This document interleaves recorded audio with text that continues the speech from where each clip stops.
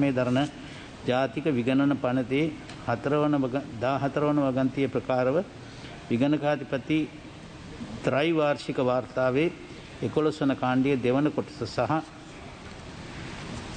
රාජ්‍ය සමාගම් පිළිබඳ විසයි 18 අංක 19 දරන ජාතික විගණන පනතේ 14 වගන්තියේ ප්‍රකාරව විගණකාධිපති ත්‍රෛවාර්ෂික වාර්තාවේ 11 වන කාණ්ඩයේ 9 වන කොටස මම ඉදිරිපත් කරමි.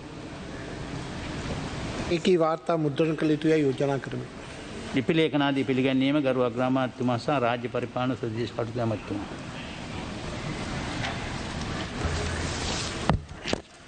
ගරු කතානායකතුමනි 2016 2017 සහ 2018 වර්ෂ සඳහා ශ්‍රී ලංකා තොරතුරු හා සංනිවේදන තාක්ෂණ නියෝජිතයන්ගේ ඉක්ත වාර්ෂික වාර්තාව මම ඉදිරිපත් කරමි. මෙම වාර්තා තාක්ෂණ කටයුතු පිළිබඳ අමාත්‍යාංශීය උපදේශක කාර්ක සභාව වෙත යොමු කළ යුතුයි යෝජනා කරමි. 2021 වර්ෂය සඳහා රණවීර සේවා අධිකාරියේ වාර්ෂික වාර්තාව මම ඉදිරිපත් කරමි. මෙම වාර්තාව ආරක්ෂක කටයුතු පිළිබඳ අමාත්‍යාංශීය උපදේශක කාර්ක සභාව වෙත යොමු කළ යුතුයි යෝජනා කරමි. ගරු කෘෂිකර්ම ඇමතිතුමා. 2021 වර්ෂය සඳහා සත්ව නිෂ්පාදන සෞඛ්‍ය දෙපාර්තමේන්තුවේ වාර්ෂික කාර්ය සාධක වාර්තාව මම ඉදිරිපත් කරමි. ගරු සංචාරක හා ඉඩම් ඇමතිතුමා. 2020 වර්ෂය සඳහා ශ්‍රී ලංකා සංචාරක හා හෝටල් කළමනාකරණ ආයතනයේ වාර්ෂික වාර්තාව මම ඉදිරිපත් කරමි.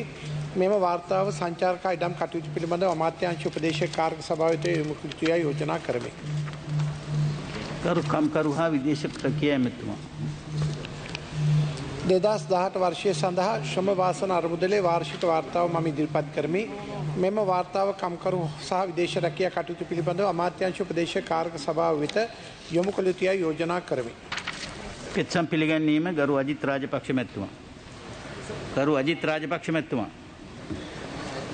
ගරු කතානායකතුමනි, හෝමාගම කටුවාන කුලසිරි කුමාරගේ මාවත අංක 282 3 දරණ ස්ථානයේ පදිංචි එම්.කේ. ජයරත්න මහතාගෙන් ලැබුණු පෙත්සම පිළිගන්නවා.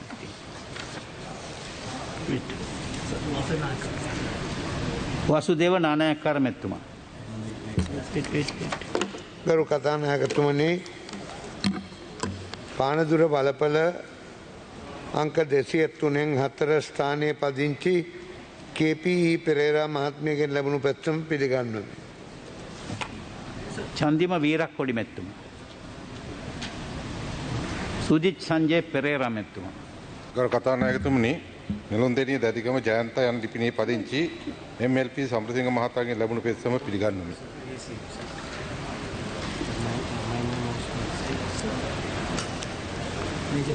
චාර්ය ප්‍රදීප් උඳුගොඩ මැතිතුමා.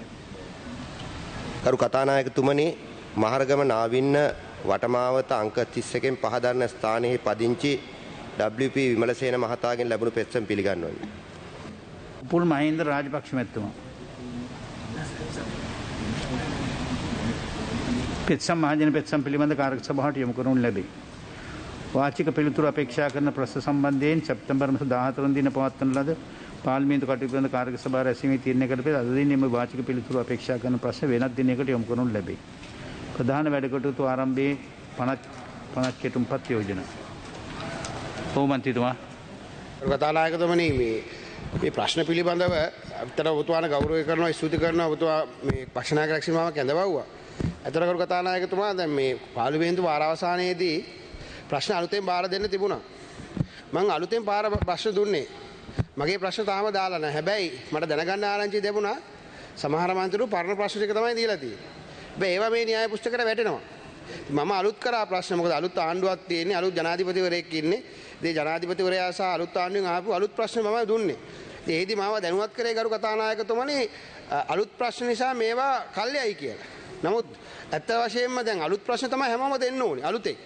ඒ පරණ ප්‍රශ්න මේ න්‍යාය පුස්තකයට ඇවිල්ලා තිබෙනවා. ඉතින් එතනදී යම් අසාධාරණයක් වෙලා තිබුණා. හැමදාම ප්‍රශ්න අහන මට මං හිතනවා ඔබතුමා සැලකිලිමත් වෙලා මට මේක සාධාරණයක් කරලා දෙන්න. මොකද මේ සතිය තුලත් නැහැ, ගිය සතිය තුලත් මට ප්‍රශ්නයක් නැහැ කරු කතානායකතුමනි අහන්න. ඉතින් මේ අපි ඔබතුමාලා කියන විදිහට පාර්ලිමේන්තුවේ සම්ප්‍රදායට ගරු කරලා තමයි ඉදිරිපත් කළේ. මොකද මේ සම්ප්‍රදායෙන් බැහැර වෙලා සමහර නිලධාරීන් මන්ත්‍රීවරුන්ගේ තියෙන පෞද්ගලික හිතවත්කම හැමෝම නෙමෙයි මේක යොදවලා තියෙනවා. ඒක පිළිබඳව අවධානය යොමු කරන්න කරු කතානායකතුමනි. හොඳයි, බොහොම ස්තුතියි. බන්ධනාගාර කටයුතු බන්ධනාගාර කටයුතු හා ආණ්ඩුක්‍රම ව්‍යවස්ථා ප්‍රතිසංස්කරණ අමාත්‍යතුමා. කරු කතානායකතුමනි පුනරුත්ථාපන කාර්යාංශයේ පනත් කෙටුම්පත ඉදිරිපත් කරමි. පුනරුත්ථාපන කාර්යාංශය යනුවෙන් හඳුන්වනු ලැබිය යුතු සහ සඳහන් කරනු ලැබිය යුතු කාර්යාංශයක් පිහිටුවීම සඳහා විධිවිධාන සැලැස්වීම සඳහාද එහි බලතල කාර්ය සහ කර්තව්‍ය විධිමත් කිරීම සඳහා සහ ඒහා සම්බන්ධ හෝ ඊට ආනුෂාංගික කරුණු සඳහා විධිවිධාන සැලැස්වීම පිණිසද වූ පනත් කෙටුම්පතකි. දෙවන වාර කියම කවදාද? හෙට. විෂය අංක 2 සභානායකතුමා. කරු කතානායකතුමනි අංක 2 යෝජනාව මම ඉදිරිපත් කරමි. සභාව එකඟද? ආයි. විෂය අංක 3 සභානායකතුමා. කරු කතානායකතුමනි අංක 3 යෝජනාව මම ඉදිරිපත් කරමි. සභාව එකඟද? ආයි. විෂය අංක 4 සභානායකතුමා. අංක 4 යෝජනාව මම ඉදිරිපත් කරමි කරු කතානායකතුමනි. සභාව එකඟද? ආයි. විෂය අංක 5 සභානායකතුමා. කරු කතානායකතුමනි අංක 5 යෝජනාව මම ඉදිරිපත් කරමි. විෂය අංක 6 සභානායකතුමා. කරු කතානායකතුමනි අංක 6 යෝජනාව මම ඉදිරිපත් කරමි. සභාව එකඟද? ආයි. විෂය අංක 7 සභානායකතුමා. කරු කතානායකතුමනි අංක 7 යෝජනාව මම ඉදිරිපත් කරමි. සභාව එකඟද? ආයි. ශෝක ප්‍රකාශ යෝජනා ගරු අගමැතිතුමා. Honorable Speaker, Her Majesty the Queen of Elizabeth, vote of condolence in the passing away of the Queen. I move that this Parliament resolves that Parliament, Democratic Socialist Republic of Sri Lanka, pays its deepest sympathies to and conveys to His Majesty King Charles III and the royal family, the people of Great Britain, on the demand of world's immensely respected Her Majesty the Queen Elizabeth II. President. ගරු ජනාධිපතිතුමා. Honorable Speaker, amongst all the letters of congratulation I received on becoming President, the one that was sent by Her Majesty Queen Elizabeth II was special. It would have been, if not her last letter of congratulation, one of her last letters of congratulation. Her Majesty has been very frail after the death of her husband, His Highness Prince Philip, the Duke of Edinburgh. But no one expected a sudden passing away like this. 2 days before her death, we saw Her Majesty on television with her outgoing Prime Minister and the incoming Prime Minister. She looked a bit exhausted. But anyway, anyone who spends half a day with outgoing Prime Minister Boris Johnson and the incoming Prime Minister Liz Truss would have been exhausted. So that was nothing special. And then we heard of her passing away. The ceremonies are all over. But we have to grapple with the issue. What did Queen Elizabeth II mean to us? To Sri Lanka, the United Kingdom, to the Commonwealth, and to the world. As Queen of Ceylon, her reign signified the transformation of our country from Ceylon to Sri Lanka. The great political upheaval started under her. The 1956 election victory, the emergence of the ethnic issue, the coming of the free education generation, the state control of the economy, 2 coups d'etats against the governments, the start of the armed uprisings in the south. She is a person, Her Majesty, is a staunch Christian and held to her belief as the defender of the Anglican faith. But as Queen of Ceylon, she also upheld the commitment to safeguard Buddhism under the Kandyan Convention of 1815. In fact, a little known item is that Her Majesty presided over the Buddha Jayanti 2500 celebrations as the head of Ceylon, together with the kings of Thailand, Laos, Cambodia, and the president of Burma, as Myanmar was then known. So, at the end of it, she also, when her term came to an end and we became a republic, or there was also two issues that have been left behind, which has still not been unresolved. The conversion from a dominion of Ceylon into the unitary state of Sri Lanka, Republic of Sri Lanka, was the emergence of the ethnic issues which led in turn to uprisings, and still the last part of it has to be resolved. Secondly, it was an issue that was raised, if we want a figurehead, why don't we have the Queen? Why do you need a figurehead president? I remember the late Mr. Siriwardana, editor of the Atta, wrote editorial that we need not become a republic to become a socialist country. And then there was the issue that was raised by the then leader of the opposition, Honorable J.R. Jayawardena, supported by his chief whip Ranasinghe Premadasa, as to why we need a figurehead president. If we are to have a president, we should have an executive presidency on the model of France. Now this is also still unresolved question. Many have pledged and won elections to abolish it, but no one has done it. But in a sense, she represented not only the transformation of Sri Lanka, but also the transformation in the rest of the world. The transfer of power from West to Asia and Africa. The dismantling of the British Empire. And the UK joined Europe, then they have left Europe and is now redefining its role as global Britain. Queen Elizabeth II was different. From head of the British colonies, she became head of the Commonwealth of Nations. The transformation which represents her greatest success, bringing together the West and the rest. This Commonwealth of Nations saw some of the most outstanding leaders of our time get together with Her Majesty the Queen. Sir Winston Churchill, Dame Margaret Thatcher, Pandit Jawaharlal Nehru, Sir Robert Menzies, Pierre Trudeau, Lester Pearson, Nelson Mandela, Kenyatta, Kenneth Kaunda, Nyerere, Nkrumah, Lee Kuan Yew, and Tunku Abdul Rahman were amongst others.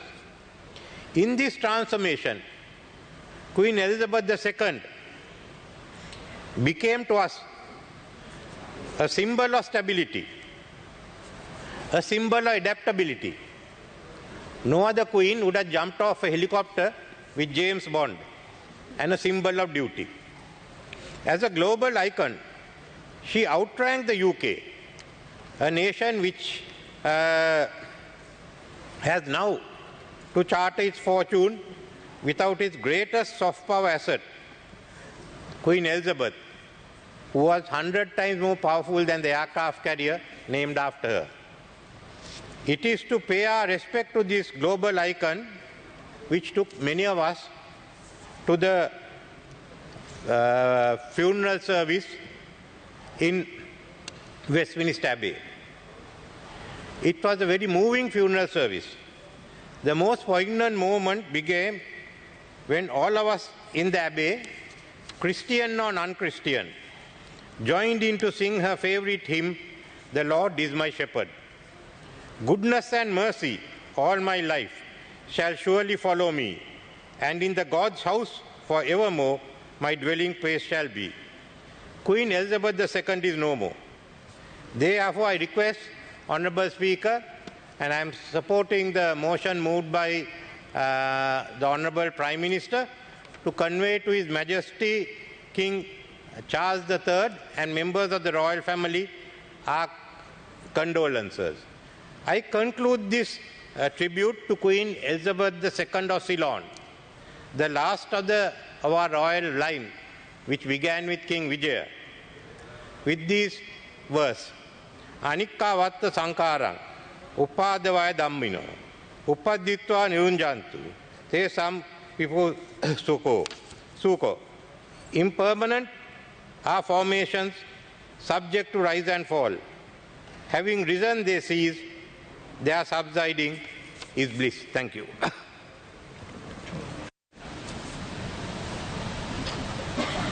Honorable Speaker, in joining the resolution of the vote of condolence, memory of Her Majesty Queen Elizabeth II, passing of Her Majesty Queen Elizabeth II has certainly saddened the people of Sri Lanka, people of the Great Britain and across the world. While sharing our sincere grief, the people of Sri Lanka offer our sincere gratitude for the remarkable life in service of faith and duty. We recognize this a time of profound personal loss for the British royal family, who are mourning a beloved mother, grandmother, and a great-grandmother. The Queen visited our shores on 3 occasions, mentioned by His Excellency the President. First time as a princess with Prince Philip on their honeymoon, and 2 other occasions later during the course of her 7-decade reign as Queen. She touched the people of Sri Lanka with sympathy and kindness whenever our people were afflicted by tragedy and disaster. Queen Elizabeth II was also head of the Commonwealth, and today Sri Lanka Parliament joins together with the extended Commonwealth Parliaments in sorrow and mourning of her loss. As mentioned by the President of Sri Lanka in presence paid his last respect to the Queen's final journey. And on September 18, Sri Lanka declared an official state of mourning in remembrance. At this time, on behalf of Parliament and all Sri Lankans, we convey our deepest condolences to the new King, the royal family, and the people of Britain. Like his mother before him, the King has a deep and lasting connection to Sri Lanka, a love of beautiful country, and hopefully a deep affection towards our people. May the Queen Elizabeth II rest in peace and achieve the supreme bliss of Nirvana. Thank you. विपक्ष नायकत्व.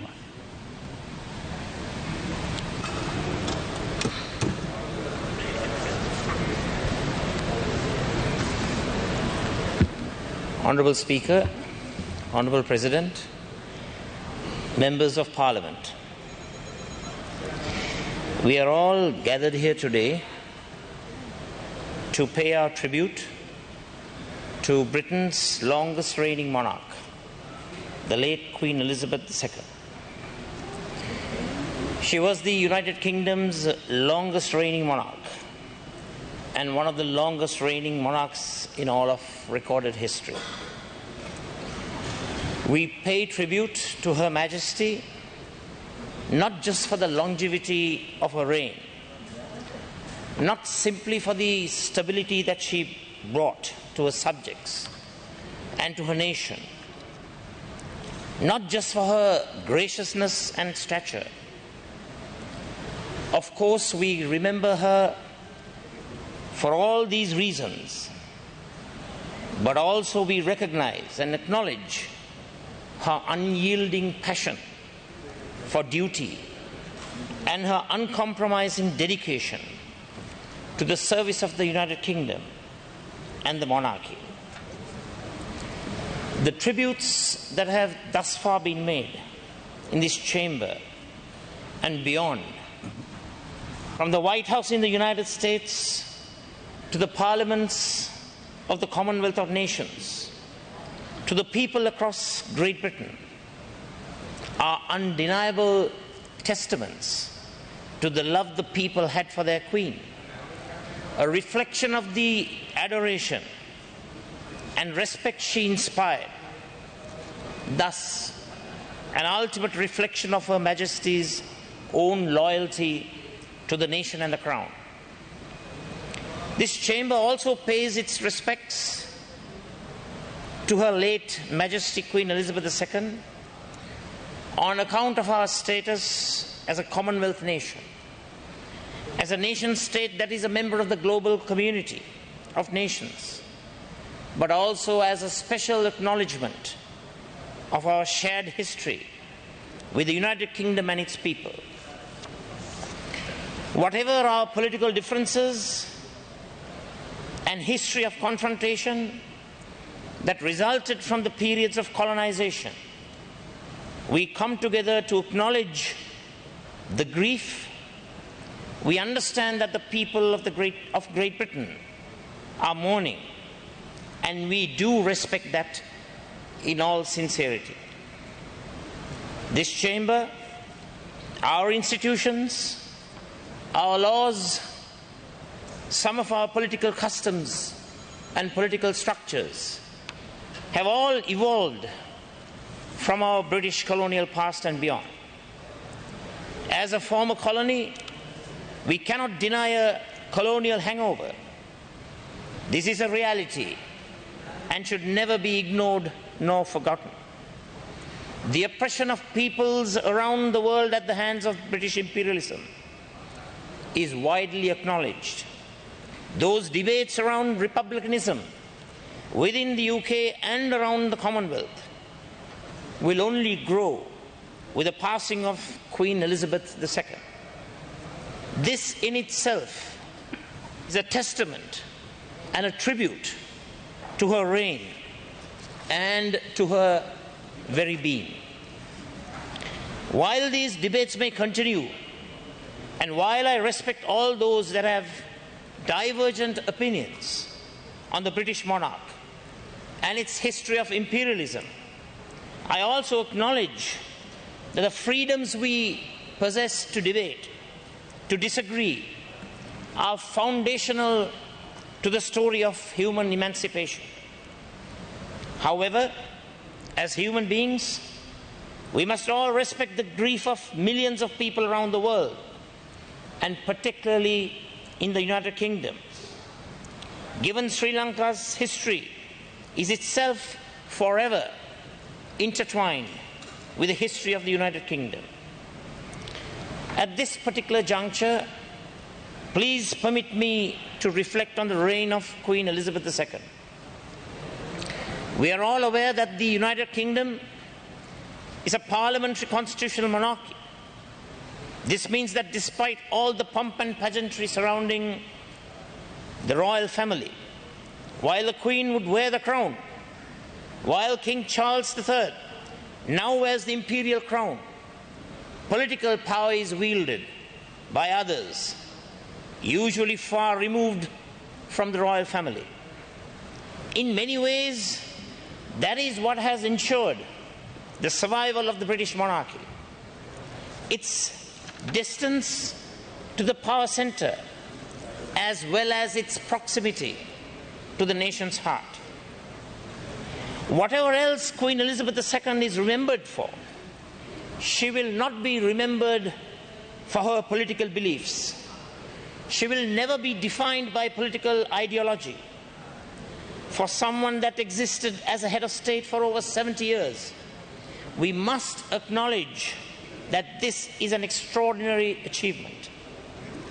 To be perceived as politically neutral throughout a 70-year period defined by social and economic upheaval, revolution, war, and technological advancement, the real legacy of Queen Elizabeth II was that she always found herself above the fray. Rarely would she react or respond without considerable measure.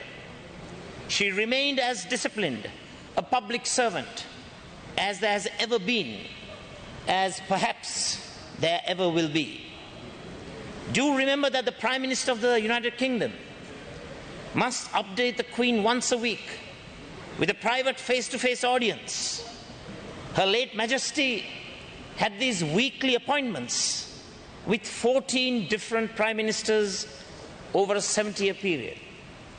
While Queen Elizabeth II was in many ways a very young queen during her coronation, she had already had many, many years of preparation for her duties. One of the enduring personality traits confirmed by all those close to her was her sense of obligation to duty and service. Further evidence of this lies in her preparation for her meetings with prime ministers, her questions to them, her natural curiosity about the world beyond her own inner circle.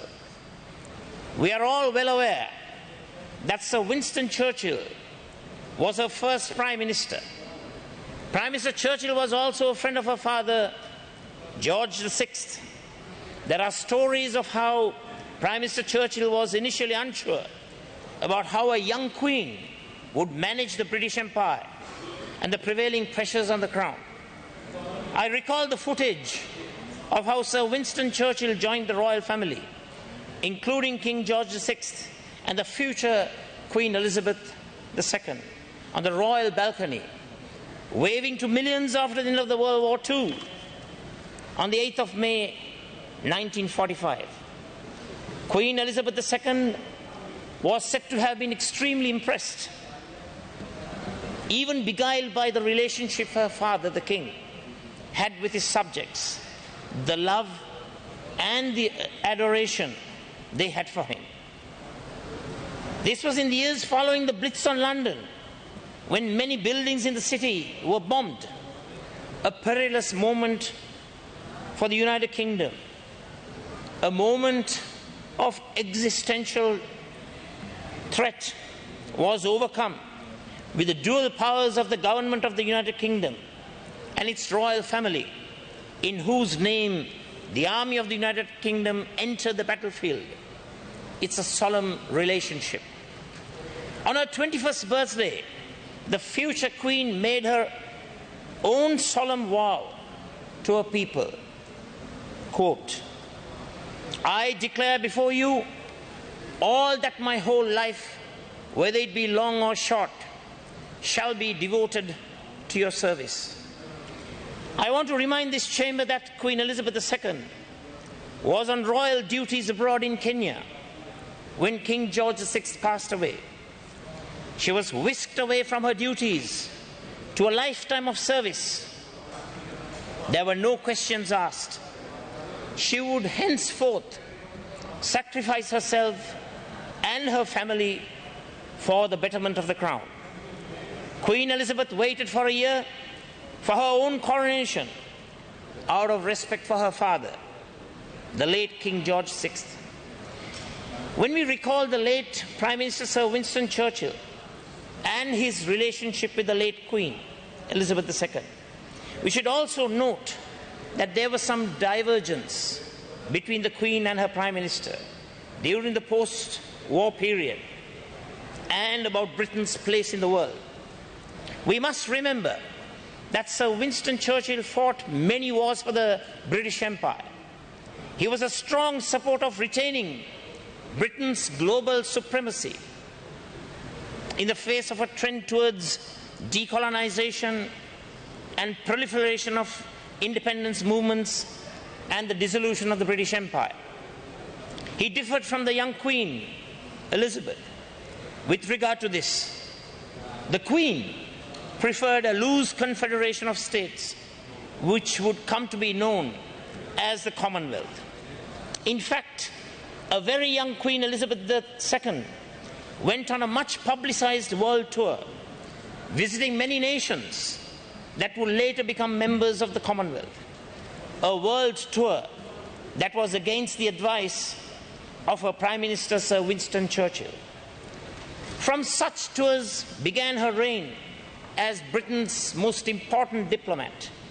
Queen Elizabeth II would become United Kingdom's most experienced diplomat, experience that no other person had ever had, not before and certainly not since. When we talk about her relationship with prime ministers, we must remind ourselves that when the Labour leader Harold Wilson became the prime minister in 1964, there was much trepidation that the famous lefty would disrupt the formalities between the Crown and the government. This was a time of social and economic upheaval and unrest, with Britain undergoing economic hardships. There was widespread dissatisfaction with the conservative establishment of the time, which led to the rise of the Labour Party under Harold Wilson, who was himself an avid supporter of unions and the labour movements of the day. The 1960s were also a period of counterculture and of rebellion against tradition, all of which were a threat to the monarchy. It has been noted that the Queen's experiences with the prime ministers had always revolved around the perspectives from the conservative side of the political aisle. The premiership of Mr. Wilson would in fact be the first time that Queen Elizabeth II would be given the perspective from a different side of the political aisle. It is said that she cherished her briefings with Harold Wilson, that her natural curiosity would lead to many questions regarding the labour struggle and unions being put to the Prime Minister. Prime Minister Wilson, for his part, was always ready to treat the Queen as his equal, someone to learn from as well as to educate. Great Britain faced many challenges with revolts against the Wilson government from the unions, the pressure from the coal and steel industries, while trade with former colonies had broken down. It is said that her audiences with Harold Wilson would last longer and longer with each passing week, and that she would often ask him to stay for longer than was required. Harold Wilson was said to have explained to the Queen the issues facing the working classes in a manner that previous prime ministers has seldom cared to. He shared the experiences of the unions with Her late Majesty. Her late Majesty even began inviting Prime Minister Wilson to stay for drinks after the audience officially ended, serving brandy and gin, breaking many decades of tradition in the process. There is even a story about Prime Minister Wilson being invited to Balmoral Castle in Scotland for a traditional barbecue, which is cooked by the Duke of Edinburgh, and the Queen does the washing up herself. Queen Elizabeth II had a far less congenial relationship with Iron Lady Prime Minister Margaret Thatcher, a politician that was famous for tough talking with a confrontational style and was a complete opposite of the Queen, who was always required to steer clear of confrontation. I must bring to the attention of the Chamber that during the Thatcher era, there was rising inequality due to economic issues. Unemployment was high. Social unrest was threatening to spill over. Thatcher would confront the unrest with force, something the Queen was said to have been most uncomfortable with. Another point to note is that while under Prime Minister Thatcher, Britain took a hands-off approach on the issue of apartheid in South Africa, where her government even effectively slowed down the imposition of sanctions on the apartheid government of the time. Queen Elizabeth, against the advice of Prime Minister Thatcher, travelled to a meeting of Commonwealth heads of state, supporting the claims of anti-apartheid agitations in South Africa. Despite her differences with Prime Minister Thatcher, Queen Elizabeth was unhappy at the treatment meted out to Prime Minister Thatcher towards the end of her premiership. This was the mark of a person that was able to understand the human element, even in the power games of the political arena. I want to impress upon the Chamber the notion of the Queen, or in this case a king, as a sovereign of the people, The idea that one person can represent a definitive authority within a hierarchy. There is a certain romanticism to this idea. It is worth pursuing to understand the role of the monarch and how well Queen Elizabeth II discharged the duties of her role so diligently over a 70-year period. The tradition of the Prime Minister meeting the monarch once a week is part of this notion of the sovereign. Just consider that the Prime Minister, with all the lawful constitutional powerful powers, must diligently without fail every week, week in, week out, pay a visit to the monarch, literally bow before the sovereign and update them on the happenings of government, while also taking advice from the monarch on any matter which they see fit. This tradition of a Prime Minister bowing before the monarch is a manifestation of the ideal that the monarch represents something bigger than the office of the Prime Minister, something beyond the powers of government. The sovereign is another representation of the will of the people, of the stakeholders of the wider state. As the head of state, the monarch must be respected. That respect is what is cloaked in the romanticism of the sovereign. Mr. Speaker, at this particular juncture, I would like to pay our tribute and our respect to the royal family, Her Majesty the Queen, the extended family, to the people of Britain, express our condolences and our deepest sympathies on the demise of Her late Majesty. Her late Majesty was a symbol of stability, the mother of the nation, the head of state, and the queen of their hearts. May she rest in peace. Honorable Chief Government. Honorable Chief Government Whip.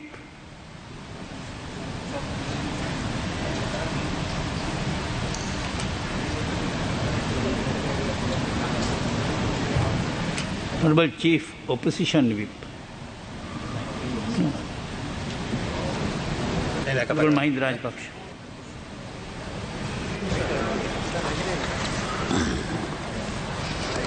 ගරු කතානායකතුමනි, Elizabeth රාජනීයගේ අභාවයේ ඉතිහාසය එක්තරා යුගයක නිමාව කියලයි මම විශ්වාස කරන්නේ. හිරු නොබසින අධිරාජ්‍ය යුගයේ ඉඳන් නූතන ප්‍රජාතන්ත්‍රවාදී යුගය දක්වා මා සමාජ පරිවර්තන මැද රැජිනක් හැටියට ජීවත් වුණා. හිරු නොබසින අධිරාජ්‍යයෙන් නොයෙක් රටවල් වෙන වෙන හැටි ඇගේ තරුණ කාලයේදීම දකින්නට ඇති. ලෝකයේ සමාජවාදී රාජ්‍ය ගොඩනැගෙමින් ඉදිරියට යන යුගයේත් ඇය රැජිනා. ලෝකයේ සමාජවාදී කඳවුර ධනවාදී කඳවුර කියලා දෙකට බෙදිලා සීතල යුද්ධයක් කරන යුගයේ මේ රාජනීයගේ රාජකීය යුගය ගෙවුණා. විවිධ දේශපාලන දර්ශන මැද රටවල් බෙදිලා රටවල් ආයෙත් එකතු වීමත් ඇයගේ යුගයේ සිදු වුණා. මේ සියල්ල මැද්දේ එලිසබෙත් මහරැජින පරාජිත රැජිනක් හැටියට ජීවත් වුණා. ලෝකේ මොනාකාරී සමාජ දේශපාලන විපර්යාස සිදු වුණත් රාජකීයත්වයට හිමි ගෞරවයක් ලබාගෙන ලෝකයෙන් සමුගන්න ඇයට වාසනාව ලැබුණා. වාසනාව ලැබුණා කියනවට වඩා වාසනාව උදා කරගත්තා කියලා කිව්වොත් මම නිවැරදියි මම විශ්වාස කරනවා. තමන්ගේ රටේ විතරක් නොවේ ලෝකේම ජනතාවගේ ඇය මේ එංගලන්තයේ රාජකීයයන් වෙත નિરાයාසයෙන් ඇස මේ එංගලන්තයේ රාජකීයයන් වෙත નિરાයාසයෙන් යොමු වෙලා තියෙනවා. එතුමිය උතුණු පළඳවපු මෞල්‍ය මංගල්‍ය දවසේ ඉඳන්ම මේ අවසන් ගමන් ගිය මොහොතේ දක්වාම කිසි වෙනසක් නැතුව ලෝක ජනතාවගේ දැස් එතුමියත් එංගලන්තයේ රජපෞල දෙසත් යොමු වෙලා තිබුණා. එලිසබෙත් මහ රජිනියගේ උතුණු පළං මංගල්‍යයේදී චාල්ස් කුමරුගේ විවාහ මංගල්‍යයේදී වගේම මේ ඓතිහාසික වියෝවේදී ලෝක ජනතාව කටයුතු කළ ආකාරයෙන් අපට ඒ බව පෙනුණා. ඒ ආකාරයෙන් තමන්ගේ රටේ විතරක් නොවේ ලෝකෙම ජනතාවගේ අවධානය යොමු වෙලා තියෙනකොට රාජකීයත්වයේ රැකගෙන ජීවිතය ගෙනියන එක ඊටම දුෂ්කර කාර්යයක්. ඒ සඳහා ඇති දැවන්ත ඉවසීමත් රාජකීයත්වය කෙරෙහි කැපවීමත් කරන්න ඕන. ඒ ඓතිහාසික කැපකිරීම ඇය කළා. ඒ කැපකිරීම අසීරු කැපකිරීමක් බව මම කියන්න ඕන. පෞද්ගලික ජීවිතයේ තිබෙන ආශාවන් හැඟීම් වගේම හැසිරීම් සියල්ල රට වෙනුවෙන් අතහරින්න ඕනේ. ඇය බ්‍රිතාන්‍ය සම්ප්‍රදාය වෙනුවෙන් ඒ කැපකිරීම කළ උදාර රැජිනා. කතානායකතුමනි, රාජකීයත්වයට නොයෙක් නිර්වචන ඇති. නමුත් රාජකීයත්වයේ තියෙන හොඳම ලක්ෂණය තමයි සම්ප්‍රදාය. රාජකීයන්ගේ පරම වගකීම සම්ප්‍රදාය රැක ගැනීම. සම්ප්‍රදාය රකින්නා රාජකීයෙක් වෙනවා. එලිසබෙත් රාජනීය බ්‍රිතාන්‍ය ජාතිකයන්ගේ රාජකීයත්වයත් දුර අතීතයේ ඉඳන් ගෙන සම්ප්‍රදායක් ආරක්ෂා කළා. එලිසබෙත් රාජනීය කළ ඒ ඓතිහාසික කැපකිරීම ලෝකයේ අනාගත රජුන්ටත් මහඟු ආදර්ශයක් බව මම කියන්න ඕනේ. බ්‍රිතාන්‍ය ජාතිකයන්ට ලෝහිරු නොබසින අධිරාජ්‍ය ගොඩනගන්න පුළුවන් වුණේ කොහොමද කියන කාරණය මේ අවස්ථාවේ සිහිපත් කළ යුතු දෙයක්. ඔවුන්ට ඒ කරන්න පුළුවන් වුණේ ඔවුන්ගේ රටට ඉතිහාසයට රටේ සම්ප්‍රදායට තිබෙන අසීමිත භක්තිය නිසායයි මා විශ්වාස කරනවා. ආදරයට එහා ගිය භක්තිමත් හැඟීමක් ඔවුන් තුළ බ්‍රිතාන්‍ය සම්ප්‍රදාය කෙරෙහි තිබෙන බව මම විශ්වාස කරනවා. ඔවුන් අලුත් දේ ගත්තත් වෙනස් වෙන ලෝකයේ වැළඳගත්තත් ඇතැම් ලෝක වෙනස්කම් වල නියමුවන් වුණත් තමන්ගේ රටේ සම්ප්‍රදායට ගෞරවයෙන් සැලකු. නූතන ලිබරල්වාදී අදහස්වල නියමුවන් වුණත් නිදහස ප්‍රජාතන්ත්‍රවාදය වැනි අදහස්වල ලෝක නියමුවන් වුණත් බ්‍රිතාන්‍ය ජාතිකයන් අතීත සම්ප්‍රදායන් බාහිර කළේ නෑ. ඒවට hina වුණේ හෝ හාස්‍යයට ලක් කළෙත් නෑ. ඒ නිසාම ඔවුන්ට ලෝකෙ හමුවේ තවමත් ශක්තිමත්ව නැගී සිටින්න පුළුවන් වෙලා තියෙනවා. ඒට බ්‍රිතාන්‍ය රජපෞලේ විශාල දායකත්වයක් ලැබී තිබෙනවා. අද සියවසකටත් වඩා වැඩි කාලයක් පුරා එලිසබෙත් මහරජුණගේ ක්‍රියාකලාපය ඊට උපකාරී වී තිබෙනවා. The king can do no wrong. බ්‍රිතාන්‍ය රජු වරදක් කරන්නේ නැහැ. ඒ ආකල්පය රැජින ජීවිත කාලය පුරා තහවුරු කළා. ඒ නිසාම බ්‍රිතාන්‍ය මහරජුණත් බ්‍රිතාන්‍යත් දෙකක් නොවේ එකක් කියන හැඟීම ජනතාව තුළ ඇති වුණා. ජනතාවගේ ආදරය මත රාජකීයත්වය රඳවා තබා ගත්ත උදාර නායකාවක් හැටියට අපගේ ගෞරවය අපි පුද කරන්න ඕනේ. ඒ වගේම එතුමිය පොදු රාජ්‍ය මණ්ඩලයේ සම්මේලනයේ නායිකාව. ඒ සම්මේලන නොකැඩී පවත්වාගෙන යන්න එතුමිය ලොකු දායකත්වයක් දුන්නා. ඒ සංවිධානයට සම්බන්ධ බොහෝ රටවල් එතුමියට ඉතාම ගෞරවයෙන් සැලකුවා. ඒ අනුව එතුමිය අපිට සදාකාලික අමරණීයයි. එතුමිය අවස්ථා දෙකකදී ලංකාවට ආවා. ඒ අවස්ථා දෙකේම ලංකාවේ සුන්දර ස්ථානවලට වගේම ඓතිහාසික ස්ථානවලට ගිහින් නැරඹුවා. ඒ සම්ප්‍රදායික ඓතිහාසික ආගමික සෑම තැනකදීම එතුමියගේ හැසිරීම රාජකීයත්වයට ගැළපෙන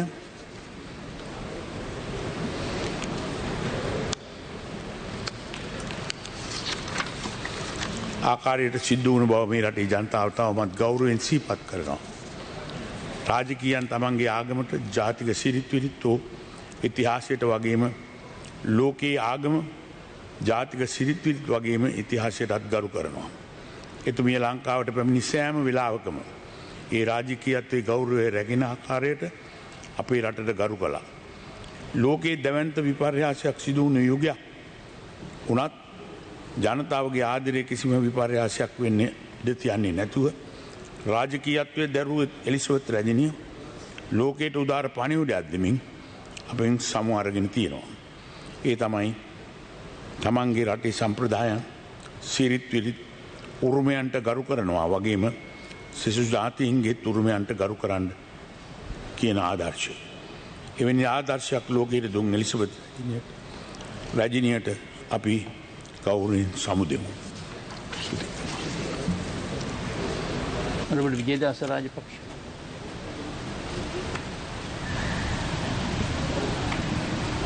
Honorable Vijayadasa Rajapaksa. Honorable Jayanta Veerasinghe.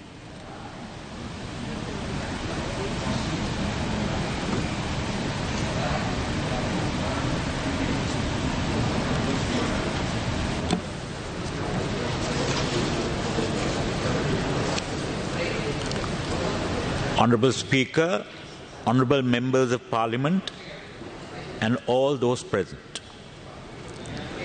First, I wish to thank the Honourable Speaker for allocating time for me to extend my condolences on the demise of Her Majesty Queen Elizabeth II.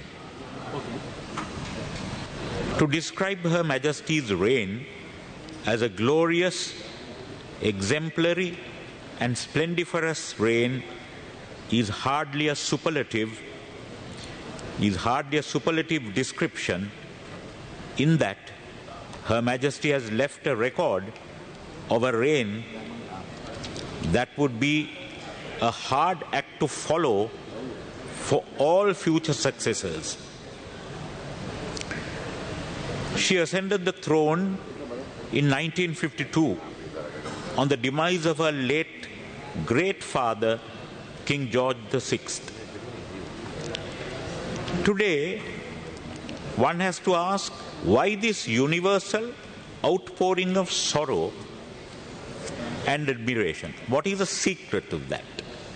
It is because of an unspoken feeling that Her Majesty's death signifies the end of an era, and that the world would never see the like again.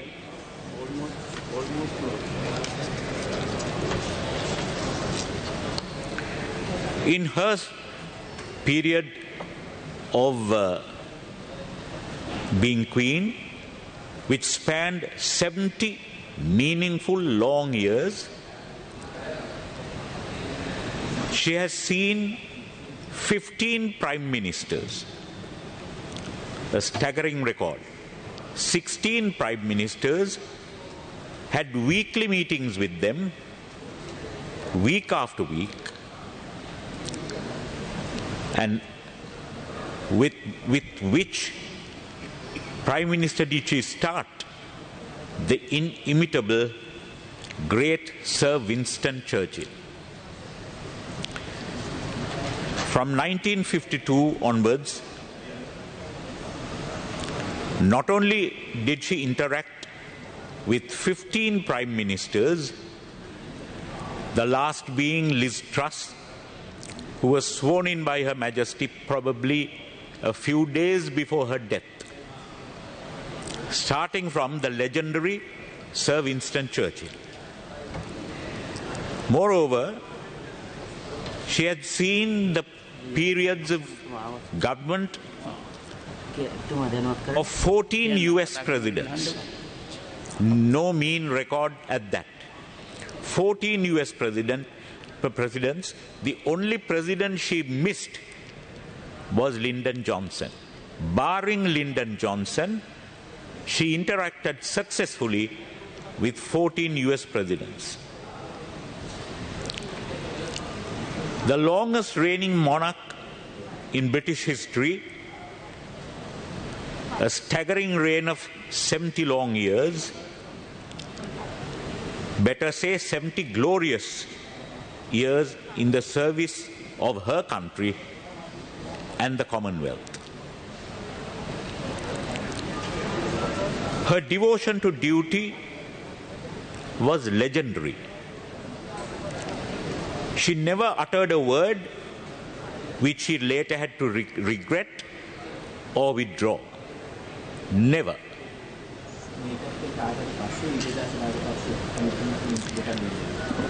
All her prime ministers had constantly intoned that from her, during those weekly meetings, they were able to garner a lot of important issues and ideas. And all the prime ministers, starting from Winston Churchill, greatly appreciated the advice that she always proffered in a very independent, nevertheless, in the most useful manner for prime ministers to observe in the future.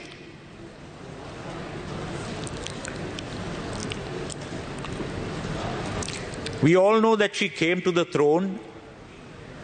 She was certainly not born in straight line to the throne, but fortuitously came to the throne because of the very well known abdication crisis. Had it not been for that, we would never have seen this legendary queen.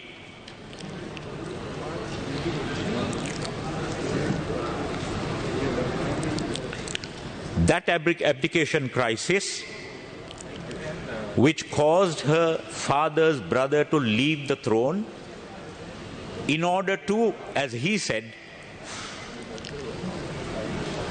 to marry the woman I love, Mrs. Simpson. And then, after the abdication of her uncle, father's older brother, her own father became the king and thus paved the way for this remarkable queen and her remarkable reign.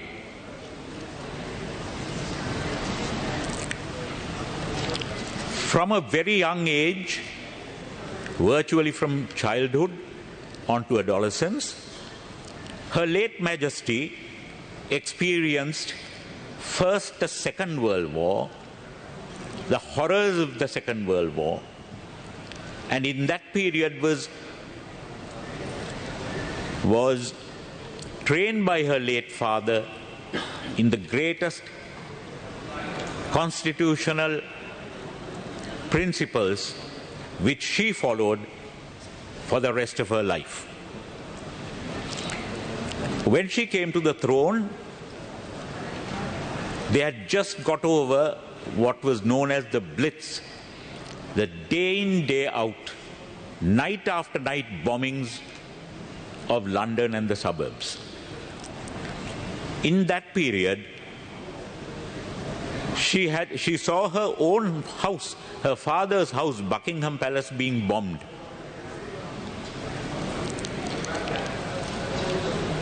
And it was at that point that there were suggestions that the royal family should evacuate England and go and live, for the safety of the family and the children, that they should go to an independent country and live there.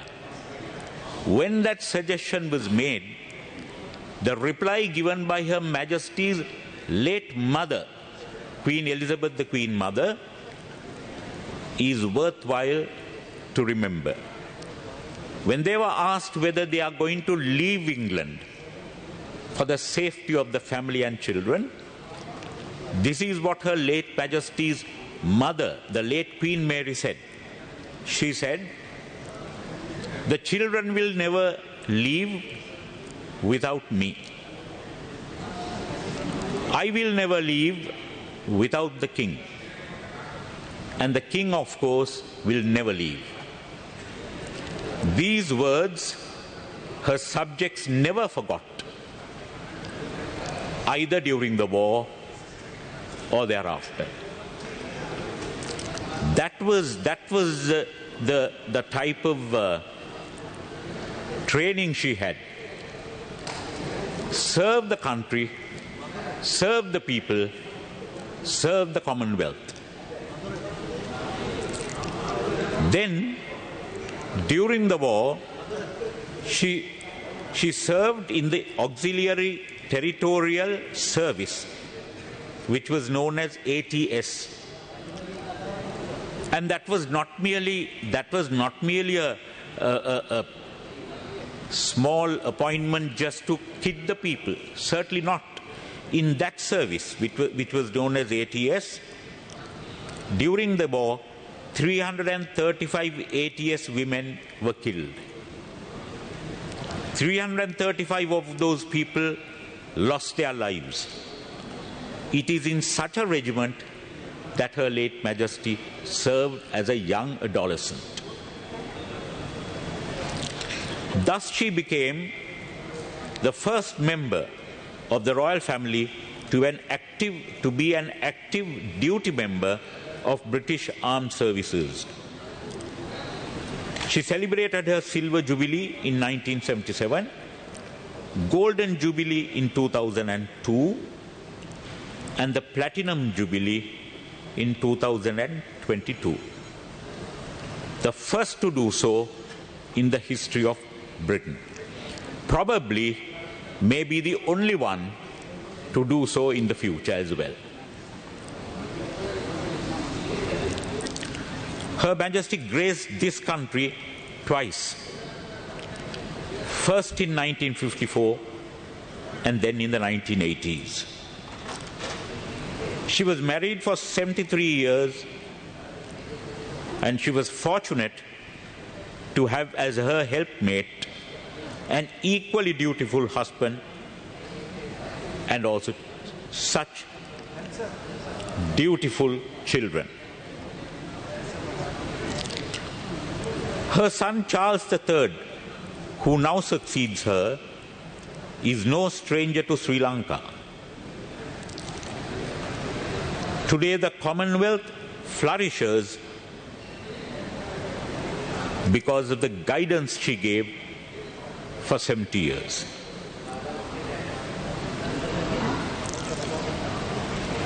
Let us at this point, while passing our condolences for the late Queen, extend our good wishes to King Charles III and hope that he would be an equally remarkable and meaningful monarch. There is one thing I want to say here, how Her late Majesty always went on with the times, changed her stance with the times to keep in touch with the changing times. That is, when a number of years ago, when there was a public clamor that the Queen should pay taxes, she then realized that it was a time for even a sovereign to pay taxes and readily agreed to pay taxes, much to the admiration of her countrymen.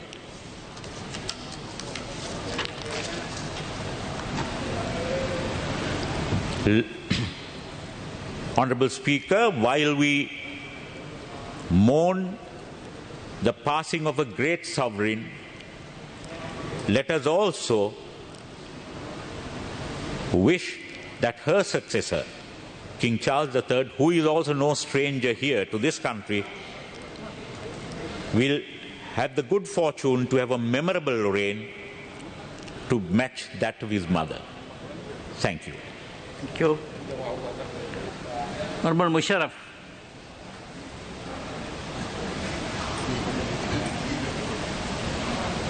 Honorable Speaker, I am profoundly honored to speak on this condolence motion about the passing of Her Highness Majesty Queen Elizabeth II. I was deeply saddened by the passing of Her Majesty Queen Elizabeth II. Her sense of duty and service to the UK and the Commonwealth is a remarkable example for the world as a whole. I know her loss will be deeply felt throughout the UK, the realms and the Commonwealth, and by countless people around the world. This is a painful period of mourning for nations around the world. Over her 7 remarkable decades on the throne, the Queen consistently proved herself to be a powerful leader on the world stage as she was an effective guiding hand to the British government behind the scenes. As head of the Commonwealth, her duty, dedication and service marked the life of Her Majesty Queen Elizabeth II, a life that demands our greatest respect and thus embodies the values we aim to stand for. Her legacy is enduring and her service to people is inspiring. Her determination and tenacity are an inspiration for many people around the world. Her legacy will dominate large in the history and story of our world.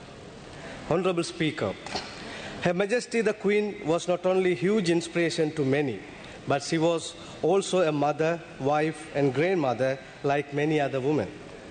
She paved the way for the masses with her charitable work, fashion, statements, and army service. She traveled the globe on state and leisurely visit and thereby connected to the world everyone, even indigenous people knew her name.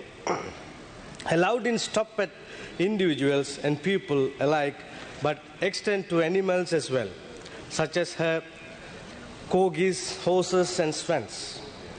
No one can or will ever replace the Queen. She has touched many hearts and joined the world as one.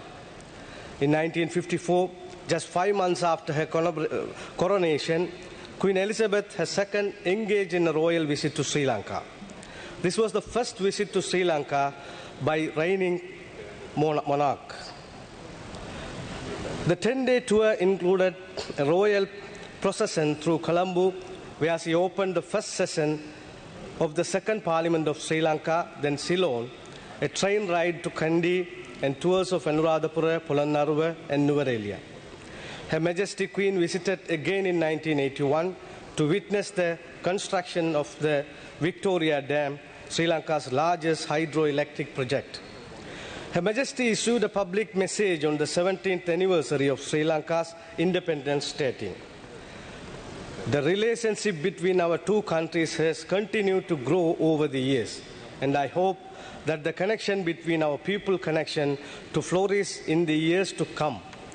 Honorable Speaker, on her 21st birthday, then Princess Elizabeth back in 1947 said, "My whole life, whether it be long or short, shall be devoted to your service." For 75 years, Queen Elizabeth more than fulfilled that vow. She performed her duties with commitment, wisdom, and a profound sense of service. She set a tremendous example for all of us. Whilst I respectfully remember the life of Her Majesty Queen Elizabeth II and feel sorrow to her departure, I send my warmest wishes to King Charles III on his accession to the throne of the United Kingdom of Great Britain and Northern Ireland. The dedication and commitment of the King to young people and the common good is well known and has had a significant influence across the world. I wish His Majesty good health and strength throughout his reign. I am concluding my remarks with an excerpt from Her Majesty's 2008 Christmas broadcast. When life seems hard, the courageous do not lie down and accept defeat. Instead, they are all the more determined to struggle for a better future. Thank you. Honorable Rajapaksa. Thank you very much, Honorable Speaker. Today that I am thankful to Honorable Speaker giving us an opportunity to express our condolences to His Majesty the Charles III, King Charles III, and the members of the royal family, as well as the citizens of United Kingdom. Honorable President, on behalf of our nation, paid the last respect to Her Majesty, the Queen Elizabeth II at Buckingham Palace. In addition to that, all the political party leaders in this House have expressed their condolences. Late Her Majesty Queen Elizabeth II, after she was enthroned in February 1952, one of her first overseas visits was to Sri Lanka. That was in 1954, April. Queen Elizabeth II was a legendary. I don't think that there had been any king or queen who had held that position for a period of 70 long years in the history. I am happy to note, Honorable Speaker, when I met Her Majesty in February 2015, when I attended to the conference of the Justice Ministers Conference of the Commonwealth countries, And she expressed that her memory of her visit to Sri Lanka in 1954. And I also was rather surprised that she had such a long memory, whereas Her Majesty explained as to how she went to Sigiriya and Dalada Malikawa in Kandy. If one follows the life of Her Majesty, we have to learn a lot. We can learn a lot. There is a nice series of episodes in Netflix that The Crown.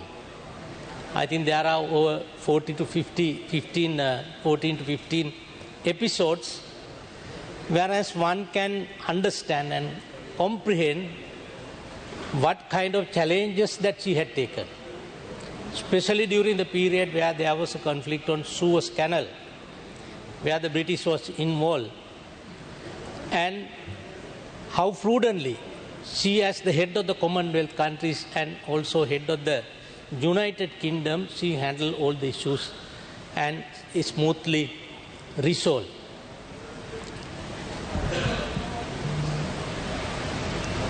His Majesty, the King Charles III, we can remember he visited for our 50th Independence Day in 1998.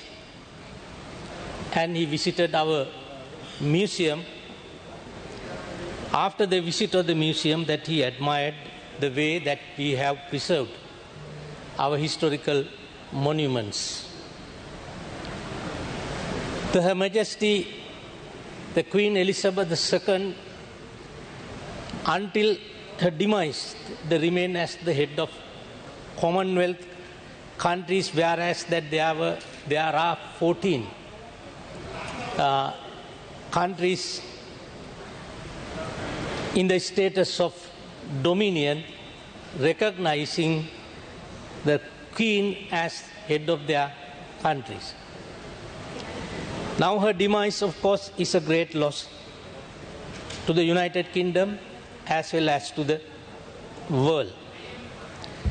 During her period, there had been 15 prime ministers who served in the United Kingdom, and during the entire period, that's the United Kingdom had prospered under the leadership of Her Majesty. Therefore, as a nation, we all together convey our condolences to His Majesty, the King Charles III, and the members of the royal family, and also to the citizens of United Kingdom. By extension, it includes the Commonwealth countries which had recognized the Queen as their head. Thank you very much. Thank you. Honorable Mayanto Dissanayake.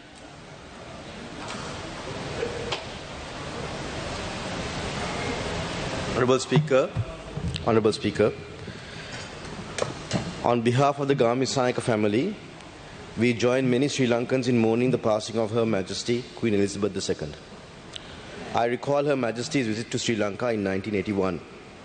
My late father was the minister in attendance.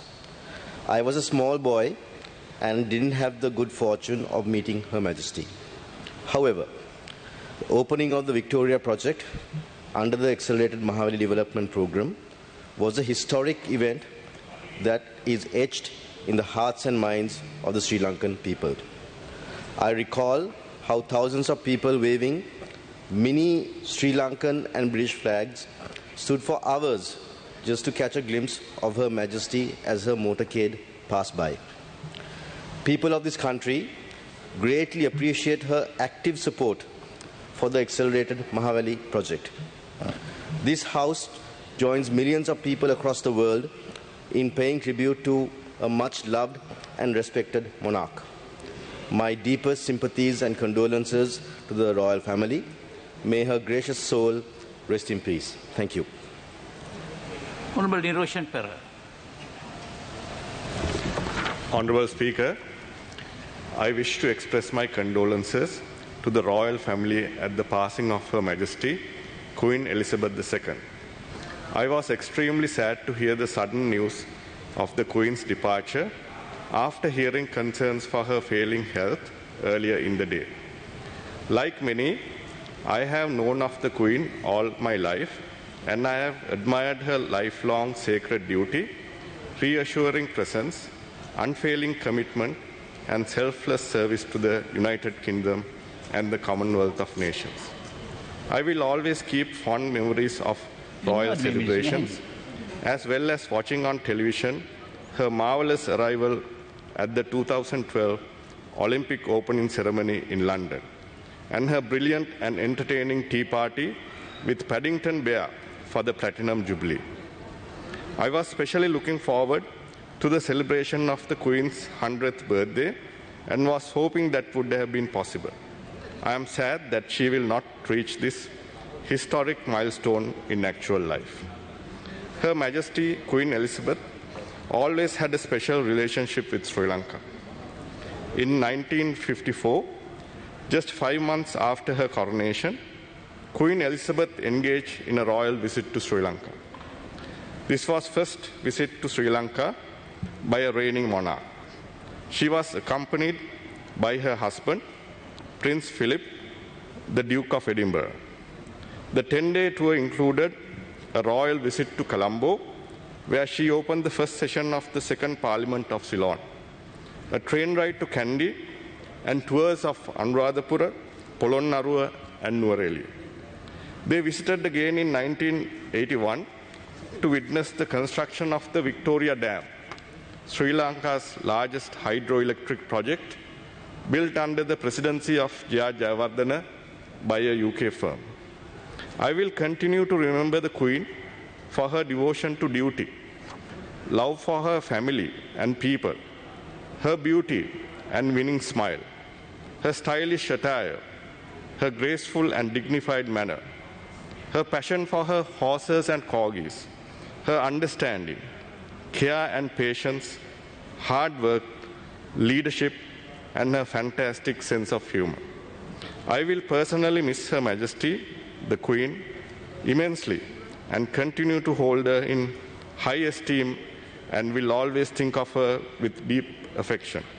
And I believe that she has thoroughly done her duty and was ready to join her husband, His Royal Highness Prince Philip.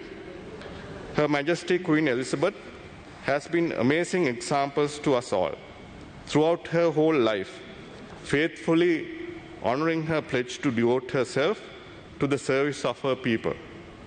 I would like to pass on my deepest respect and condolences to King Charles III and the whole royal family at this sorrowful time. We give our grateful and heartfelt thanks for a faithful and devoted life of 70 years of dutiful and loyal service as a record-breaking monarch and over 96 years well lived. Thank you very much, Your Majesty. We are very lucky to have your memory with us. God bless Her Majesty the Queen. May her soul rest in peace.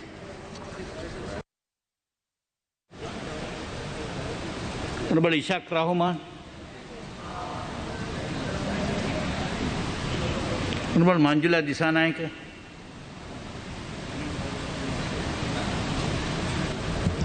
ගරු කතානායකතුමනි හිරු නොබසින අධිරාජ්‍යයේ මහරාජිනිය ලෙස වැජඹෙමින් විරාජමාන වෙමින් පසුගිය සැප්තැම්බර් 8 වෙනි දින අභාව ප්‍රාප්ත වන්නට යෙදුන දෙවන Elizabeth මහරාජිනියගේ අභාවය වෙනුවෙන් ශ්‍රී ලංකා පාර්ලිමේන්තුව නියෝජනය කරන කාන්තාවක් විදිහට අද දවසේ මට කතා කරන්න අවස්ථාව ලැබීම පිළිබඳව ඉතාමත්ම සතුටු වෙනවා.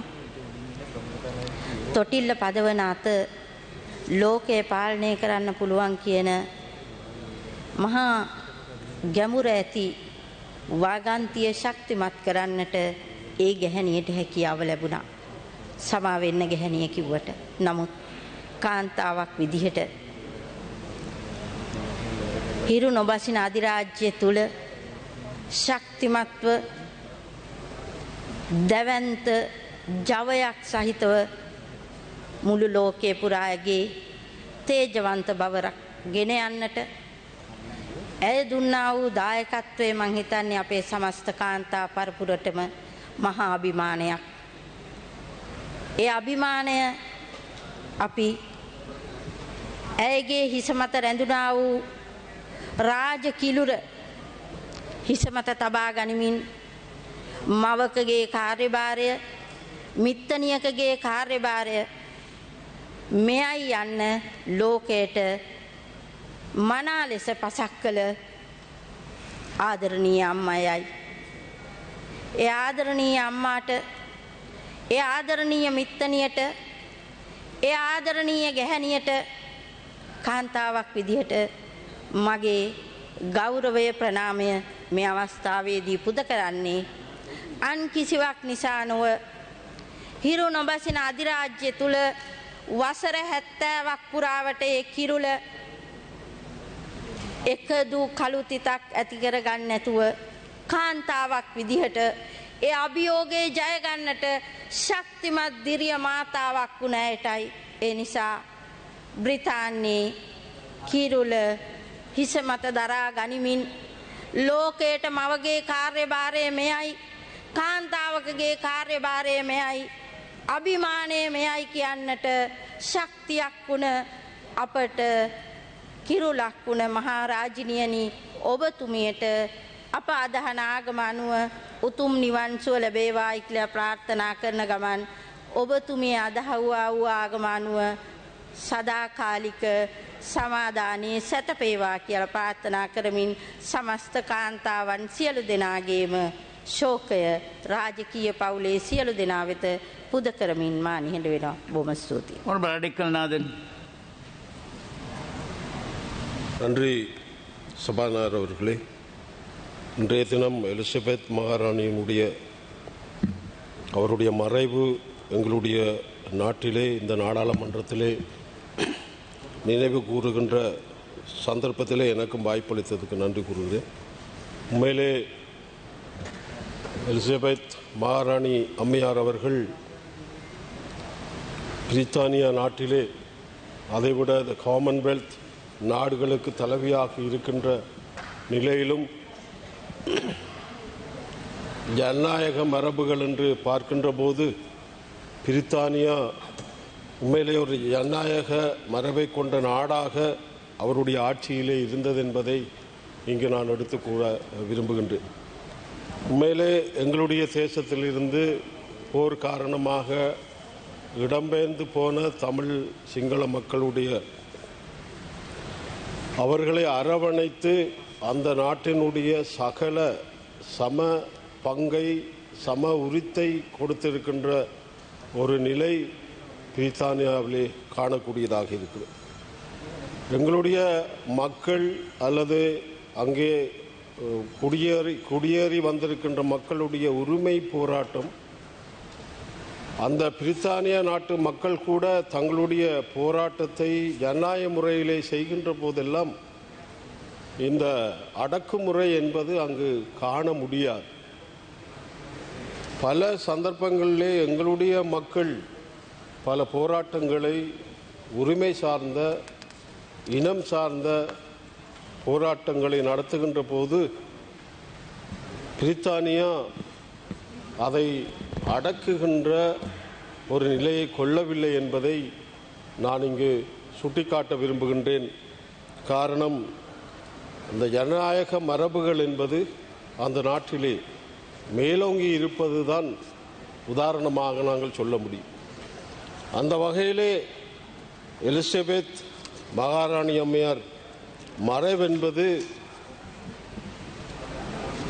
உண்மையிலே பிரித்தானியா மக்கள் மட்டுமில்லை, எங்களுடைய தேசத்தின் உறவுகள் கூட அதை ஏற்றுக்கொள்ள முடியாதவர்களாக இன்றைக்கும் இருந்து கொண்டு இருக்கிறோம் என்பதை இங்கு நான் குறிப்பிட விரும்புகின்றேன். அந்த வகையிலே காமன்வெல்த் நாடுகளுடைய தலைவியாக அந்த நாட்டு மக்கள் கூட அவரை தலைவியாக ஏற்றுக்கொண்டு அவர் இறந்த பின்பு அந்த நாடுகளுடைய மக்கள் அஞ்சலியை மிக சோகமாக ஒரு தன்னுடைய குடும்பத்திலே இறந்த ஒருவராக மகாராணி அம்மையாரை நினைத்து கொண்டு செயல்பட்டார்கள் என்பதை நாங்கள் காணக்கூடியதாக இருக்கிறது. அந்த வகையிலே ஜனநாயக மரபுகளை மேற்கொண்டு தன்னுடைய அந்த நாட்டை காமன்வெல்த் நாடுகளை கூட நடத்துகின்ற ஒரு திறமை மிக்க அம்மையார் அவர்களை நாங்கள் இழந்திருக்கின்றோம்.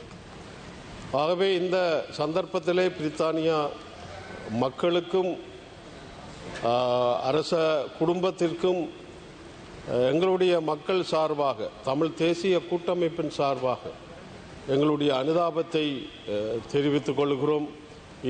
இங்கு வந்திருக்கின்ற பிரித்தானியா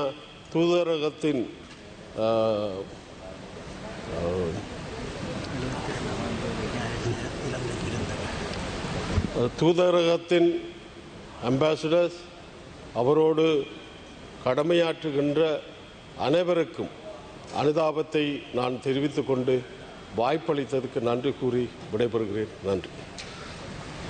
Honorable Ishaq Rahman, in approving the condolence motion made by both sides of the Parliament of Sri Lanka on the passing away of the world's most respected Her Majesty the Queen Elizabeth II, I would also like to add my own sentiments to those who expressed by them. Thank you very much. The motion before the House is... Yeah. Motion is before the House. I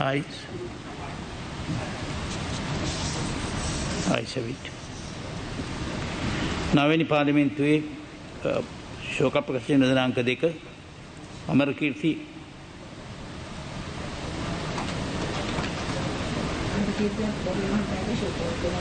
Amarakeerthi අතුකොර KPS කුමාර සිරි මන්ත්‍රීතුමා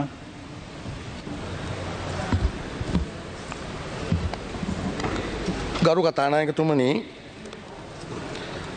අද දවසේ අපි අතරින් සදහටව වෙන්ව ගිය පාර්ලිමේන්තු තුලත් පළාත් සභාව තුලත්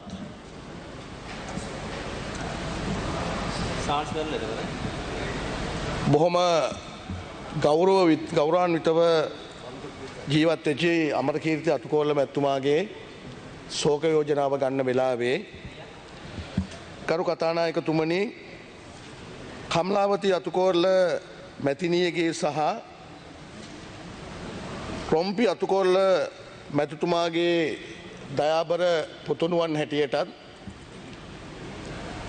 ඒ වගේම 1964 12 වෙනි මාසේ 23 වෙනි දින කෑගල්ල මහරෝලේදී උපත ලබලා දරුවෙක් හැටියට බොහොම දෙමව්පියන්ට කීකරුව බොහොම ලෙන්ගතුව කටයුතු කරපු පුද්ගලෙක් තමයි අතුකෝරළ මැතිතුමා. එතුමා මූලික අධ්‍යාපනය ලබන්නේ කරු කතානායකතුමනි අලුත්ගම මධ්‍ය මහා විද්‍යාලයේ මූලික අධ්‍යාපනය ලබලා ඒ වගේම උසස් පෙළ කොළඹ ශාන්ත තෝමස් විද්‍යාලයෙන් අධ්‍යාපනය ලබලා ඒ වගේම පවුලේ සහෝදරයන් 3 දෙනෙක් සහ සහෝදරයන් 2 දෙනෙක් ඉන්න පවුලේ බාලම දරුවා හැටියට තමයි එතුමා කටයුතු කරන්නේ. ඒ වගේම එතුමා දීර්ඝ කාලයක් රාජ්‍ය සේවයේ කටයුතු කරා. එතුමා කරු කතානායකතුමනි 1993 ඉඳලා 2006 දක්වා සෞම්පකාර ගබඩා පාලකවරයෙක් හැටියට කටයුතු කරනවා. එතුමා එතනින් නවතින්නේ නැහැ. එවකට හිටපු පාර්ලිමේන්තු මන්ත්‍රීවරයෙක් වන සූර්යාරච්චි මැතිතුමාගේ පාර්ලිමේන්තු කටයුතු ලේකම්වරයා හැටියට එතුමා දීර්ඝ කාලයක් කටයුතු කරනවා ගරු කතානායකතුමනි. ඒ වගේම තමයි එතනින් එතුමා නවතින්නේ නැහැ. එතුමා 2008 උතුරුමැද පළාත් සභාවේ ගෞරවනීය මන්ත්‍රීවරයෙක් හැටියටත් ඒ වගේම 2012 උතුරුමැද පළාත් සභාව මැතිවරණයේදී ජයග්‍රහණය කළ නැමතත් උතුරුමැද පළාත් සභා මන්ත්‍රීවරයෙක් හැටියටත් ඒ වගේම 2020 මැතිවරණයේ පාර්ලිමේන්තු නියෝජනය කරමින් පාර්ලිමේන්තු මන්ත්‍රීවරයෙක් හැටියටත් තේරීපත් වුණා ගරු කතානායකතුමනි. අමරකීර්ති අතුකෝල මැතිතුමා විශේෂයෙන්ම උතුරුමැද පළාත් සභාව නියෝජනය කරන වෙලාවේ මා සමග එකට වසර 5කට අධික කාලයක් උතුරුමැද පළාත් සභාවේ පළාත් සභා මන්ත්‍රීවරයෙක් හැටියට කටයුතු කළා. අපි දැක්කේ පළාත් සභාව තුළ උතුරුමැද පළාත වගේම පොළොන්නරු දිස්ත්‍රික්කයේ සංවර්ධනය කරන්න විශාල කැපවීමක් කරපු පළාත් සභා මන්ත්‍රීවරයෙක් එදා. පොළොන්නරුව දිස්ත්‍රික්කය විතරක් නෙමෙයි උතුරුමැද පළාතම විශේෂයෙන්ම අනුරාධපුර දිස්ත්‍රික්කයේ යම් ප්‍රශ්නයක් තිබුණා නම් දිස්ත්‍රික් සංවර්ධන කමිටුව වෙන්න පුළුවන්. ඒ වගේම පළාත් සංවර්ධන කමිටුව වෙන්න පුළුවන්. ඒ කමිටුවලදී නිර්භයව තමන්ගේ අදහස ඉදිරිපත් කරපු ඉතාමත් ගුණගරුක මන්ත්‍රීවරයෙක් තමයි අතුකෝරළ මැතිතුමා. ගරු කතානායකතුමනි ඔබතුමා දන්නවා පාර්ලිමේන්තුව නියෝජනය කරපු කාලය තුලත් බොහොම වැදගත් විදිහට එතුමාගේ කාර්යභාරය බොහොම නිහඬව එතුමාගේ කාර්යභාරය කරපු ගරු මන්ත්‍රීවරයෙක් තමයි අමරකීර්ති අතුකෝරළ මැතිතුමා.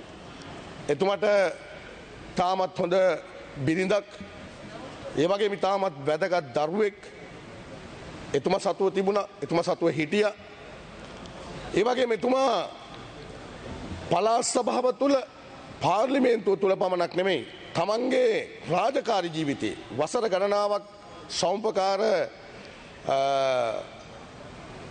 අධ්‍යක්ෂකවරයෙක් හැටියට ඒ වගේම ඒ බාරව කටයුතු කරු හැම ආයතනයක් තුළම එතුමා බොහොම ගුණගරුකව කටයුතු කරපු පුද්ගලයෙක්. අවාසනාවට ගරු කතානායකතුමනි මැයි මාසේ පළවෙනිදා එතුමා පාතනින් සදහටම මේ යනවා. මැයි මාසේ 9 වෙනිදා.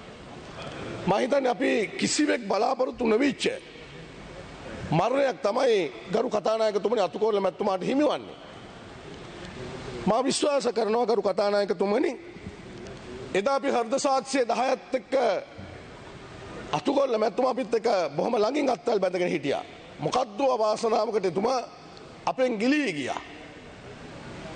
එදා හෘද සාක්ෂිය 10 දෙනෙක් අපි එකතු වෙලා ඉන්න වෙලාවේ අප සමග හිටියනම් මා විශ්වාස කරන ගරු කතානායකතුමනි අදත් එතුමා ජීවතුන් අතර ඉන්නවා කියලා. නමුත් මේ ජීවිතය කියන්නේ බොහොම විශ්වාස කරන්න පුළුවන් එකක් නෙමෙයි. නමුත් අතුකෝරළ කියන්නේ මේ සමාජයේ මේ රටේ මේ පාර්ලිමේන්තුවේ ඉන්න ඕන තාමත්ම වැදගත් පුද්ගලයෙක්. අපිට තියෙන වේදනාව තමයි මේ මොහොතේ එතුමා පාතනින් වෙන්ව යාම අපි බලාපොරොත්තු නොවිච්ච වෙන්නේ වෑමක්. ඒ නිසා ගරු කතානායකතුමනි අද අතුකෝරළ මැතිතුමාගේ මේ ශෝක යෝජනාව ගේන මොහොතේ විශේෂයෙන්ම උතුරුමැද පළාතේ වගේම අනුරාධපුර දිස්ත්‍රික්කයේ සියලුම දේශපාලන නායකින්ගේ ඒ වගේම අනුරාධපුර දිස්ත්‍රික්කයේ සියලුම ජනතාවගේ ශෝකය මම මේ පාර්ලිමේන්තුවේදී විශේෂයෙන්ම අතුකෝරළ මැතිතුමාගේ ආදරණීය බිරිඳට ඒ වගේ මේ දරුවට ඒ වගේම ඥාතීන්ට මේ අවස්ථාවේ පුද කරමින් මේ අවස්ථාව ලබා දීම පිළිබඳව මම ඔබතුමාට තාමත්ම ගෞරවපූර්වක ස්තුතිවන්ත වෙමින් නියැලෙනවා. බොහොම ස්තුතියි. Honorable විජේදාස රාජපක්ෂ. ගරු කතානායකතුමනි ස්තුතියි. ගරු අමරකීර්ති අතුකෝරළ මැතිතුමා මීට මාස කිහිපයකට පෙර ඊ타මත්ම අමානුෂික ලෙස ක්‍රූර ලෙස මහමග ගමන් කරමින් සිටියේදී ඝාතනය කිරීම පිළිබඳව අපි දැඩි ලෙස කම්පාවට පත් වෙනවා. මුළු රටේම ජනතාව පිළිබඳව කම්පාවට පත් වෙනවා.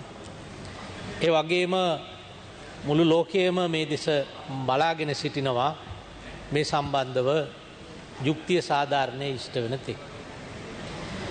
අපේ රටේ පාර්ලිමේන්තු ඉතිහාසයේ මෙවැනි අවස්ථා මීට පෙර අපි දැකලා තියෙනවා. මට මතකයි 1987 ජූලි මාසයේදී තංගල්ල ආසනයේ නියෝජනය කරපු ගරු ජිනදාස වීරසිංහ මන්ත්‍රීතුමාත් මේ වගේම මහපාරදී කපල කොටල ඝාතනය කරනු ලැබුවා. එදා ඒ පටන් ගත්ත ඝාතන සංස්කෘතිය අවුරුදු 2ක් පුරාවට මේ රටේ සෑම ගමක් පාසා ව්‍යාප්ත වෙලා ගිහිල්ලා ජීවිත 60,000ක් රටට අහිමි වෙලා තමයි ඒක අවසන් වුණේ 1989 90 වකවානුවේදී. ඒ වගේ වාතාවරණයක් නොවන වෙනත් වාතාවරණයක් තුළ සාමකාමී උද්ඝෝෂණයක් පවත්වන අවස්ථාවක හරි දැක්මක් නැති නායකත්වයක් නැති උද්ඝෝෂණ ව්‍යාපාරයක් තුළින් අයුතු ප්‍රයෝජන ලබාගන්න බලාගෙන හිටපු කණ්ඩායමක් එය පාවිච්චි කරලා මේ රටේ අපරාධ රැල්ලක් නිර්මාණය කළා. මන්ත්‍රීවරයෙකු ඇතුළු කීප දෙනෙක් ඝාතනය කළා. ඇමතිවරුන්ගේ මන්ත්‍රීවරුන්ගේ විශාල සංඛ්‍යාවකගේ නිවාස දේපල ගිනිබත් කළා. ගම්බින්වල ඉන්න අහිංසක මිනිස්සුන්ගේ දේපලට පවා ගහලා බිඳලා ගිනි තබලා විනාශ කරා. මේක ඉතා බරපතල කාරණයක්. පාර්ලිමේන්තු ක්‍රමයේ පැවැත්ම පිළිබඳව ප්‍රජාතන්ත්‍රවාදයේ පැවැත්ම පිළිබඳව මේක බරපතල කාරණයක් වෙනවා. එවන් තත්ත්වයක් යටතේ පාර්ලිමේන්තුවේ මහජන නියෝජිතයෝ විදිහට අපිට වගකීමක් සහ යුතුයකමක් තිබෙනවා මින් ඉදිරියට මෙවැනි තත්ත්වයක් රට තුළ ඇති නොවනසේ කටයුතු කරන්න වග බලා ගන්න. පාර්ලිමේන්තු මන්ත්‍රීවරුන් අත්තුල අඩුපාඩුකම් තියෙන්නට පුළුවන්. හැබැයි අපේ රට නීතියේ ආධිපත්‍ය යටතේ ආණ්ඩුක්‍රම ව්‍යවස්ථාවක් අනුව ක්‍රියාත්මක වන රටක් විදියට සෑම පුරවැසියෙකුටම වගකීමක් තියෙනවා නීතියට අනුව කටයුතු කරන්න. එසේ නොකොට Order, please. Deputy Speaker will take the chair now.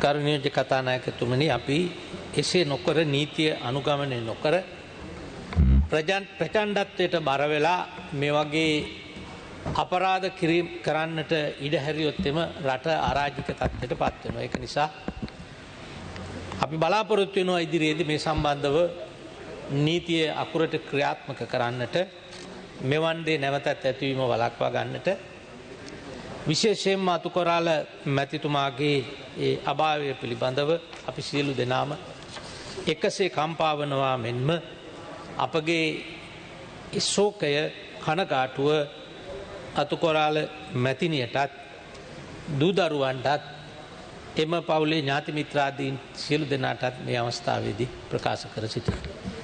ස්තුතියි. බොහොම ස්තුතියි ගරු ඇමතුමනි. ඩයනා ගමගේ ගරු ඇමතුමනි. සුමිත් උඩකුඹර මැතිතුමා. ගරු නියෝජ්‍ය කතානායකතුමනි, විශේෂයෙන්ම අද දෙවින එලිසබෙත් මහරජන වෙනුවෙන් ශ්‍රී ලංකා පාර්ලිමේන්තුවේ ශෝකය ප්‍රකාශ කරන අවස්ථාවේ මමත් එතුමියගේට ශෝකය ප්‍රථමයෙන්ම ප්‍රකාශ කරමින් විශේෂයෙන්ම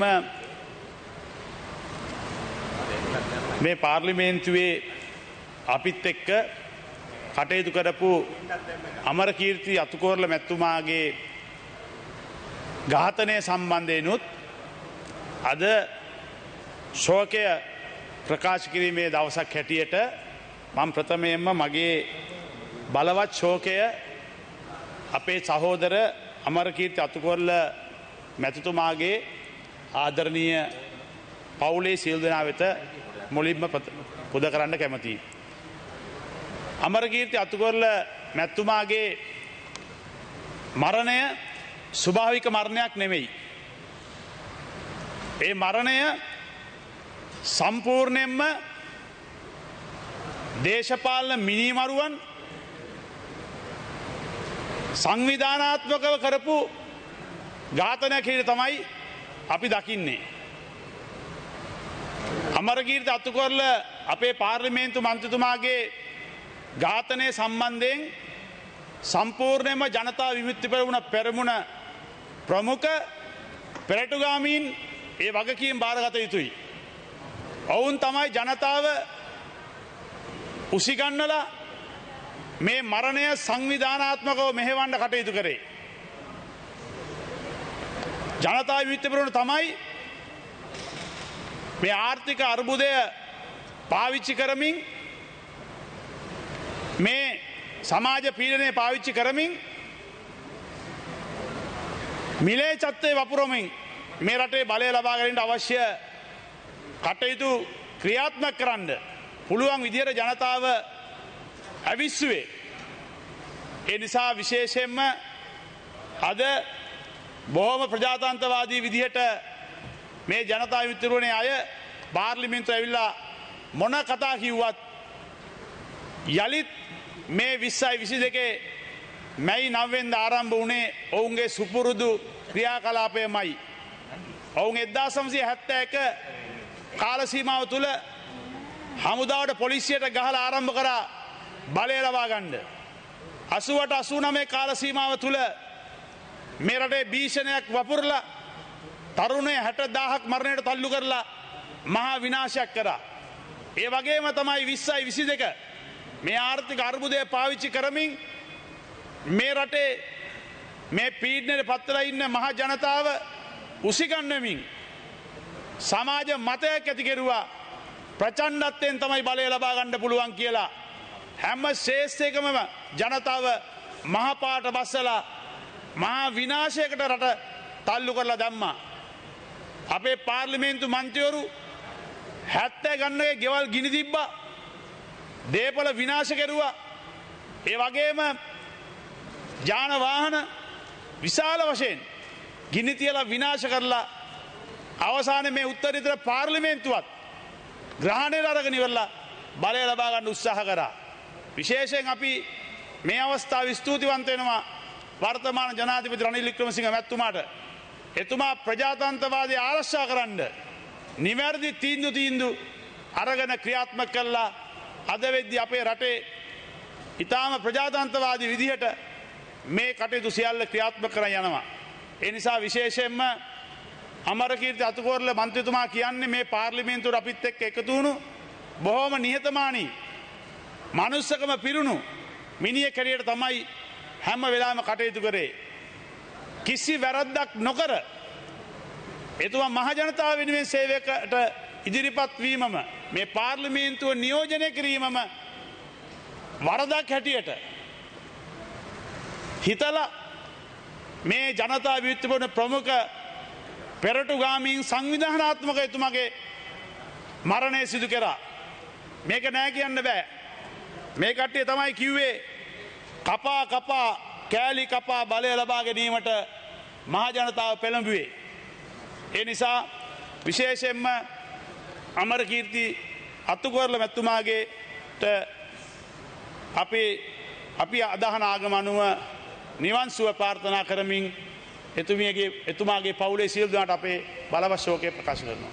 බොහොම සිතකරු මන්ත්‍රීතුමනි, ගරු මහින්දානන්ද අලුත්ගම්ගේ මැතිතුමා. නියෝජක කතානායකතුමනි, මේ පාර්ලිමේන්තුවේ හිටපු මං හිතන්නේ මේ 225 අතරින් ඉතාම නිහතමානීම පාර්ලිමේන්තු මන්ත්‍රීතුමා කිව්වොත් මම නිවැරදි. අමරකීර්ති අතුකෝරළ අපේ හිටපු ගරු මන්ත්‍රීතුමාගේ ශෝක ප්‍රකාශ කරන දවස මං විශ්වාස කරනවා අමරකීර්ති අතුකෝරළ කියන්නේ පොළොන්නරුව දිස්ත්‍රික්කයේ මින්නේරිය ගොවි ජනපදයෙන් බිහිවෙච්ච ගොවි පවුලක විශේෂ පුද්ගලයෙක් තමයි අමරකීර්ති අතුකෝරළ මන්ත්‍රීතුමා කියලා කියන්නේ. එතුමා පොළොන්නරුව දිස්ත්‍රික්කයේ පුරා දශක දෙකක් දේශපාලනයේ නියැලිච්ච සහෝදරයෙක්. මට මතකයි 2015 අපි පැරදිලා මහින්ද සුලගත් එක්ක පොළොන්නරුව දිස්ත්‍රික්කයට නායකත්වය දීලා 2019 මේ රජය බලයට පත් කරන්න පොළොන්නරුව දිස්ත්‍රික්කය වෙනුවෙන් සුවිශේෂී මෙහෙවරක් කරපු කෙනෙක් තමයි අමරකීර්ති අතුකෝරළ මන්ත්‍රීතුමා. එතුමා දේශපාලනයට පිවිසෙන්නේ හිටපු පාර්ලිමේන්තුව නියෝජනය කරපු මන්ත්‍රීවරයෙක් වන සූර්යාරච්චි මන්ත්‍රීවරයාගේ ලේකම්වරයා හැටියට තමයි එතුමා දේශපාලනයට එන්නේ. ඊට පස්සේ පළාත් සභා මන්ත්‍රීවරයෙක් හැටියට 3 වරක් පළාත් සභාවේ ඉඳලා පසුගිය පාර්ලිමේන්තු මැතිවරණයෙන් ජයග්‍රහණය කරලා තමයි එතුමා පාර්ලිමේන්තුවට එන්නේ. එතුමා මේ පාර්ලිමේන්තුවේ වසර 2කමාරක් මහජන නියෝජිතයෙක් හැටියට මේ පාර්ලිමේන්තුව නියෝජනය කරා. මේ වසර 2කමාරක කාලය තුල එතුමා පොළොන්නරුව දිස්ත්‍රික්කයේ ගොවි ජනතාව වෙනුවෙන් මේ පාර්ලිමේන්තුව තුළ විශාල හඬක් නැගුවා. එතුමා හැමදාම මින්නේරි ආසනය කේන්ද්‍ර කරගෙන හම්බන්තොට දිස්ත්‍රික්කයේ ගොවි ජනතාවගේ ප්‍රශ්න වෙනුවෙන් ගොවියා වෙනුවෙන් කෘෂිකර්මාන්තය වෙනුවෙන් එතුමා හැමදාම පෙනී හිටියා. අපේ කණ්ඩායම් රැස්වීම්වල එවැගේම ජනාධිපතිතුමා හමු වෙන අවස්ථාවල් වල අගමැතිතුමා හමු වෙන අවස්ථාවල් වල එතුමා හැමදාම පොළොන්නරුව දිස්ත්‍රික්කයේ ජනතාව වෙනුවෙන් හිටියා.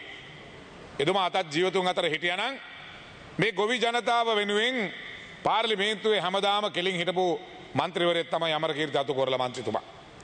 අපේ පාර්ලිමේන්තුවේ මන්ත්‍රීවරු මැති ඇමතිවරු ගත්තාම අපි දකිනවා විවිධ චරිත. ආවේගශීලී චරිත, නිහතමානී චරිත. අපි විවිධ පුද්ගලයෝ අපි අඳුරගෙන තියෙනවා.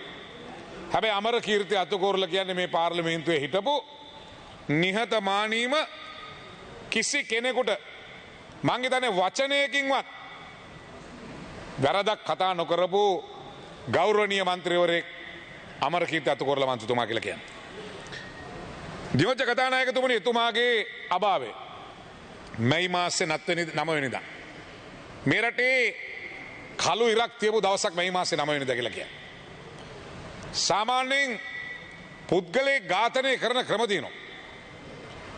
අමරකීර්ති අතුකෝරළ වගේ අහිංසක මන්ත්‍රීවරයෙක් ඝාතනය කළ ආකාරය දිහා බැලුවහම මොන තරම් ම්ලේච්ඡද, මොන තරම් නින්දිතද, මොන තරම් තුච්ච විදිහටද ඒ මන්ත්‍රීවරයා ඝාතනය කරේ කියන එක සමාජ මාධ්‍ය තුල අපි දැක්කා. සාමාන්‍යයෙන් සතෙක්වත් තිරිසනෙක්වත් ඝාතනය කරන්නේ නැති ආකාරයට තමයි අමරකීර්ති අතුකෝරළ මන්ත්‍රීතුමාව ඝාතනය කරේ. එතුමා සෑහෙන වරක් උත්සාහ කරනවා මේකෙන් බේරෙන්න. එතුමා මුළු නගරේ වටේ දුවනවා. එතුමා කඩේක හැංගෙනවා ගිහිල්ලා. හැබැයි එතුමට ගහලා පඩිපෙළ දිගේ ඇදගෙන ඇවිල්ලා පොළු වලින් ගහලා මරලා ඊටාම පහත් නින්දිත විදිහට අමරකීර්ති අතුකෝරළ මන්ත්‍රීතුමාව ඝාතනය කරන්න කටයුතු කරා. මේ ඝාතන රැල්ල පිටිපස්සේ කවුද හිටියේ? අපි කියන්නේ නෑ ගෝල් ෆේස් එකට ගිහලා ගහපු එක හරියි කියලා කොහෙනම අවස්ථාවක. හැබැයි මේ සඳහා සංවිධානය වුණා. මැයි මාසේ 9 වෙනිදා මේ ගෙවල් ටික ගිනි තියන්න, බස් ටික ගිනි තියන්න, පුද්ගලයෝ ඝාතනය කරන්න, මරන්න ජනතා විමුක්ති පෙරමුණ පෙරටුගාමී පක්ෂය ඇතුළු පක්ෂ ගණනාවක් සංවිධානය වුණා. ඒ සඳහා දවල් 12 වෙනකොට එන බස්වල අංක පවා සෝෂල් මීඩියා වල දාලා මගදිගේ ගහලා ගිනි තියන්න පටන් ගත්තා. පාර්ලිමේන්තුවේ මැති ඇමතුරුන්ගේ ගෙවල් ගිනි තිබ්බා. ප්‍රාදේශ සභා මන්ත්‍රීවරුන්ගේ ගෙවල් ගිනි තිබ්බා. ඒ විතරක් නෙවෙයි, පුද්ගලයන්ට පහර දීලා අපි දැක්ක බේරේ වැවේ මිනිස්සුන්ට ගහලා යට කරපු හැටි. ඒ නිසා මේ වගේ නිවට නින්දිත විදිහට කටයුතු කරපු දවසක් වකවානුවක් අපි කවදාවත් දැකලා නැහැ. නමුත් අමරකීර්ති අතුකෝරළ මන්ත්‍රීතුමා වගේ මන් දන්න එතුමා පෙර ආත්මයක කරපු වරදක්ද කියලා. අමරකීර්ති අතුකෝරළ මන්ත්‍රීතුමා වගේ නිහතමානී අහිංසක පාර්ලිමේන්තු මන්ත්‍රීවරයෙක් මේ විදිහේ ම්ලේච්ඡ නින්දිත නිවට විදිහට ඝාතනය කිරීම මේ පාර්ලිමේන්තුවෙන් අපි සියලු දෙනා හෙලා දකින දෙයක්. ඒ නිසා ඒක අද මට වෙන්න පුළුවන්. හෙට මේක තව කෙනෙකුට වෙන්න පුළුවන්. ඒ නිසා මේ මැර දේශපාලනය, මේ මිනී මරණ දේශපාලනය මැතිවරණයකින් ජයග්‍රහණය කරගන්න බැරි වුණාම මිනී මරලා හරි ගෙවල් ගිනි තියලා හරි බලයට එන්න. ඔය මැයි 9 වෙනිදා මේ සිද්ධිය වුණාට ආරක්ෂක අංශවලට තොරතුරු ලැබිලා තිබුණේ මැයි මාසේ 11 නැත්නම් 12 වෙනිදා මේක කරන්න ඉන්නවා කියලා. සන්නද්ධ කණ්ඩායම් විසින් සමහර දේශපාලනවල නායකත්වය ලබා දීලා ගහලා ගිනි තියලා මරලා විශාල වැඩසටහනක් මැයි මාසේ 13 වෙනිදා සංවිධානය කරගෙන තිබුණේ. හැබැයි මේ සිදුවීම් වලට මේ රටේ ත්‍රිවිධ හමුදාවත් වග කියන්න ඕනේ. 9වෙනිදා සිද්ධිය පාලනය කරගන්න හැකියාව ලැබුණේ නැහැ. 9වෙනිදා සිද්ධිය පාලනය කරේ නැහැ. ඒකට පොලිස්පතිවරයා හමුදාපතිවරයා ඇතුළු ඒ සියලු දෙනා වග කියන්න ඕනේ. ඒ අය තමන්ගේ රාජකාරිය හරියට ඉෂ්ට කරේ නැහැ. ඒ නිසා රජයක් අකාර්යක්ෂම නම් මිනිස්සුන්ට පීඩනය තියෙනවා නම් ඒව කරන ක්‍රම තියෙනවා. හැබැයි මිනිස්සුන්ට ගහලා මරලා පුච්චලා ඒ වගේ පහත් තත්යකට රටක් පත් වෙන්න දෙන්න හොඳ නැහැ.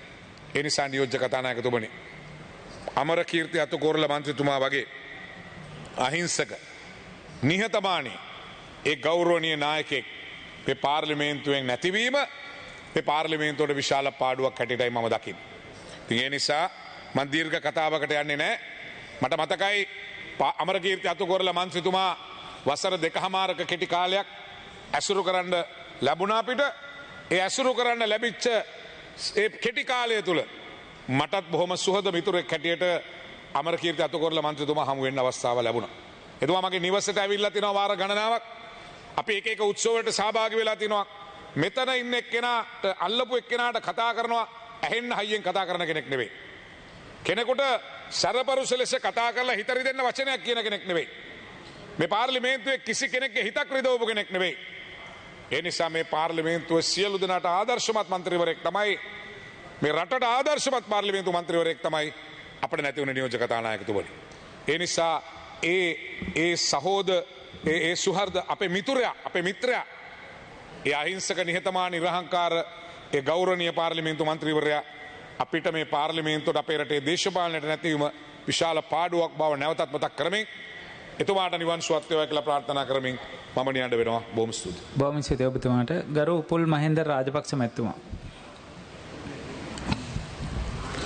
ගරු නියෝජ්‍ය කතානායකතුමනි, අද ඉතාමත් වැදගත් දවසක් අපේ පාර්ලිමේන්තුවේ. අපේ උදේවරුේ අපේ මේ රටේ අපේ ශෝකය ප්‍රකාශ කළ එලිසබෙත් රජින ගැන ඒ ගැන අපිත් අපේ ශෝකය ප්‍රකාශ කරන්නට ඕනේ. විශේෂයෙන් ගරු නියෝජ්‍ය කතානායකතුමනි, අතුකෝරළ ගරු මන්ත්‍රීතුමාගේ ඝාතනය සම්බන්ධයෙන් ශෝකය ප්‍රකාශ කරන තියෙන වෙලාවේ අපි මම දකින්නේ අතුකෝරළ මන්ත්‍රීතුමා ඉතා කෙටි කාලයක් මේ පාර්ලිමේන්තුව අපි අසුරු කරපු කෙනෙක්. ඉතාමත් හොඳ කල්යාණ මිත්‍රයෙක් වශයෙන් තමයි කටයුතු කරේ.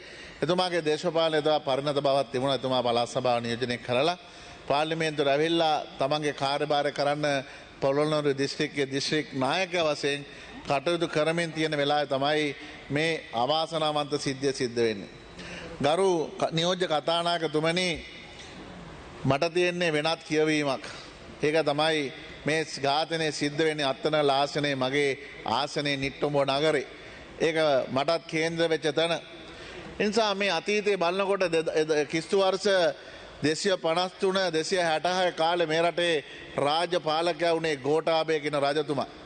ඒ ගෝඨාභය රජතුමාගේ කාලේ සිරිසංග බෝගල එතුමාගේ සහෝදරයෙක් අත්තනගල්ලා ඇවිල්ලා තවුස්දම් රකින්න වෙලාවේ එතුමාව තවුසාව ඝාතනය කරනවා අත්තනගල්ල කියන අද විහාරයේ තියෙන තැනදී. මේක වුණේ ගෝඨාභය කියන රජතුමා ඉන්න කාලේ. නිට්ටඹුව කියන මේ අපේ අතුරුගෝල මන්තුමා මරණයට පත්ව තැනට ජනප්‍රවාදය කියන්නේ නිට්ටා අඹුව. තමන්ගේ සිරිසංගබෝ රජුරෝ තමන්ගේ ගිහි කාලේ විවාහ වෙච්ච බිරිඳට තමන්ගේ ස්වාමියාගේ ගෙල බිඳ දාලා කඳ විතරක් තිබෙන දේහ බලන්න එම එතේ තමන්ගේ බිස්සෝ ඇවිල්ලා තමන්ගේ ස්වාමියා මරණයට පත් වෙලා මේනකොට ජීවිතයෙන් සමුගෙන කියනකොට තමන්ගේ දේවිය මැරිච්ච තැනට තමයි නිට්ටඹුව කියලා අද වෙනකොට හඳුන්වනු ලබන්නේ. මෙන්න මේ නිට්ටඹුව කියන නගරයේදී අද දවසේත් අපේ ගෝඨාභය ජනාධිපතිතුමා ඉන්න වෙලාවේ උපාසකයෙක් වගේ හිටපු ඉතා අහිංසක මන්ත්‍රීවරයෙක් වෙච්ච අපේ අතුකෝරළ මන්තුමා එදා රජරටින් ඇවිල්ලා අත්තනගල්ලේදී ඝාතනය වුණා වගේම මෙදත් රජරටින් ඇවිල්ලා අත්තනගල්ල නිට්ටඹුව කියන මේ නගරේ තමයි ඝාතනය වෙන්නේ. මේක ඉතාමත් ඛේදනීය වෙච්ච තත්ත්වයක්. නිසා මේක අපිට හරි දරන්න අමාරුයි. මගේ ප්‍රදේශයේ මේ ඉතිහාසය අලුත් කළා. ඉතින් මේ මරණය අපිට කොවිලේකවත් අනුමත කරන්න පුළුවන් කමක් නැහැ. ඔව් ඉතාමත් අහිංසක මන්ත්‍රීවරයෙක් අපේ කරු අමාත්‍යතුමා කිව්වාගේ එතුමාගේ හඬ තිබුණේ ගොවියාත් එක්ක ගොවියාට තෙල් ටික දෙන්න, පොහොර අර්බුදයකට පොහොර අර්බුදයක සටන් කරන්න, ඒ වගේම වතුර ටික බෙදා හරින්න, ඒ වගේම ජලය ක්‍රමානුකූලව කළමනාකරණය කරන්න වාරිභාරක පද්ධතිය ගොඩනගන්න තමන්ගේ ප්‍රදේශයේ ජනතාව ගොවි ජනතාව වෙනුවෙන් සටන් කළා.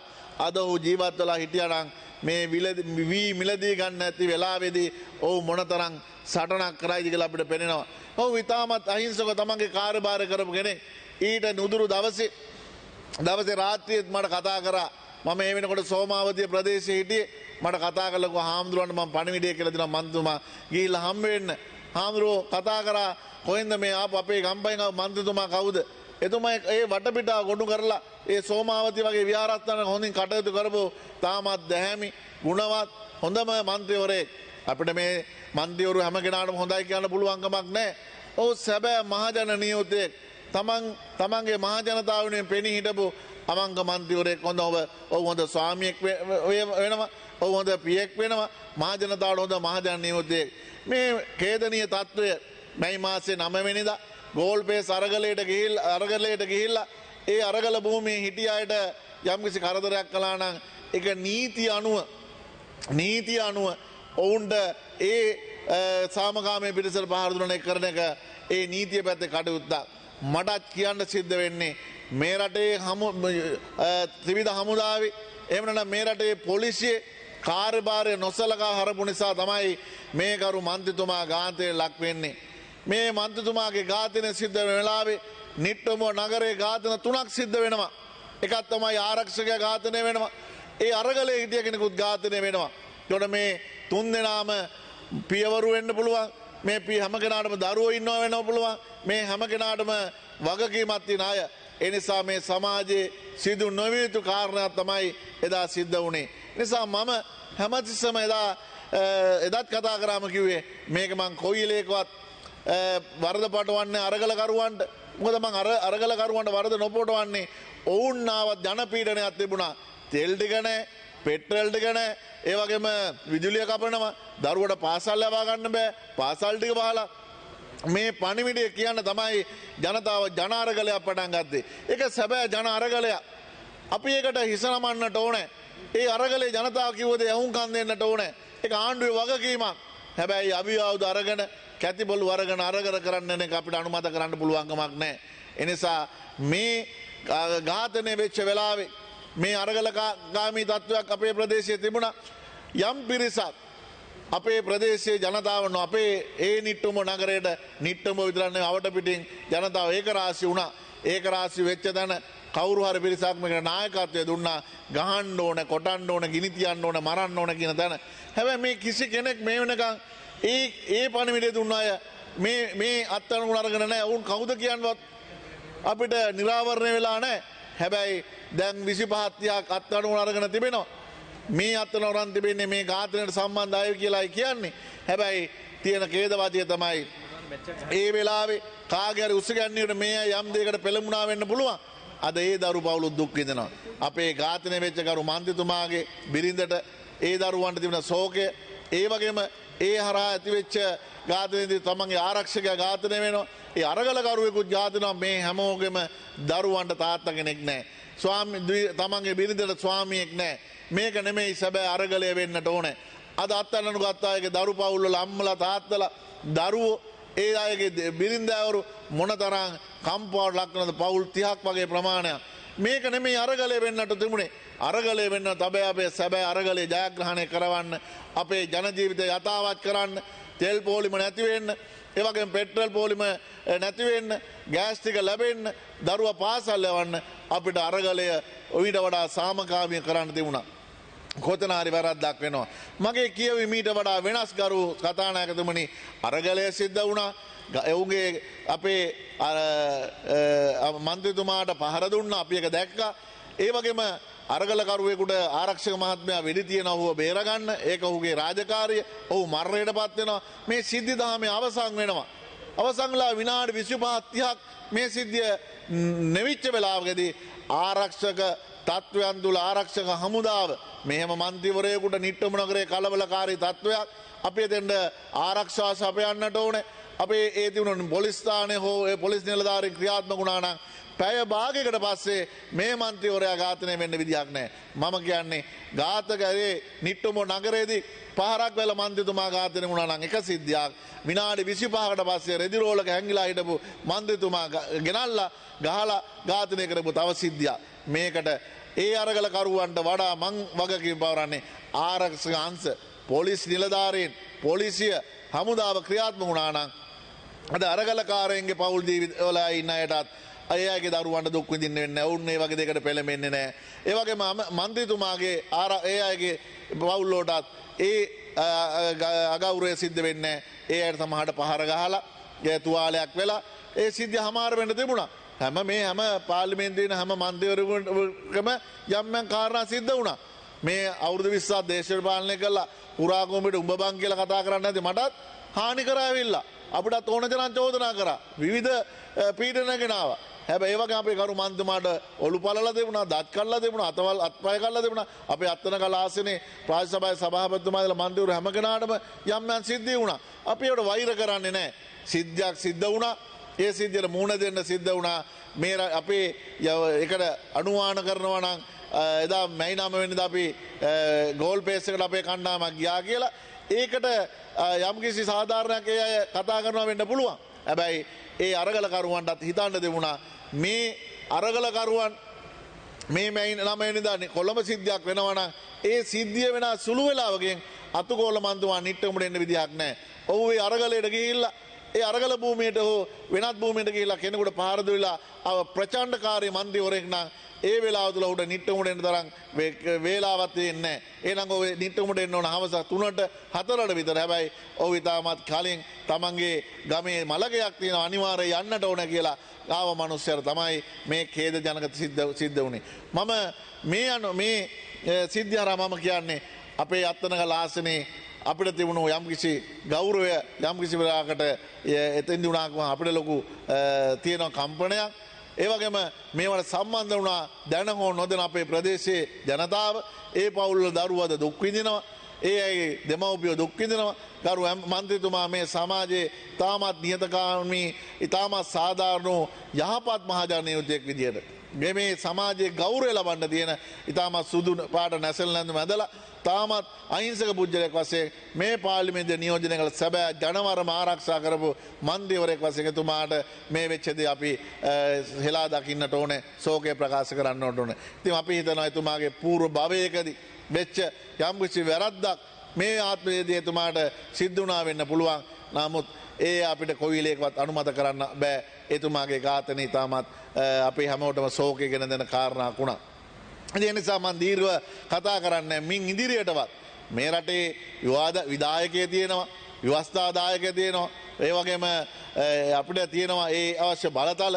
මේ සියල්ල තිබිද්දිත් මේ ආණ්ඩු බලය තිබිද්දිත් එහෙම නැත්නම් විපක්ෂ වේවා ඒ මොන දේ වුණත් රටක මිනී මරන්න කාටවත් අයිතියක් නැහැ.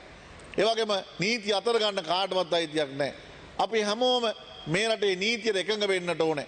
ඒ අනුව අපේ තියෙන ප්‍රශ්න, අපේ තියෙන ආවේගයන්, අපේ තියෙන ගැටලු අපි එක්ක සාකච්ඡා කරලා එක්ක අපි හඬ නගලා සාමකාමී විසඳ ගන්න ඇරෙන්න ජීවිතවලින් ඒ විසඳ ගන්න ලැබෙන්නේ නැහැ. ඒ නිසා අවසානයේ අරගලය හමාර වුණා. ඒ අරගලය හමාර වෙනකොට අවසානයේ ඉතිරි අපිට කියවන්න සිද්ධ වුණේ අපිට මන්ත්‍රීවරයෙක් අහිංසක කෙනෙක්, ප්‍රචණ්ඩ මන්ත්‍රීවරු ඉන්නවා විවිධ අය, ප්‍රචණ්ඩ කෙනෙක්, මේ ඒ වගේම සමාජ විරෝධී කෙනෙක්.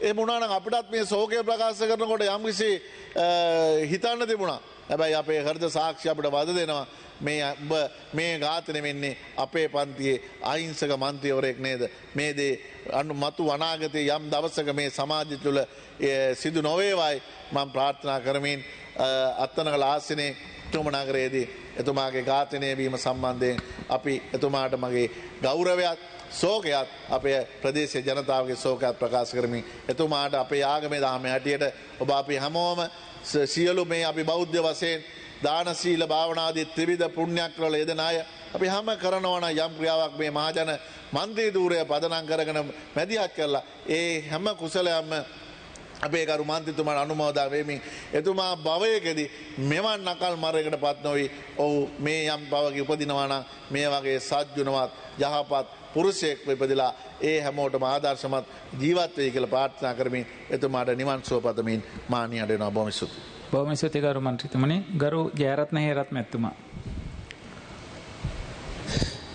මුළුසුළු හොබන ගරු මන්ත්‍රීතුමනි, අද මේ සභාවේ අපි සාකච්ඡා කරන්න වෙලා තියෙන්නේ ඊටාම සෝචනීය සහ කනගාටුදායක අභාවයක් පිළිබඳව.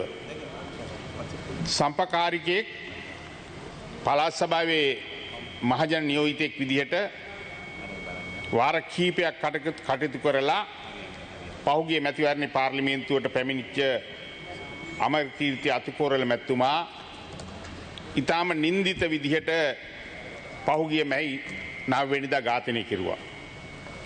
මං හිතන්නේ මේ සභාවේ කර්මන්තුමල්ලා කිව්වා වගේම මෙතුමා වචනේ පරිසමාප්තාර්ථයෙන්ම නිර්හංකාර අහිංසක හැබැයි මිනිස්සෙක්.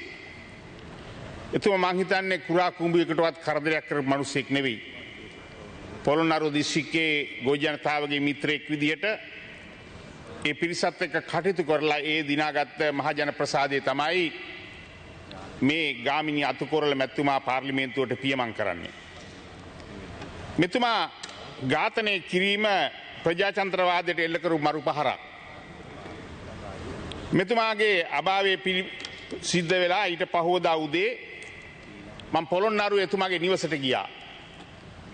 ඒ නිවසට ගිහිල්ලා එතුමාගේ ආදරණීය බිරිඳ දරුවා අසල්වැසියොත් එක්ක මම සැලකිතු වෙලාවක් කතා කරගෙන හිටියා. ඒ පවුලේ උදවිය අසල්වැසියෝ කියනවා පොළොන්නරුව දිස්ත්‍රික්කයේ මැතිවරණයට මං හිතන්නේ අඩුවෙන්ම වියදම් කරලා පාර්ලිමේන්තුවට ආපු මන්ත්‍රීවරයා කියලා කිව්වා. එතුමා මහජනයත් එක්ක ඊටාම ලෙන්ගතු මිත්‍රයෙක් විදිහට හිටියයි කියන එක අපිට පෙන්නුණා. මේ පහුගිය කාල සීමාව මං හිතන්නේ ඇතිවෙච්ච තත්ත්වයන් මේ සියල්ලට මං හිතන්නේ මූණ දුන්නේ අවසානයේ ප්‍රතිඵලය වුණේ අමරකීර්ති අතුකොළ මැතිතුමාගේ මිය යෑම. මේක කිසිසේත්ම අපිට අනුමත කරන්න පුළුවන් කාරණයකුත් නෙවෙයි. මේක කිසිසේත් මං හිතන්නේ සුළුවෙන් සැලකිය යුතු කාරණයක් නෙවෙයි කියන මතක් කරන්න ඕනේ.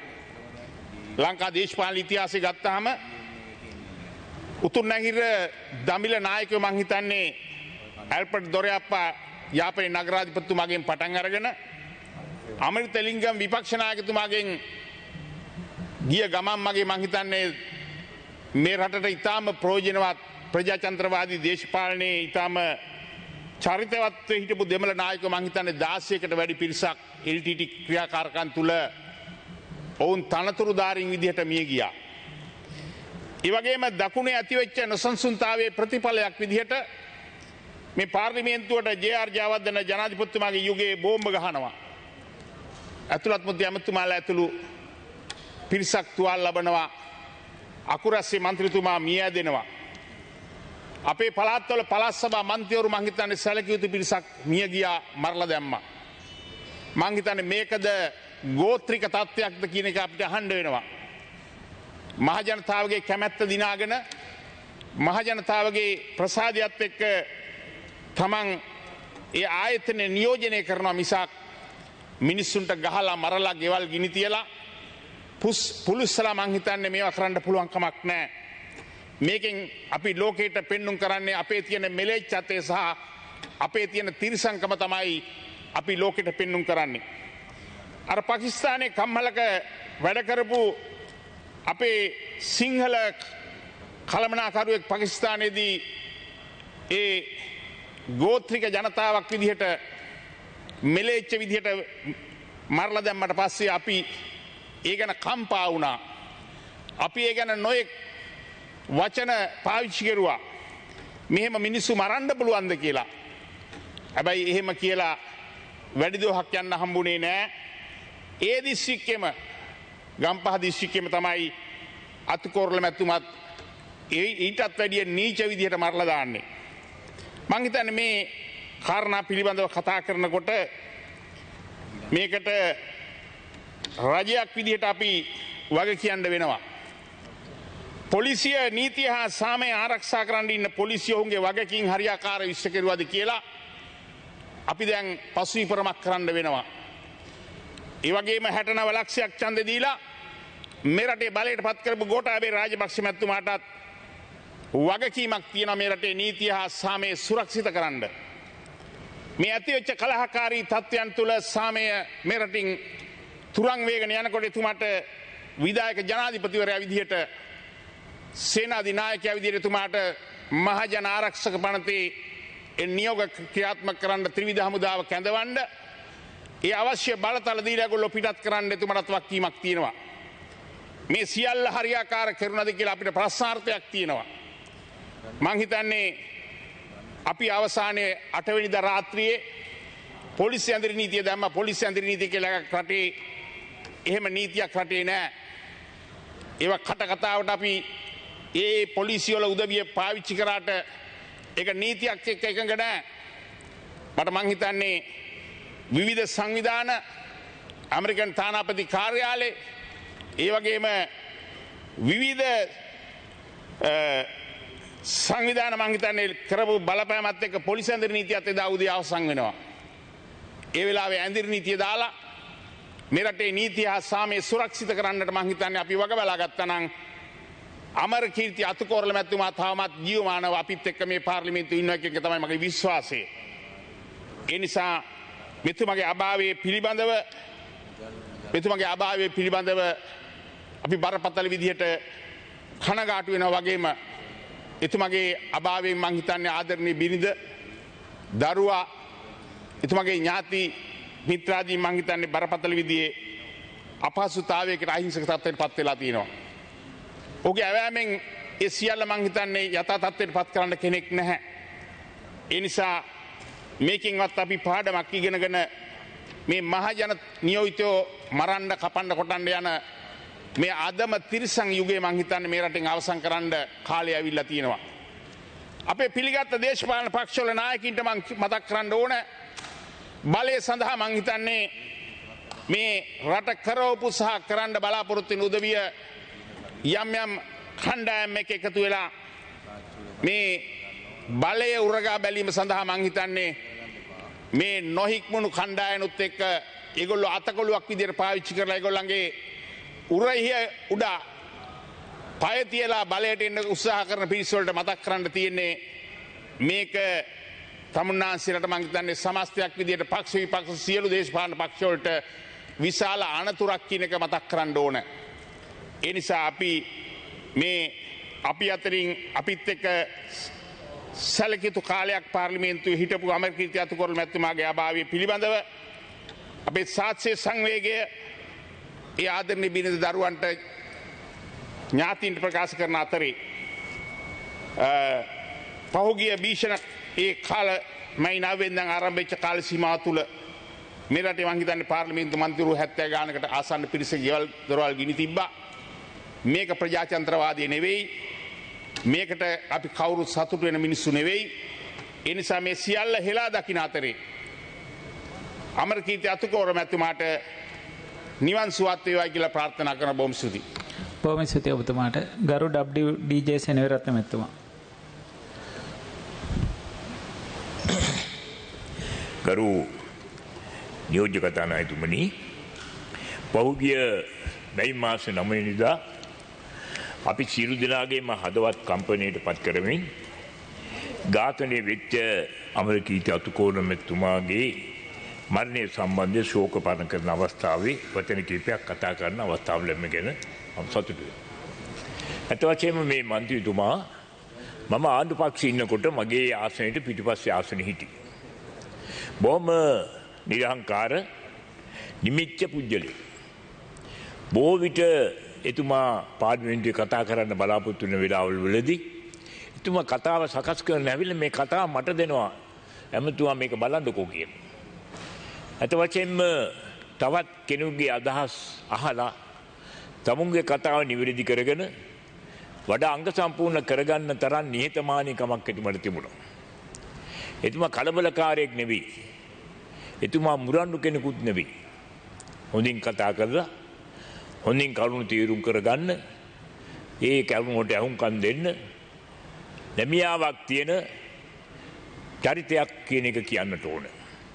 එතුමා කවුතර ප්‍රදේශයේ ඉපදිලා ඊට පස්සේ කොළඹ අධ්‍යාපනය ලැබලා ඊට පස්සේ උතුරුමැද පළාතට ගිහිල්ලා පොළොන්නරුවේ එතුමා පොදු කටයුතු වල සමාජ කටයුතු වල යෙදුණා.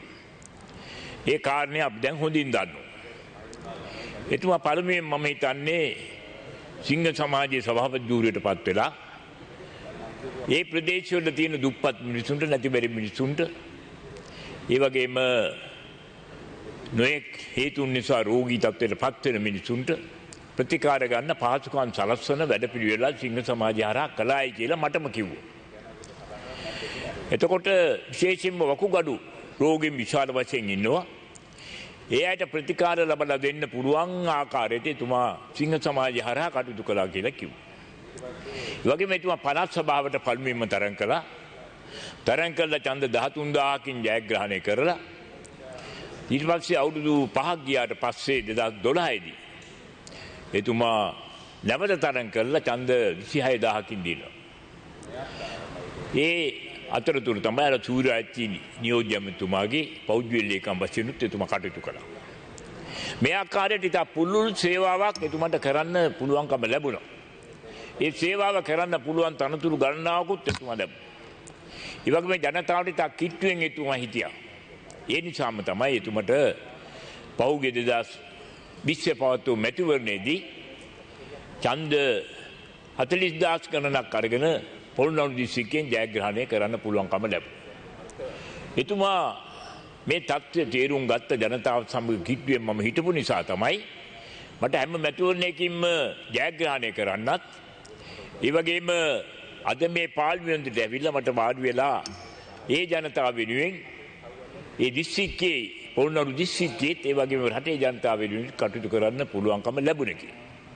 ඉතින් එදා මැයි මාසේ 9 වෙනිදා එතුමාට පක්ෂෙන් ඉල්ලීමක් කළා එන්න කියලා කොළඹට.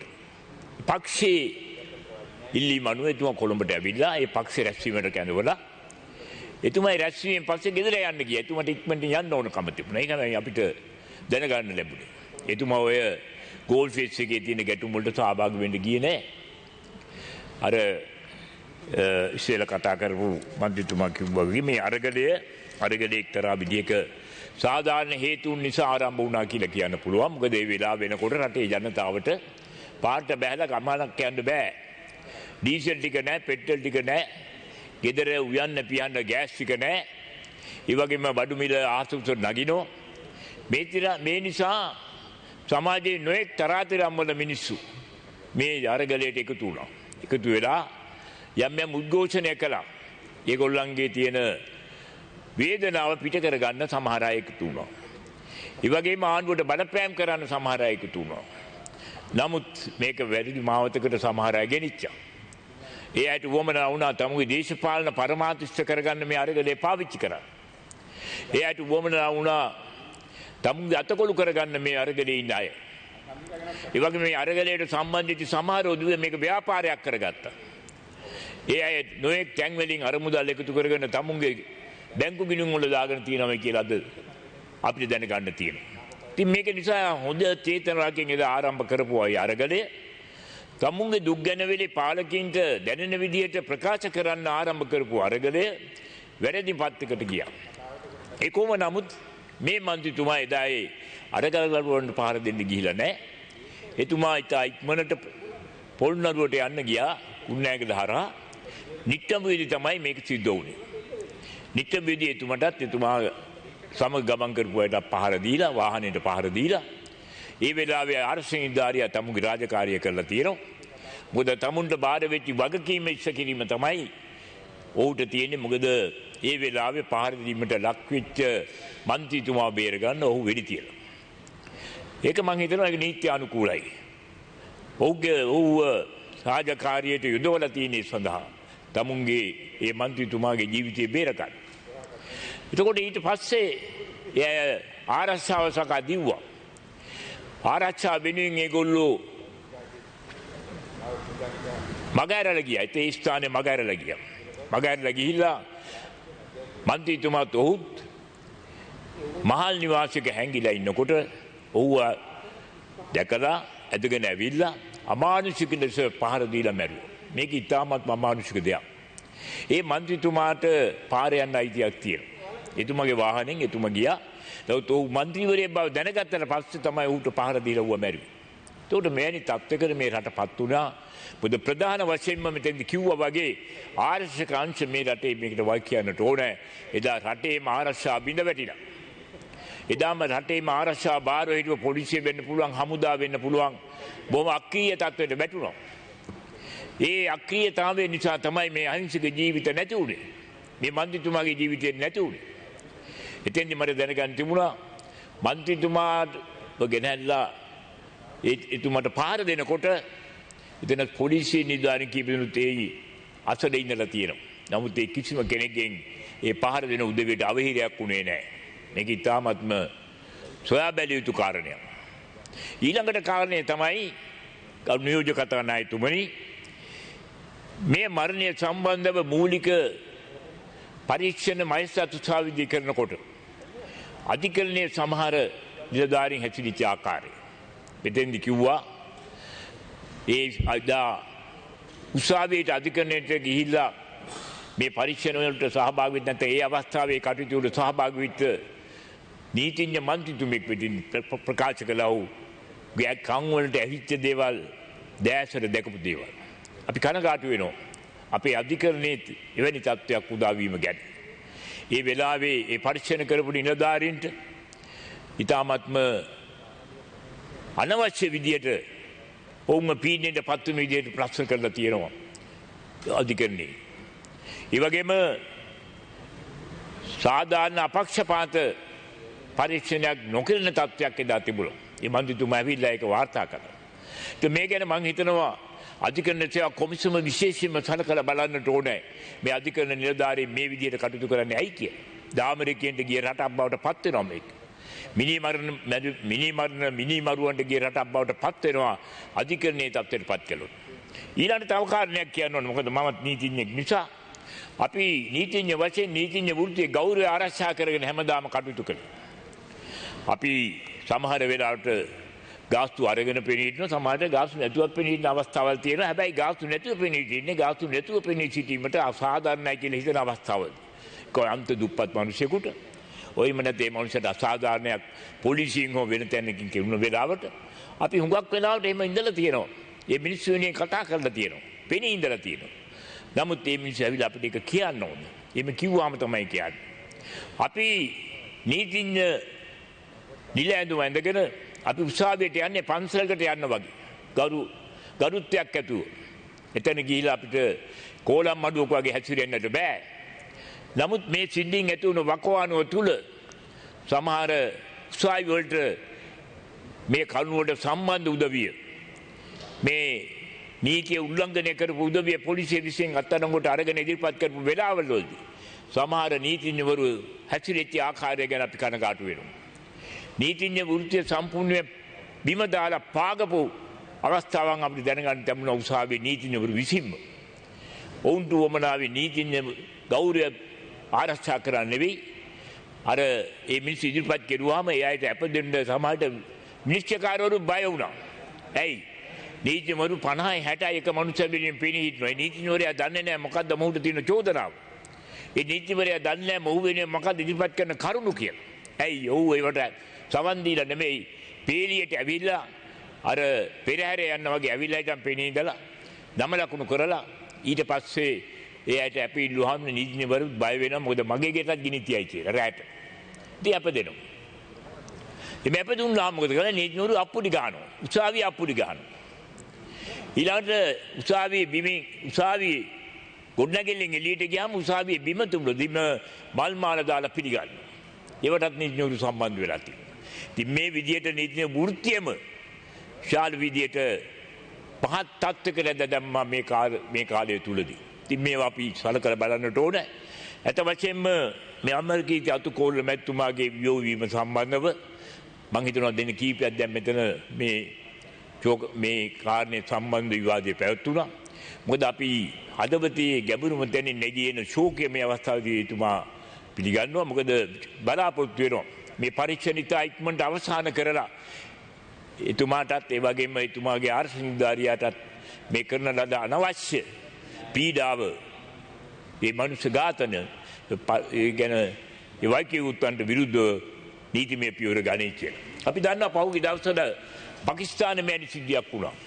ඒ පාකිස්තානයේ ලාංකිකයන් මරලා දැම්මහම ඉතා ඉක්මනට නඩු වහලා ඒ මිනිස්සුන්ට දඬුවම් දුන්නා. සමහර අය මරණීය දඬුවම් නියම වුණා. සමහර අයට වන්දි ගෙවන්න නියම කළා.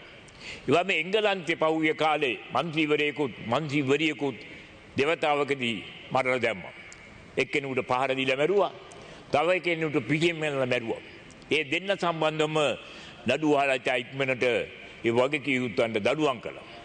ඒක නිසා මේ රටේ මේනි තත්ත්වයක් තියෙන්නට ඕනේ. එහෙම නැත්නම් දිගින් දිගටම මිනිස්සු නීතියට බය නැතුව යනවා. මොකද නීතිය ක්‍රියාත්මක කරන්න සහාය දෙන්න ඉන්න කොටසු සමහර විට මේ අපරාධකාරයන්ගේ පැත්ත ගන්න වෙලාවක් වෙයි. ඒ වගේම අධිකරණයේ සමහර අයත් අපරාධකරුවන්ට සහන දෙන වෙලාවක් මේ. ඒ නිසා තා ඉක්මනට අපක්ෂපාත පරීක්ෂණයක් කරලා අධිකරණ ඉදිරියට මොවුන්ව පමුණවන්න ඕනේ. ඒ වගේම අපේ රටේ නීති අනුව ට්‍රයල් ඇඩ් බාර් දැන් ලොකු ඉල්ලුමක් තියෙනවා සියලුම මන්ත්‍රීවරුන්ගෙන් විනිශ්චයකාරවරු 3 දෙනෙක්ගෙන් සමන්විත විනිශ්චය මණ්ඩලයක් ඉදිරියේ නඩුව අහන්න කියලා. ඒක බොහොම හොඳයි. මොකද මේ තියෙන බරපතලකම මුළු රටම පිළිගන්නවා. ඒ නිසා මේ බරපතල සිද්ධියක් ඒ විදිහට විනිශ්චය කරන්න විභාග කරන්න ත්‍රිපුජ්‍යල විනිශ්චය මණ්ඩලයක් පත් කරන්න කියන කාරණය මේ වෙලාවේ මමත් ඉල්ලා හිටිනවා. විශේෂයෙන් මම විශේෂයෙන් ඉල්ලන්නේ ගරු කතානායකතුමා මේ ගැන නීතිපතිතුමායි කතා කරන්න ඕනේ. නීතිපතිවරයාටයි තීන්දුව කරන්න පුළුවන් මේක කොහොමද විනිශ්චය කරන්න කියලා. ඒක නිසා නීතිපතිවරයා මේ තුන් කට්ටුවක් ඉදිරියේ මේ නඩු විභාග කළ යුතුයි කියන කාරණේ අග්‍රවිනිශ්චයකාරවරයාට ඉදිරිපත් කළාම අග්‍රවිනිශ්චයකාරවරයා දී නීතිපතිවරයාගේ ඉල්ලීම අනුව තීන්දුව ගන්නවා. ඒක තමයි සාමාන්‍ය සම්ප්‍රදාය. අනේ නිසා ඒ කාරණේ මම විශේෂයෙන්ම ගරු කතානායකතුමාට මතක් කරමින් මේ සඳහා ඉක්මන් පියවර ගන්නා ලෙසත් ඉල්ලමින් ඒ මේගිය ගරු මන්ත්‍රීතුමාටත් එතුමාගේ ආර්ථික නිලධාරියටත් නිවන් සුව ලැබේවා කියා ප්‍රාර්ථනා කරමින් මගේ වචනේ අවසන්. බොහොම ස්තුතියි ගරු මැතිතුමනි. ඊළඟට ගරු චින්තක අමල් මායාදුන්න මැතිතුමා.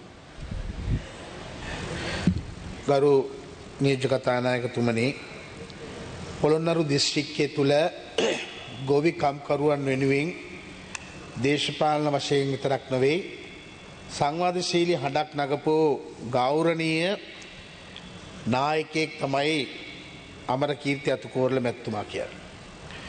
එතුමාගේ ජීවිත කාලය තුල දේශපාලනය වගේම සමාජ ක්‍රියාකාරකම් වල විවිධ ආකාරයෙන් කටයුතු කරපු බොහොම හොඳ නායකයෙක්. අපි දැක්ක පාර්ලිමේන්තුව තුල එතුමත් මමත් මේ පාර්ලිමේන්තු ඉතිහාසයේ පළවෙනි වතාවට පාර්ලිමේන්තුවට ආපු මන්ත්‍රීවරයෙක් හැටියට මේ පාර්ලිමේන්තු සභාව තුලම විතරක් නෙවෙයි සමස්තය තුලම සමස්ත සේවක මණ්ඩලය තුලම අපි දැක්ක එතුමා බොහොම අව්‍යාජ්‍ය විදිහට නිහතමානී විදිහට මේ පාර්ලිමේන්තුව තුල තමන්ගේ ඒ වැඩපිළිවෙල සාර්ථකව ගෙන ගිය දේශපාලන නායකයෙක් කියලා කියන්නේ. අපි දැක්ක ගරු නියෝජ්‍ය කතානායකතුමනි මේ පහුගිය කාල වකවානුවේ තුල විවිධ ආකාරයේ අරගලයක් ක්‍රියාත්මක කරා. අපි දන්නවා අරගලය ක්‍රියාත්මක වෙන්න හේතුව උනේ මේ රටේ දැවෙන ප්‍රශ්නට උත්තරයක් හොයමින් හිටපු ජනතාව හැටියට ඒ ජනතාවගේ උත්තර හොයමින් තමයි එදා අරගලය ක්‍රියාත්මක වෙන්න පැවතුනේ. අපි සතුටුයි යම් අරගලයක් කරලා තමන්ගේ ඒ රටේ තියෙන දැවෙන ප්‍රශ්නවලට උත්තර ලබාගෙන ඒ අරගල තුලින් ඒ උත්තර ක්‍රියාත්මක කරන්න පුළුවන්කමක් ලැබෙනවා නම් අපි ඒකට සතුටුයි. අපි අරගලය කරපු එක පිළිබඳව අපිට ප්‍රශ්නයක් නැහැ. හැබැයි අපිට ප්‍රශ්නයක් තියෙන්නේ මේ රටේ ජීවිත මනුස්ස ඝාතන, දේපොළ මංකොල්ලකෑම්, ඒ වගේම දේපොළ විනාශ කිරීම කියන කාරණා තුල ගත්තාම මේ අරගලය තුල සිද්ධ වුණේ අන්න එවැනි ක්‍රියාකාරකම.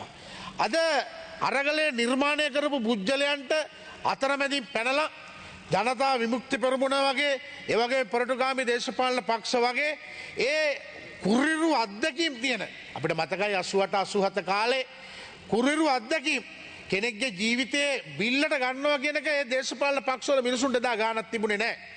ප්‍රේමදාස යුගය තුල අපි දැක්කා මරණයක් වෙනවා නම් ඒ මරණය වෙච්ච මිනිස්සයාගේ මිනි පෙට්ටිය ධනිස්සෙන් උඩට උස්සන්න බැරි වෙච්ච යුගයක් තිබුණා. එක ලියුම් කෑල්ලෙන් මුළු රටම අඳුරු වලාවකින් වහන්න පුළුවන් යුගයක් ඒ කාලේ තිබුණා. අන්න ඒ වගේ මිලෙජ්ජ විදියට ඝාතනය කිරීම රාශියක් එදා 88 89 කාලේ නිර්මාණය කරා වගේ මේ 2022 වර්තමානයේ තුල නිර්මාණය කරන්නේ පුජ්‍යලිය ගොඩ නැගුවා. ඒ ගොඩනගාපු වැඩපිළිවෙල තුල අද අමරකීර්ති අතුගෝරල ගරු මන්ත්‍රීතුමා තමන්ගේ ජීවිතේ සමුගන්න සිද්ධ වුණා. මහත් දරුණු විදියට පාතාලයේ විදියට ඒ අපරාධකාරුවන් ක්‍රියාත්මක කරේ එතුමා වාහනයෙන් බස්සලා එතුමට ගහලා එතුමගේ ජීවිතේ බේරගන්න එතුමා තමන් හිටපු තැනින් එහාට පැනලා දුවනකොට ඒ පැය භාගයට විනාඩි 45කට විතර පස්සේ ගිහිල්ලා එතුමා ඇදගෙන ඇවිල්ලා පාරේ බල්ලෙක් විදියට ඇදගෙන ඇවිල්ලා ඒ විදියට මහා අමානුෂික විදියට වද දීලා තමයි ඒ ගරු අමාත්‍ය මන්ත්‍රීතුමාවත් ඒ වගේම ඔහුගේ ආරක්ෂක නිලධාරියාවත් මරලා දාන්නේ. හැබැයි ඒ ආරක්ෂක නිලධාරියාව මරලා දානකොට ගරු මන්ත්‍රීතුමාව මරලා දානකොට මේ රටේ ක්‍රියාත්මක වෙච්ච පොලිසියක් තිබුණා. අපි දන්නවා විශේෂයෙන්ම පහුගිය පාස්කිරිදා සිද්ධිය ගත්තාම අපි දැක්කා හිටපු පොලිස්පතිතුමාව අත්අඩංගුවට ගත්තා. මේ නීති හා සාමය ක්‍රියාත්මක කරන්න ඉන්නේ පොලිස් දෙපාර්තමේන්තුව. ඒ පොලිසිය ක්‍රියාකාරකම සිද්ධ කරන්න ඕන පොලිස්පතිතුමා. එහෙනම් අපි ඉල්ලනවා එදා පොලිස්පතිතුමා එතුමගේ රාජකාරිය හරියට කෙරුවද නැද්ද කියන කාරණාව පාස්කිරිදා සිද්ධියත් එක්ක ගත්තාම පොලිස්පතිව අත්අඩංගුවට අරගෙන හිටපු පොලිස්පතිව අත්අඩංගුවට අරගෙන නීතිය රැහැන්ට ගෙනාවනම් මේ පොලිස්පතිතුමාවත් අනිවාර්යෙන් නීතිය රැහැන්ට ගේන්න ඕනේ. මොකද හේතුව අමානුෂික විදියට මිනිස්සු මරනකොට, ගෙවල් ගිනි තැබීම් කරනකොට, මංකොල්ල කැම් කනකොට පොලිස් දෙපාර්තමේන්තුවේ ප්‍රධානී හැටියට එතුමා අහක බලා හිටියා දෙපාර්තමේන්තුවේ නිලධාරීන්ට අණ දෙන්නේ නැහැ. ඒ නිසා ඒ වගකීම විශේෂයෙන් පොලිස්පති වරයා ඒ දරන්න ඕනේ. වගේම යුද හමුදාපතිවරයා දරන්න ඕනේ හිටපු යුද හමුදාපතිවරයා. හොඳ වෙලාවට පාර්ලිමේන්තු ක්වාඩර්ස් වල හිටියේ යුද හමුදාපතිතුමාගේ නැන්දම්ම හිටියේ නැත්තම් පාර්ලිමේන්තු ක්වාඩර්ස් වලටත් ගහලා එතනට ආරක්ෂාව දාලා එතුමට ආරක්ෂා කරන්න පුළුවන්කමක් ලැබුණා. ඒ නිසා මම කියනවා මේ වගකීම් වලින් බැහැර වෙන්න බෑ. අමරකීර්ති අතුගෝරල ගරු මන්ත්‍රීතුමා තමන්ගේ ජීවිතයේ පාරේ නිකන් ජීවිතේ පූජා කරන්න කිසිම පදනමකින් විරහිතව එතුමාගේ ජීවිතේ රැකගෙන එතුමට යන්න තිබුණා ඕන තරම් තැනක. හැබැයි එතුමා තම හිතුවා කවදාකවත් මේ රටේ මිනිස්සු මේ වගේ මිලෙජ්ජ තත්ත්වයට පත් වෙන්නේ නැති වෙයි කියලා. ඒ නිසා අපිට මතකයි 87 කාලේ වගේම වේලුපිල්ල ප්‍රභාකරන්ලා එදා ඒ පහුගිය කාල වකවානුව තුළ දිවංගත දාමු දසනායක ඇමැතිතුමාලා වගේ ජයරාජ් ප්‍රාන්දු පුල්ලේ අමාත්‍යතුමාලා වගේ මහ පාරවල් වල මහමග මරා දාපු යුගයක් තිබුණා. අන්නේ යුගයේද නැවත ගේන්න හදන්න කියන එක අපි අහනවා. එදා එහෙම කරපු යුගයේ ක්‍රියාත්මක මේ කරපු කාල වකවානුව නැති කරපු ඒ සමාජය තුළ අපිට නැවත ගොඩනගෙන්න කවද්ද කියන එක අපි අහන්න කැමති ගරු නියෝජ්‍ය කතානායකතුමනි. ඒක නිසා අපි දන්නවා මේ වෙනකොටත් ඔය පොලිස්පතිතුමාගේ ඔය පොලිස් පත්වීම පිළිබඳ ප්‍රශ්නයක් තියෙනවා. මේ වෙනකොටත් ඔහුගේ උපාධිය පිළිබඳ ප්‍රශ්නයක් තියෙනවා. තව නොබෝ කාලෙකින් මම මේ ගරු පාර්ලිමේන්තුවටත් එතුමගේ ඔය පත්වීම පිළිබඳවත් මම කතා කරනවා. ඒ නිසා අපි කියනවා මේ රටේ සාමය ආරක්ෂා කරන ඉහළම නිලධාරී ඉහළම පුරුක පොලිස්පති නම් පොලිස්පතිගේ වගකීම පොලිස්පති ඉෂ්ට කරාද කියන කාරණාව අපිට දැනෙන්නේ ලොකු ඒ වගකීම ඉෂ්ට කරාද කියන එක අපිට ප්‍රශ්නයක් වෙලා තියෙනවා. ඒ නිසා ගරු නියෝජ්‍ය කතානායකතුමනි මේ ප්‍රශ්නේ නිකන් අතාරින්න එපා. අපි දැක්කා ඒ අමරකීර්ති මන්ත්‍රීතුමා පාරේ මහමග මරලා දාලා කාලකන්ණි විදියට කුණුහරුප කතා කරලා ඒ වීඩියෝ ක්ලිප් රටේ හැමතැනම ක්‍රියාත්මක වෙන්න ගත්තා. ඒ ක්‍රියාත්මක වෙච්ච කාලේ අපි දැක්කා. ඒ නිසා ඒක අපි කියනවා මේ ගරු අධිකරණේ ඉස්සනමල අපි පහත් කරලා ගරු අධිකරණේ ඉල්ලනවා ඒකට නිසි දඬුවම දෙන්න ඕන. අර ගරු ජෝන් අමරතුංග ජෝන් සෙනරත්න ගරු අමාත්‍යතුමා එතුමා කියපු කතාවට මම එකඟයි. නීති ආධිපත්‍ය තුළ නීතිය ක්‍රියාත්මක වෙනවද නැද්ද කියන කාරණාව අපිට දැනෙනවා. අපි මිනිස්සුયો අපි දන්නවා අපේ ගෙවල් වලට අවිල්ලා ගහයි අපි මරයි කියන චේතනාව අනුව ඒ අයට අපදෙන්න වෙන්න පුළුවන්. අපි දන්නේ නැහැ එහෙම වුණාද කියලා කියන්නේ. හැබැයි අර නීතිඥවරු ඕන දෙයට එපා දෙයට එකතු වෙලා මහා ලොකු වැඩපිළිවෙලක් ක්‍රියාත්මක කරන්න උත්සාහ කරා. ඒ අරගල සමහරක් අරගල කාර්යෝ වෙනුවෙන් අපි කියන්නේ අරගලේ හොඳයි අරගලේ කරපු දේ හරි අරගලේ සාර්ථක වෙනවා නම් ඒක තමයි නියම භාවය තියෙන්නේ ඩීසල් ටික ලැබිලා පෙට්‍රල් ටික ලැබිලා මිනිස්සුන්ට ගෑස් ටික ලැබිලා මිනිස්සුන්ට බඩු මිල අඩු වෙලා යන්න තිබුණා නම් ඒ රජයේ වගකීම හැටියට ඒ වගකීම දරන්නත් රජයක් දැනගත යුතුයි ඒස අපි එතන ඉන්නවා ඒ ගැන කිසිම කතාවක් නැහැ පාර්ලිමේන්තු වට කරලා ජනාධිපති මන්දිර වට කරලා ඒවට බලහත්කාරයෙන් ඇතුල් වෙලා අරලියගහ මන්දිරය වගේ ඒ දේවල් වලට බලහත්කාරයෙන් ඇතුල් වෙලා මේ රාජ්‍ය සම්පත්තික රාජ්‍ය සම්පත්තික නැති කරන්න මංකොල්ල ගන්න හදනකොට ඒක වළක්ව ගන්න පුළුවන් හයිය තිබුණේ පොලිසියට. ඒ පොලිසිය වගකීම රාජ්‍ය දේපොළ මංකොල්ල කන එකේ වගකීම පොලිසිය බැහැර වෙලා ඉන්නේ. ඒසා පොලිස්පතිතුමා මේකට නීතිමය වශයෙන් අනිවාර්යෙන් වග කියන්න ඕන කියන කාරණා මම විශේෂයෙන්ම කියනවා. ඒ නිසා මම වෙන කතා කරන්නේ නැහැ. අපිට කනගාටුව තියෙන්නේ අපේ අමරකීර්තිකරු මන්ත්‍රීතුමා සමාජය තුළ යහපත් පුරවැසියෙක්. එතුමගේ දරු පවුල අනාථ වෙලා අසරණ වෙලා තියෙනවා. අතිගරු ජනාධිපතිතුමා ඒ වෙනුවෙන් යම්කිසි සැලකිල්ලක් දැක්වුවා රාජ්‍ය අනුග්‍රහයක් දැක්වුවා කියන එක අපි දන්නවා.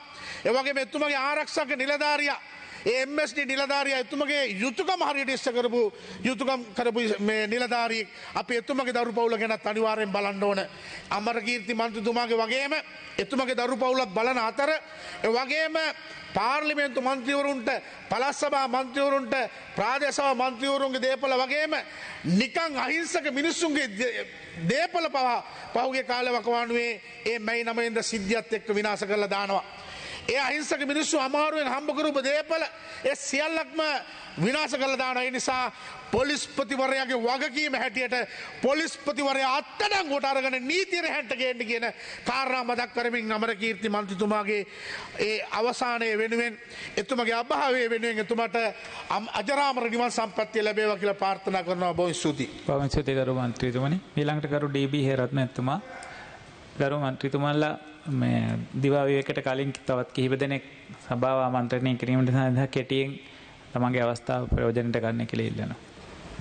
මූලාසන ආරූඪ නියෝජ්‍ය කතානායකතුමනි ස්තුතියි ඔබතුමාට අවස්ථාව ලබා දීම පිළිබඳව අද දේශපාලන භූමිකාව තුළ අපිත් එක්ක ඉතාමත්ම ළඟින් ඇසුරු කරපු රටේ යහපැවැත්ම වෙනුවෙන් මුළු ජීවිතේම කැප කරපු වටිනා යුග පුරුෂයෙකුගේ පිළිබඳව කතා කරන මොහොත විශේෂයෙන් අමරකීර්ති අතුකෝරළ අපේ පොළොන්නරු දිස්ත්‍රික් පාර්ලිමේන්තු මන්ත්‍රීතුමා අපේ කල්යාණ මිත්‍රයෙක් දේශපාලන භූමිකාව තුළ අපි හඳුනාගත්ත වැදගත් මිනිස්සෙක් මනුස්සකමට ප්‍රතිමූර්තියක් බඳු එතුමගේ ජීවිතය අහිමි වීම ප්‍රජාතන්ත්‍රවාදී රාමුව තුළ අපි කාටවත් පාඩුවක් විශේෂයෙන්ම මේ උත්තරීතර පාර්ලිමේන්තු නියෝජනය කරන අපිට තියෙන ප්‍රධානම වගකීමක් තමයි රටේ ප්‍රජාතන්ත්‍රවාදය ආරක්ෂා කිරීම. එදා මැයි මාසේ 9 වෙනිදා ප්‍රජාතන්ත්‍රවාදය යටපත් කරලා ත්‍රස්තවාදී ක්‍රියාකාරකම් මතුවෙච්ච වෙලාව. ඒ වෙනුවෙන් තමයි අහිංසක අමරකීර්ති අතුකෝරළ මන්ත්‍රීතුමා ජීවිතය පූජා කරන්නේ. එතුමා තමුන්ගේ ජීවිතය ආරක්ෂා කරගන්න එදා නිට්ටඹුව නගරේ දුවපු හැටි අපි දැක්කා.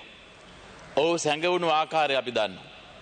එහෙම මරණ බයෙන් දුවන කෙනෙකුට පහර දෙන්න හැංගිලා හිටපු කෙනෙක් එළියට ඇදලා මරලා දාන්න තරම් මේ සමාජයේ කුරිරුනේ ඇයිද කියන කාරණාව අපිට ප්‍රශ්නයක්. කාගේ හරි පෙළඹවීමක් තියෙන්න ඕනේ. ගෙවල් 74ක් මහජන නියුතුන්ගේ ගිනි තියලා ඒ වගේම තවත් අහිංසක මහජන ක්‍රියාකාරීකින් ගෙවල් ගණනාවක් විනාශ කරලා මේ රට කොයි තැනකට අරගෙන යන්න සූදානම් වුණාද කියන එක පිළිබඳව අපිට ප්‍රශ්නයක් තියෙනවා. මේ විදිහට මේ සමාජයේ පෙළඹෙවි කවුද කියන එක ප්‍රශ්නයක්.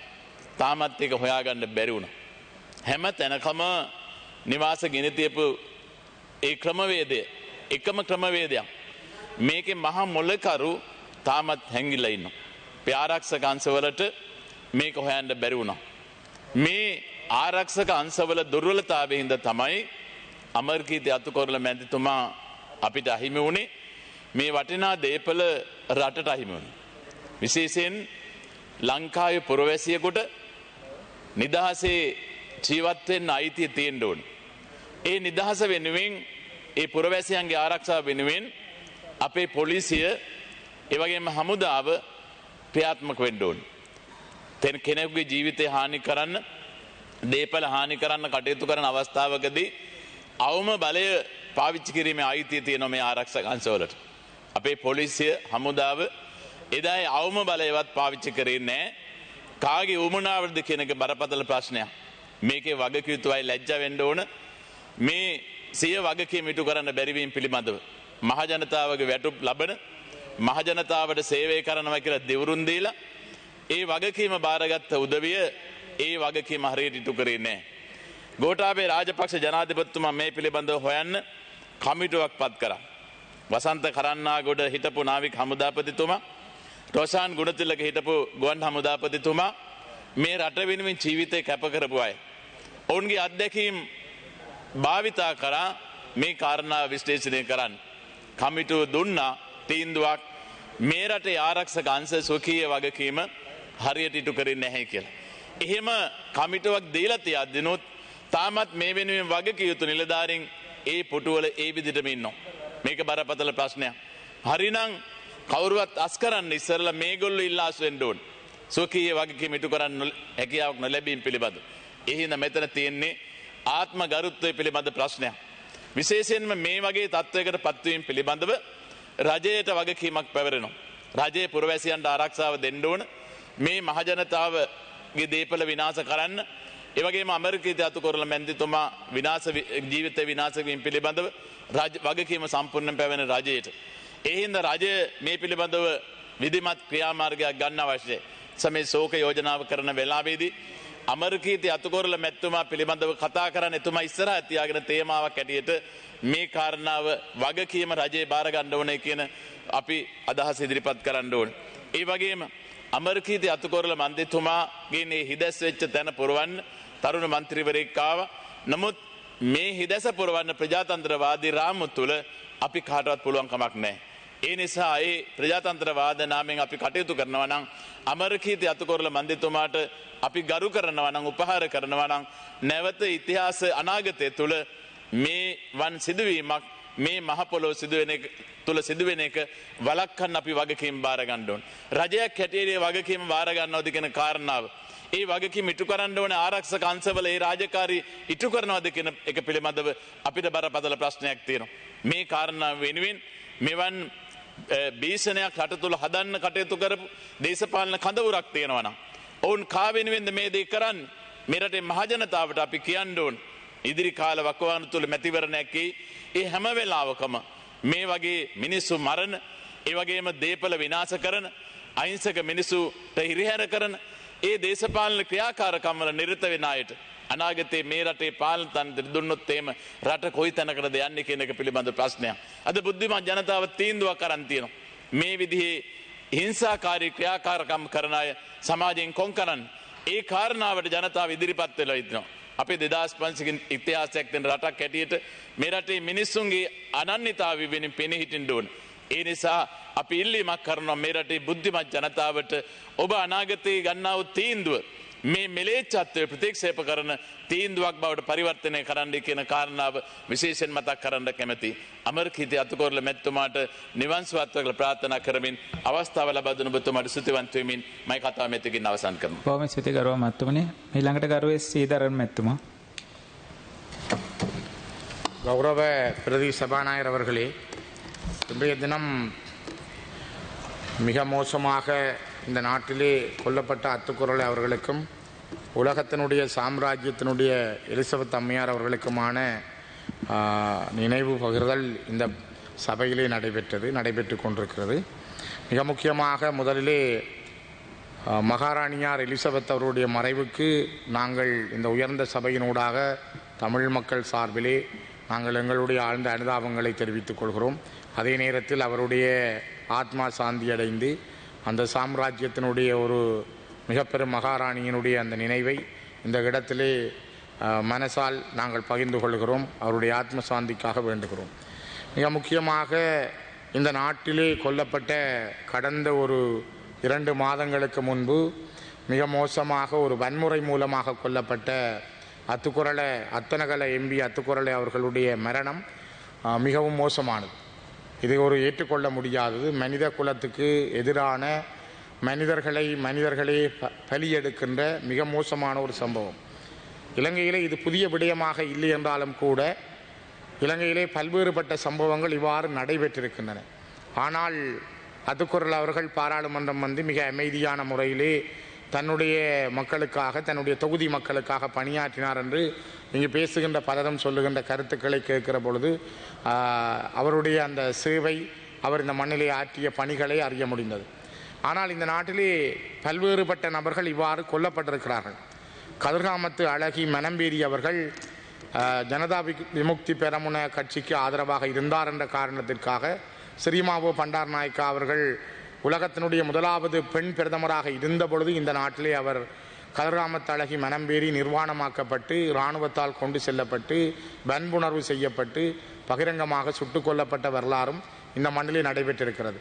கிருசாந்தியை அவருடைய மகள் சந்திரிகா அவர்கள் இந்த மண்ணிலே ஜனாதிபதியாக இருந்த பொழுது இராணுவத்தினரால் செம்மணியிலே வைத்து மிக பலாத்காரம் செய்யப்பட்டு அவருடைய தாயார், சகோதரன், உறவினர் உட்பட மிக மோசமாக படுகொலை செய்யப்பட்டார்கள்.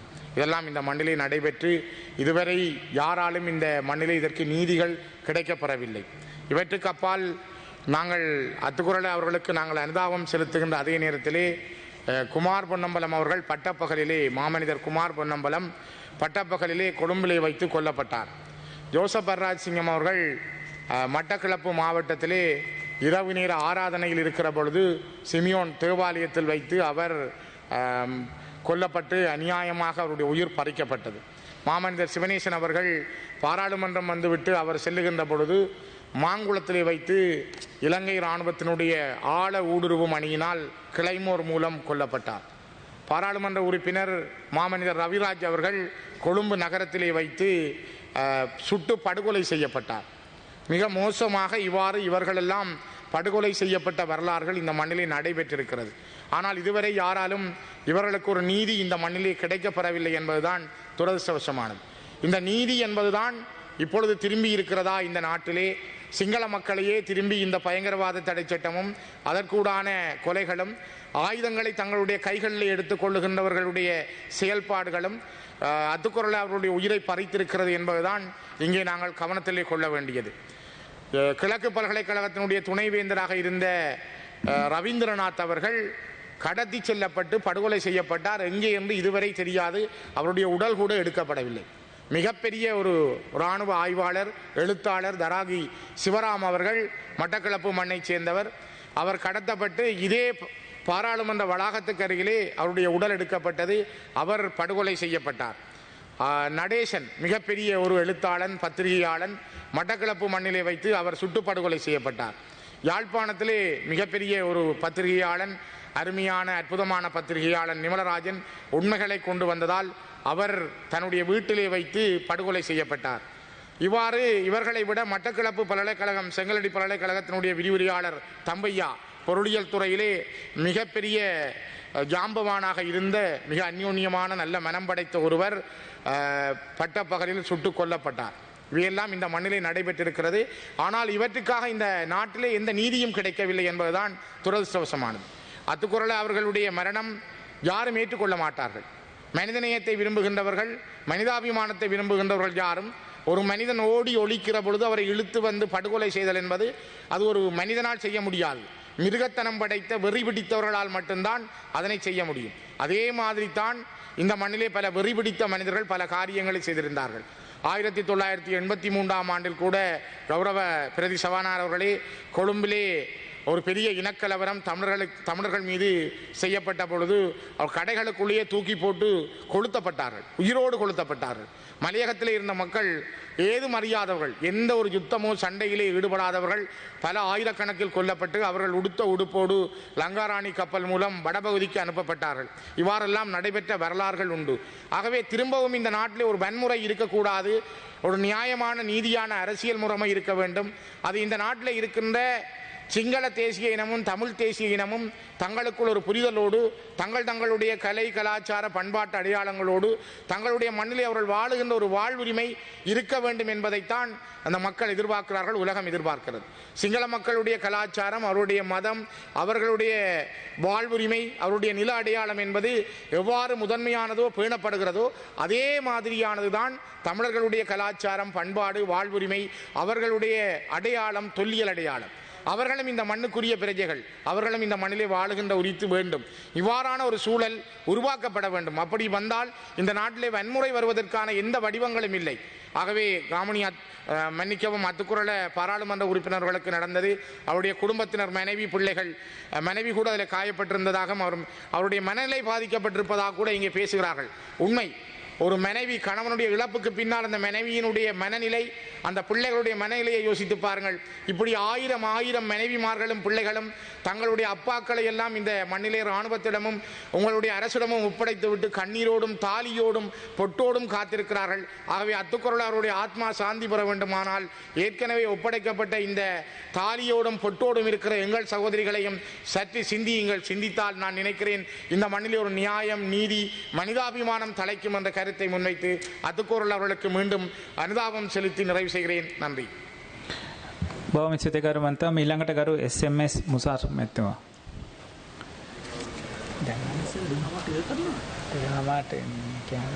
கரு பிரதி சபாநாயகர் அவர்களே, கரு அமரகீர்த்தி அத்துக்கோரல் அவர்களின் மறைவு தொடர்பான அனுதாப பிரேரணையில் எனக்கும் பேச கிடைத்ததில் மகிழ்ச்சி.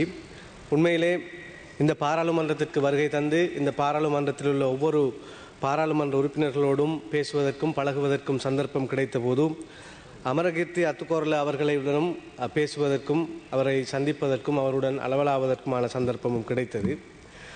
அவருடன் பேசிய போது புரிந்து கொண்ட ஒரு விடயம், இந்த பாராளுமன்றத்தில் மிகவும் அஹிம்சையான ஒரு பாராளுமன்ற உறுப்பினர். எனவே இவருடைய கடந்த காலம், அதே போன்று இவருடைய அரசியல் வாழ்க்கை எவ்வளவு புனிதத்துவமானதாக இருந்திருக்கும் என்பது பற்றியெல்லாம் நான் தேடத் தொடங்கியிருந்தேன். அந்த அடிப்படையில் அவரை பற்றி விசாரித்த போது பாராளுமன்ற தேர்தலிலே அதிகமான செலவுகள் ஏதுமின்றி மக்களோடு மக்களாக மக்களால் தெரிவு செய்யப்பட்ட ஒரு முன்மாதிரியான ஒரு பாராளுமன்ற உறுப்பினர் திரு அமரகீர்த்தி அத்துக்கோரல என்பதை இங்குள்ள சக பாராளுமன்ற உறுப்பினர்களோடு பேசுகின்ற போது எமக்கு கிடைக்கக்கூடியதாக இருந்தது. அந்த தகவல் ஆரம்பத்தில் 13,000 மேலதிக வாக்குகளோடும் பின்பு 26,000 மேலதிக வாக்குகள் என்று அவருடைய செல்வாக்கு அந்த மக்கள் மத்தியில் தொடர்ந்தும் அதிகரித்து வந்த நிலைமையும் நாம் அறிந்து கொண்டோம். எனவே இவ்வாறான மிக ஒரு அஹிம்சையான ஒரு மனிதர் இந்த மே 9ஆம் தேதிய தாக்குதலிலே மிகவும் மிலேச்சத்தனமான முறையில் படுமோசமாக படுகொலை செய்யப்பட்டமை என்பது கண்டிக்கப்படக்கூடிய ஒரு விடயம்தான். அன்றைய மே 9ஆம் தேதிய சம்பவம் மக்களால் உருவாக்கப்பட்ட இந்த ஜனநாயக போராட்டம் அறகல வேறொரு வடிவம் பெற்று அரசியல்வாதிகளாலும் வேறு சில விசமிகளாலும் குழப்பப்பட்டு வேறு திசை நோக்கி பயணித்தமையினுடைய விளைவுதான் இவருடைய மரணம் என்று நாம் எடுத்துக்கொள்ள முடியும். அன்றைய தினம் கோல்ஃபேஸ் திடலுக்கு சென்று அமைதியான முறையில் போராட்டத்தில் ஈடுபட்டிருந்தவர்களுக்கு தாக்குதல் நடத்தியதை ஒருபோதும் ஏற்றுக்கொள்ள முடியாது. அதனை நாம் கண்டித்தே ஆக வேண்டி இருக்கிறது. ஆனால் வன்முறைக்கு வன்முறை முடிவல்ல, அதன் பின்னராக நடைபெற்ற நிலைமைகள் என்பவை பாராளுமன்ற உறுப்பினர்களுடைய உயிரை பறித்தது. பாராளுமன்ற உறுப்பினர்களுடைய வீடுகள், உடைமைகள், கஷ்டப்பட்டு வாழ்க்கையில் முன்னேறிய பல பேரும் இன்று நிர்கதியான நிலைக்கு உள்ளாக்கி இருக்கிறது. எனக்கு தெரியும், ஒரு பாடசாலைக்கு கற்றுக் கொடுக்கின்ற ஒரு ஆசிரியர் அவர்கள் இங்கு பாராளுமன்ற உறுப்பினராக இருக்கின்றார். அவருடைய முகநூலை பார்த்தபோது கூட மிகவும் சிரமப்பட்டு கொஞ்சம் கொஞ்சமாக சேர்த்த பணத்தால் கட்டப்பட்ட வீடு தீக்கிரையாகிய போது இந்த நாட்டினுடைய அரசியலை பற்றிய எனக்கு ஒரு நம்பிக்கை இல்லாமல் போய்விட்டது என்ற ஒரு கருத்தை அவர் சொல்லியிருந்தார். அதுபோன்றுதான் இந்த அமரகீர்த்தி அத்துக்கோரல அவர்களினுடைய மரணம் அவருடைய குடும்பத்துக்கு மாத்திரமல்லாமல் மக்களோடு மக்களாக அரசியல் செய்த அவருடைய அந்த பிரதேசத்தை சார்ந்த அவருடைய ஆதரவாளர்களுக்கும் எந்த அளவு தூரம் துக்கத்தை கொடுத்திருக்கும் என்பது நிச்சயமாக எமக்கு கவலையை தருகின்ற ஒரு விடயம்தான்.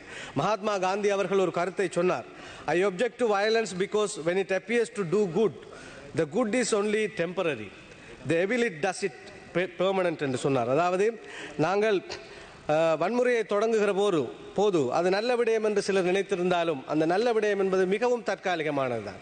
ஆனால் எப்போதுமே வன்முறை என்பது மிக பாரதூரமான ஒரு மோசமான விளைவுகளையே தரும் என்று அவர் தெரிவித்ததனுடைய மிகச்சிறந்த உதாரணம் இந்த மே 9ஆம் தேதிய போராட்டமும் அமரகீர்த்தி அத்துக்கோரல் அவர்களுடைய இந்த மறைவும். இந்த போராட்டம் பிழையானது, இந்த போராட்டத்தில் ஏற்பட்ட வன்முறை மிக பிழையானது என்பதை பறைசாற்றி நிற்பதுவே இந்த அமரகீர்த்தி அத்துக்கோரல் அவர்களுடைய மரணம் என்றால் அது மிக இல்லை. ஏனென்றால் அவர் ஒரு மிக சாந்தமான மிக நல்ல மனிதராக இருந்தபோது அவருக்கு இவ்வாறு ஒரு நிகழ்வு இடம்பெற்று விட்டது என்பதை ஒட்டித்தான் இந்த போராட்டத்தின் மீது ஜனநாயக ரீதியாக போராட்டத்தை மேற்கொண்ட மக்களுக்கும் ஒரு அவநம்பிக்கை பிறந்தது என்றால் அது மறுப்பதற்கில்லை. எனவே இந்த போராட்டம் வேறு வடிவம் பெற்றதெல்லாம் உண்மையில் வேதனைக்குரிய ஒரு விடயம். இந்த பாராளுமன்றத்திற்குள் இருக்கின்ற 225 பேரும் பிழை, இவர்கள் எல்லோரும் அடித்து துரத்தப்பட வேண்டும் அல்லது வீடுகள் எரிக்கப்பட வேண்டும் என்பதாக இந்த போராட்டத்தில் ஒரு குழுவினரால் சொல்லப்பட்ட பிழையான கோஷங்கள் தான் உண்மைக்குண்மையான ஒரு ஜனநாயக போராட்டத்தை தோல்வியடைய செய்தது என்றால் அது மிக இல்லை. எனவே இந்த போராட்டம் இவ்வாறு நடந்திருக்க வேண்டும். மக்களினுடைய இந்த போராட்டத்தின் விளைவாக எதை சொன்னாலும் கேட்கக்கூடிய நிலை பாராளுமன்றத்திற்குள் இருந்தது. ஜனாதிபதியிடம் அந்த நிலை தோன்றியிருந்தது. இத்தகைய ஒரு சூழ்நிலையில் இந்த நாட்டில் பல்வேறு காரணங்களால் உருவாக்கப்பட முடியாமல் இருக்கின்ற நல்ல சட்டங்களை இந்த பாராளுமன்றத்தில் உருவாக்குவதற்கான அழுத்தங்களை இந்த அறகலை கொடுத்திருக்க வேண்டும். அதே போன்று இந்த நாட்டில் சில மாற்றங்களை செய்வதற்கு பல்வேறு காரணங்கள் எப்போதும் தடையாக இருக்கின்றன. அந்த மாற்றங்களை செய்வதற்கு இந்த அறகலையினுடைய அந்த குழுவினர் ஒரு அழுத்தத்தை கொடுத்திருக்க வேண்டும். அதுவல்லாமல் இந்த நாட்டில் நிரந்தரமான ஒரு ஒற்றுமையையும் சமாதானத்தையும் உருவாக்கி சகல இனங்களும் சமத்துவமாக ஒரு தேசப்பற்றோடு இந்த நாட்டை வடிவமைப்பதற்கான நல்லதொரு அரசியல் யாப்பை இந்த பாராளுமன்றம் கொண்டு வருவதற்கான பெரிதான ஒரு அழுத்தத்தை இந்த அறகலை கொடுத்திருக்க வேண்டும். அதற்கு மாறாக கோ கோட்டா ஹோம் என்று சொல்லி இப்பொழுது நாம் முன்னாள் ஜனாதிபதி அவர்களை நாம் வீட்டுக்கு அனுப்பிவிட்டோம். ஆனால் இந்த பாராளுமன்ற முறைமையில் இருந்து இந்த நாட்டினுடைய அரசியலில் இருந்து மாற்றம் ஏற்பட்டிருக்கிறது என்றால் இல்லை. எனவே ஒரு நல்லதொரு போராட்டம் மிக மோசமான நிலையில் முடிக்கப்பட்டது என்பது கவலையான ஒரு விடயம். இந்த ஒரு அடிப்படையிலே இந்த அமரகீர்த்தி அத்துக்கோரல் அவர்களுடைய மரணத்தையும் அவருடைய படுகொலையையும் மிக வன்மையாக கண்டிப்பதோடு அவருடைய குடும்பம் அதே போன்று அவருடைய உறவினர்கள் அவருடைய ஆதரவாளர்கள் அனைவருக்கும் என்னுடைய அனுதாபத்தை தெரிவிப்பதோடு அவருடைய ஆத்மா சாந்தி அடைய பிரார்த்தித்து விடைபெறுகிறேன். බොහොම ස්තුතියි ගරු මන්ත්‍රීතුමනි. ඊළඟට ගරු තාරක බාලසූරිය මැතිතුමා. ගරු නියෝජ්‍ය කතානායකතුමනි, අමරකීර්ති අතුකෝරල මන්ත්‍රීතුමාගේ ඒ මරණය පිළිබඳව මගේ ඒ බලවත් ශෝකය මම මේ අවස්ථාවේදී ප්‍රකාශ කරන්න කැමතියි.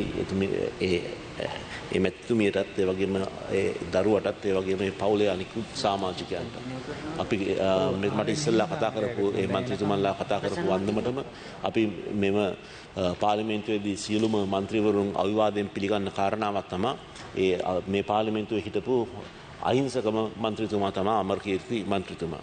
ඒ වගේම මට ඉස්සෙල්ලා කතා කරපු අපේ TN එකේ එම මන්ත්‍රීතුමා පැවසු වන්දමටම අපි දකිනවා ඒ ප්‍රචණ්ඩත්වයත් ලංකාවේ දේශපාලනයේ යම් කිසි විදිහකට ඒ බද්ධ වෙලා තිබෙනවා. ඉතින් මම හිතන්නේ මේක මේ එදා වෙච්ච සිද්ධි දිහා බැලුවොත් එහෙම අපිට පැහැදිලිව කියන්න පුළුවන් අහපව් මේ වගේ දෙයක් නොවෙන්න අපි වග බලා ගන්න අනිවාර්යයෙන්ම අවශ්‍යතාවයක් තිබෙනවා කියන එක.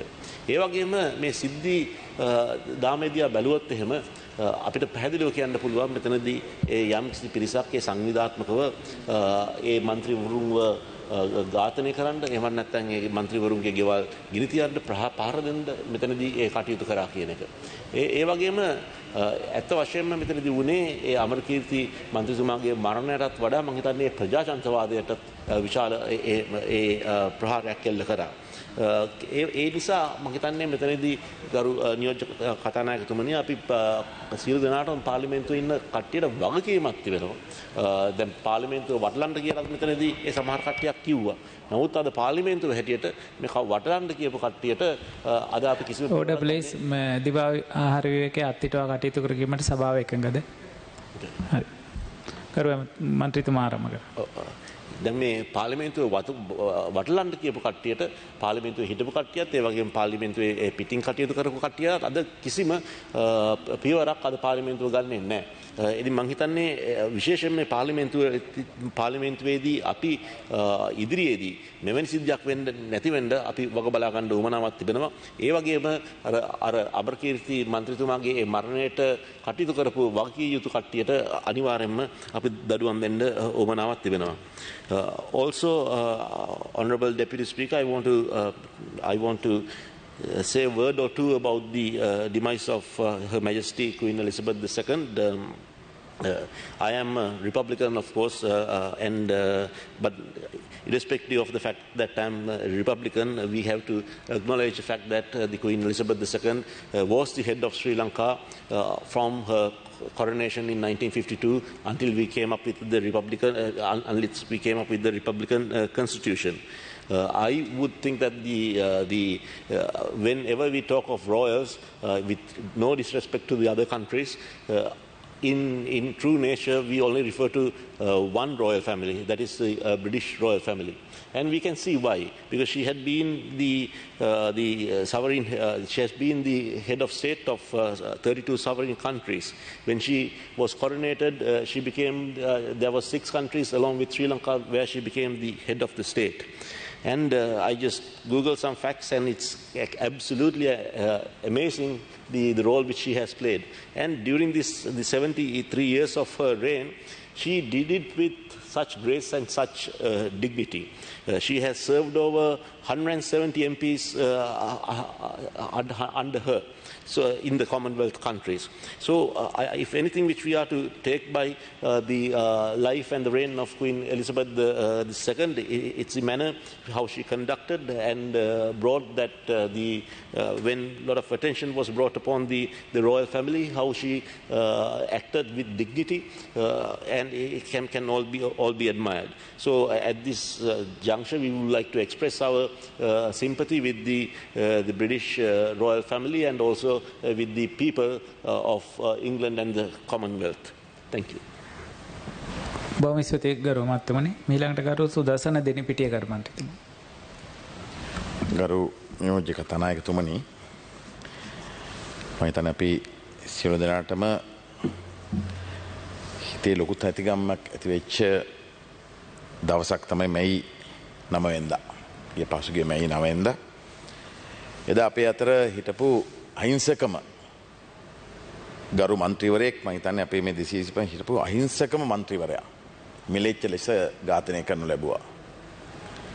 අපිට හිතා ගන්නත් බෑ මේ විදියට කුරුල්ලු ලෙස ඝාතනය කරන්න පෙළඹුණේ කොහොමද කියන එක. එතුමා ඝාතනය වුණා එතුමාගේ ආදරණීය බිරිඳට, එතුමාගේ ආදරණීය පුත්‍ර රත්නයට.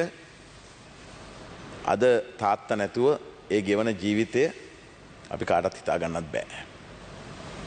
අපිට දැන් ඉතුරුලා තියෙන්නේ නිවන් සුව ප්‍රාර්ථනා කිරීම පමණයි එතුමාට. එදා ඝාතනය කරපු විදිහ, එදා දවස අඳුරු කළු දවසක්.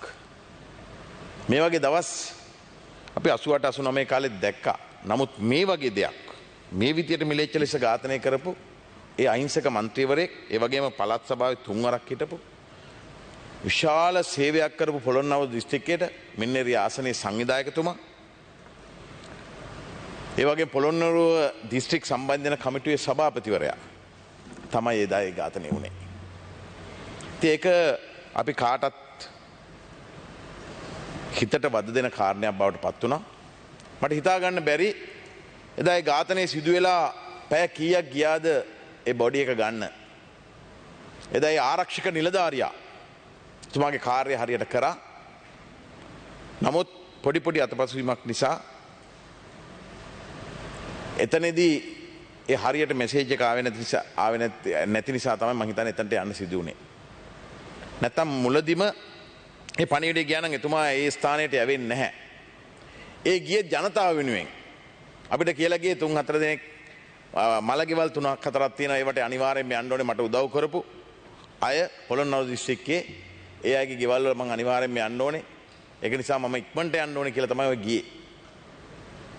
ඉතින් කොහොම වුණත් අපිට මේ වගේ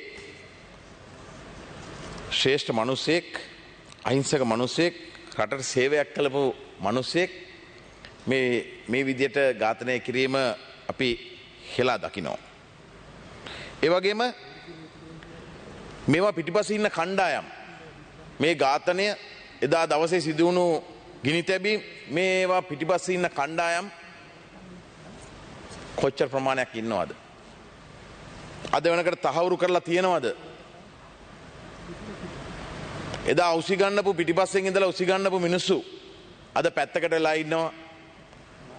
එදා බොණ්ඩ දීලා එහෙම නැත්නම් නොයෙකුත් උසිගැන්වීම් මත ඉදිරියට ගිය මිනිස්සු ටික, ඉදිරියෙන් හිටපු මිනිස්සු ටික අද සිරගත වෙලා අද රැකියාව කරගන්න බැරුව අද උසාවි ගානේ රස්තියාදු වෙනවා. අද දවසේ මේ වෙනකොට නීතිඥ මහතුරු අප්පුඩි ගහන නීතිඥ මහතුරු ඒ තැන්වල නැහැ.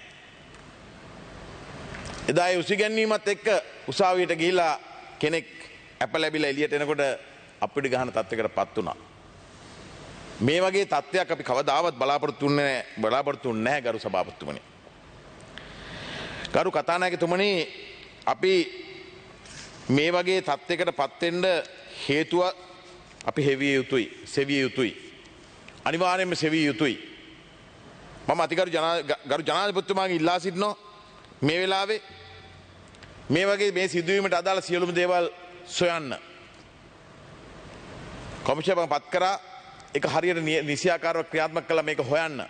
මේ වගේ සිදුවීම් ආයේ මේ රටේ සිදුවිය යුතු නැහැ. මේ රටේ සිදුවිය යුතු නැහැ. එවරකට හිටි ජනාධිපතිවරයා ගෝඨාභය රාජපක්ෂ මැතිතුමාටත් ආරක්ෂාව සපයන්න බැරි වුණා. එතුමාගේ ආරක්ෂාව එතුමාට තිබ්බ ආරක්ෂාවත් සපය ගන්න බැරි වුණා අපේ රටේ ආරක්ෂක අංශවලට.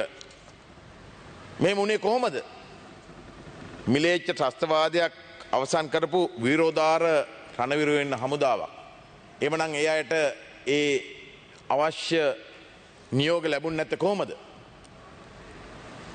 අතුකෝල්ල ගරු මන්ත්‍රීතුමාගෙත් ඒ ආරක්ෂක නිලධාරියාගෙත් බොඩි එක තිබ්බ රෑ 2 වෙනකම් පාන්දර 2 වෙනකම් තිබ්බ එතන ගන්න බැරුව.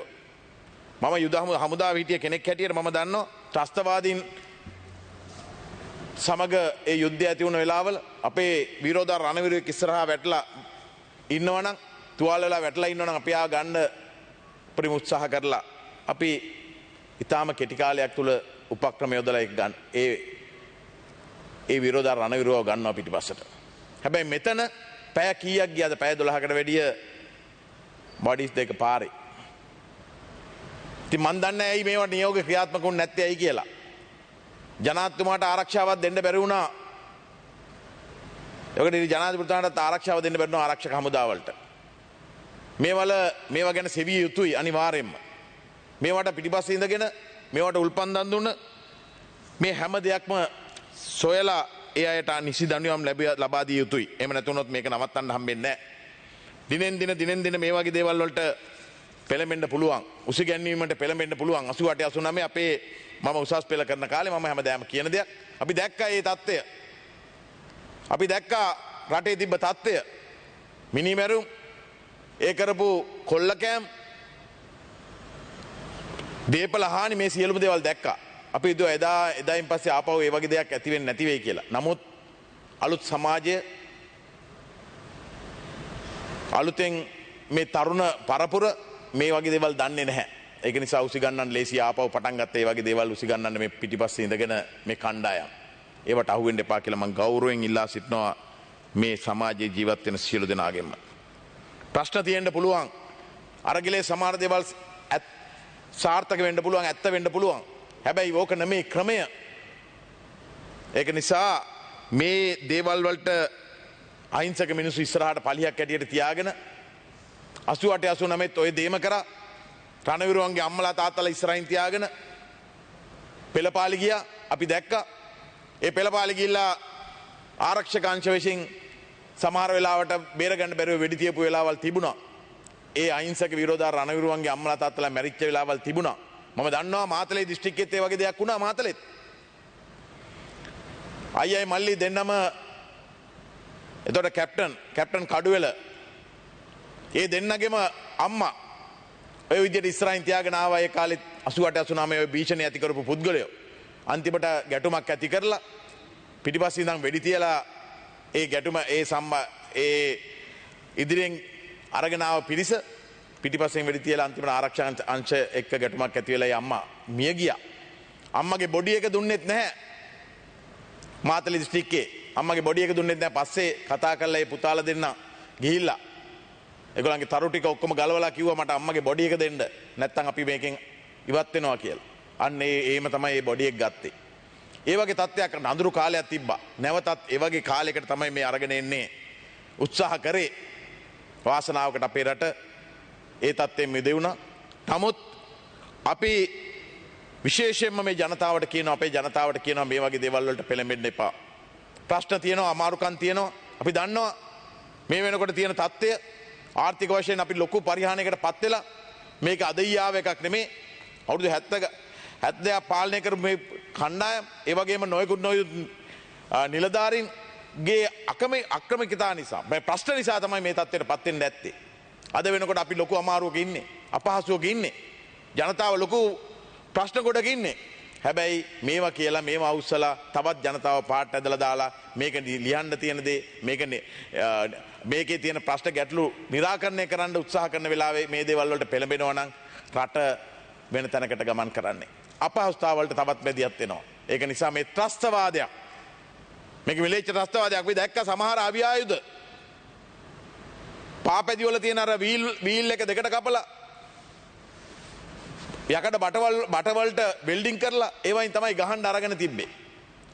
මේ දේවල් හදලා තිබ්බේ මේ එදා නෙමෙයි හදලා තිබ්බේ. මේවා සූදානම් වෙලා ඉඳලා තියෙනවා ගොඩක් කල් ඉඳන්. ඒ කියන්නේ මේක මහා සැලසුමක්. ඒකයි මම කිව්වේ කමිෂන් එකක් දාලා මේක සම්පූර්ණම හොයන්න. මේක කොහොමද ක්‍රියාත්මක වුනේ? එදා කොහොමද මේ විදිහට එකපාරට මේ විදිහට දෙයක් වෙන්න මුළු ලංකාව පුරාම පැතිරෙන්න මේ වගේ දෙයක් සිදු වුනේ කොහොමද කියන එක හොයලා බලන්න. ඒක නිසා තමයි අර අහිංසක අතුකෝරළ മന്ത്രിතුමත් ඒ සැරෙන් වරත් මිය ගියේ.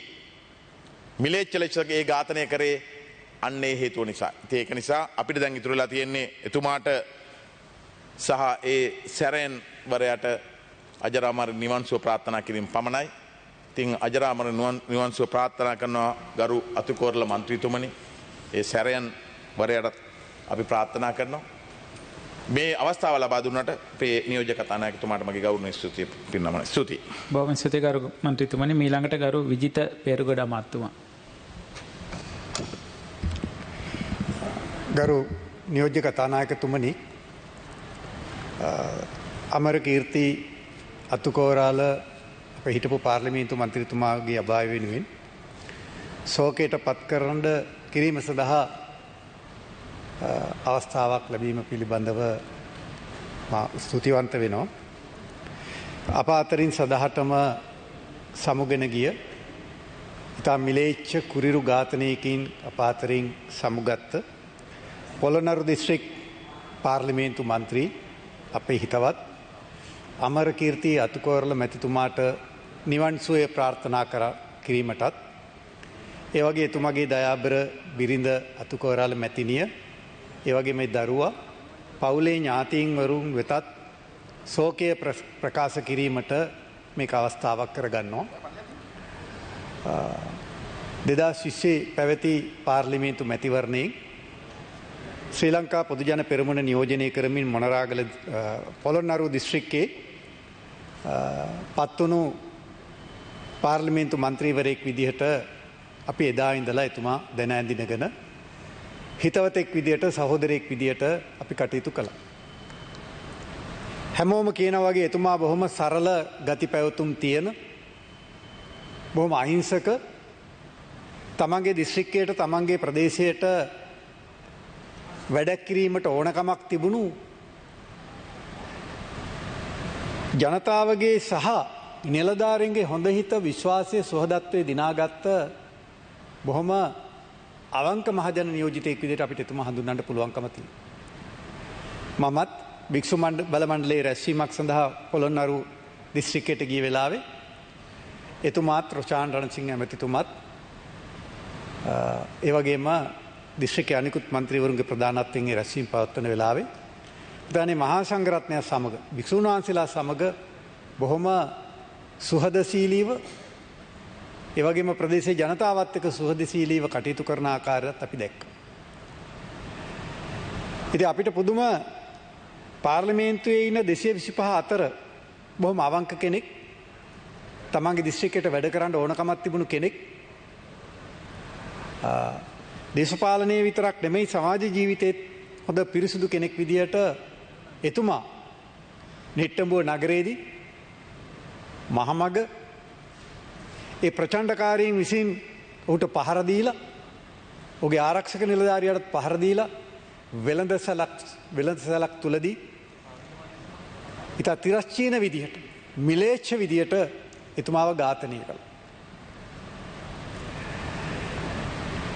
ආගමට ධර්මයට මුල් තැන දෙන රටක් විදිහට අවිහිංසාවාදයට මුල් තැන දෙන ආගමක් අදහන පිරිසක් වැඩි පිරිසක් ජීවත් වන රටක් විදිහට මේ මිලේච්ඡත්වය මේ ත්‍රස්තවාදය මේ ක්‍රූරත්වය මුළුමහත් සමාජෙම හෙලා දකින.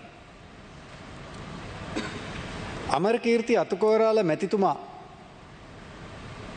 තමන් කොළඹ ඉඳලා තමන්ගේ දිස්ත්‍රික්කයේ නැත්නම් තමන්ගේ නිවසට යන අතරමඟදී තමයි මේක සිද්ධ වුනේ.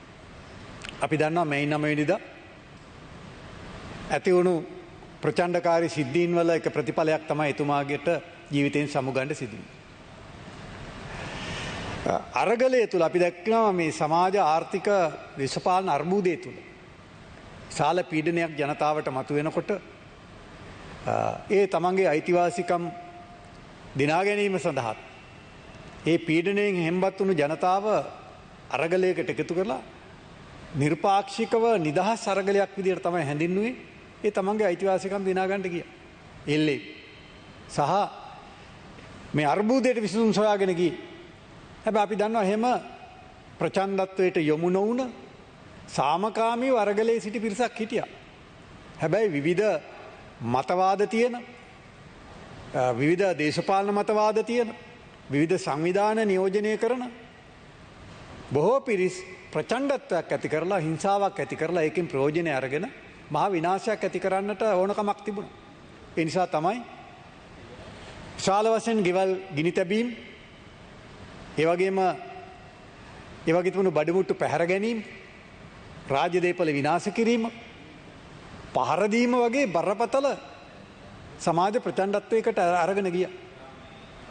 මගේ නිවසට පවා දේවතාවක් පහර දෙන්නට එවැනි පිරිස් සහභාගී වුණා. හැබැයි ඒ වෙලාවේ මං හිතන්නේ නීතිය අසරණ වුණා.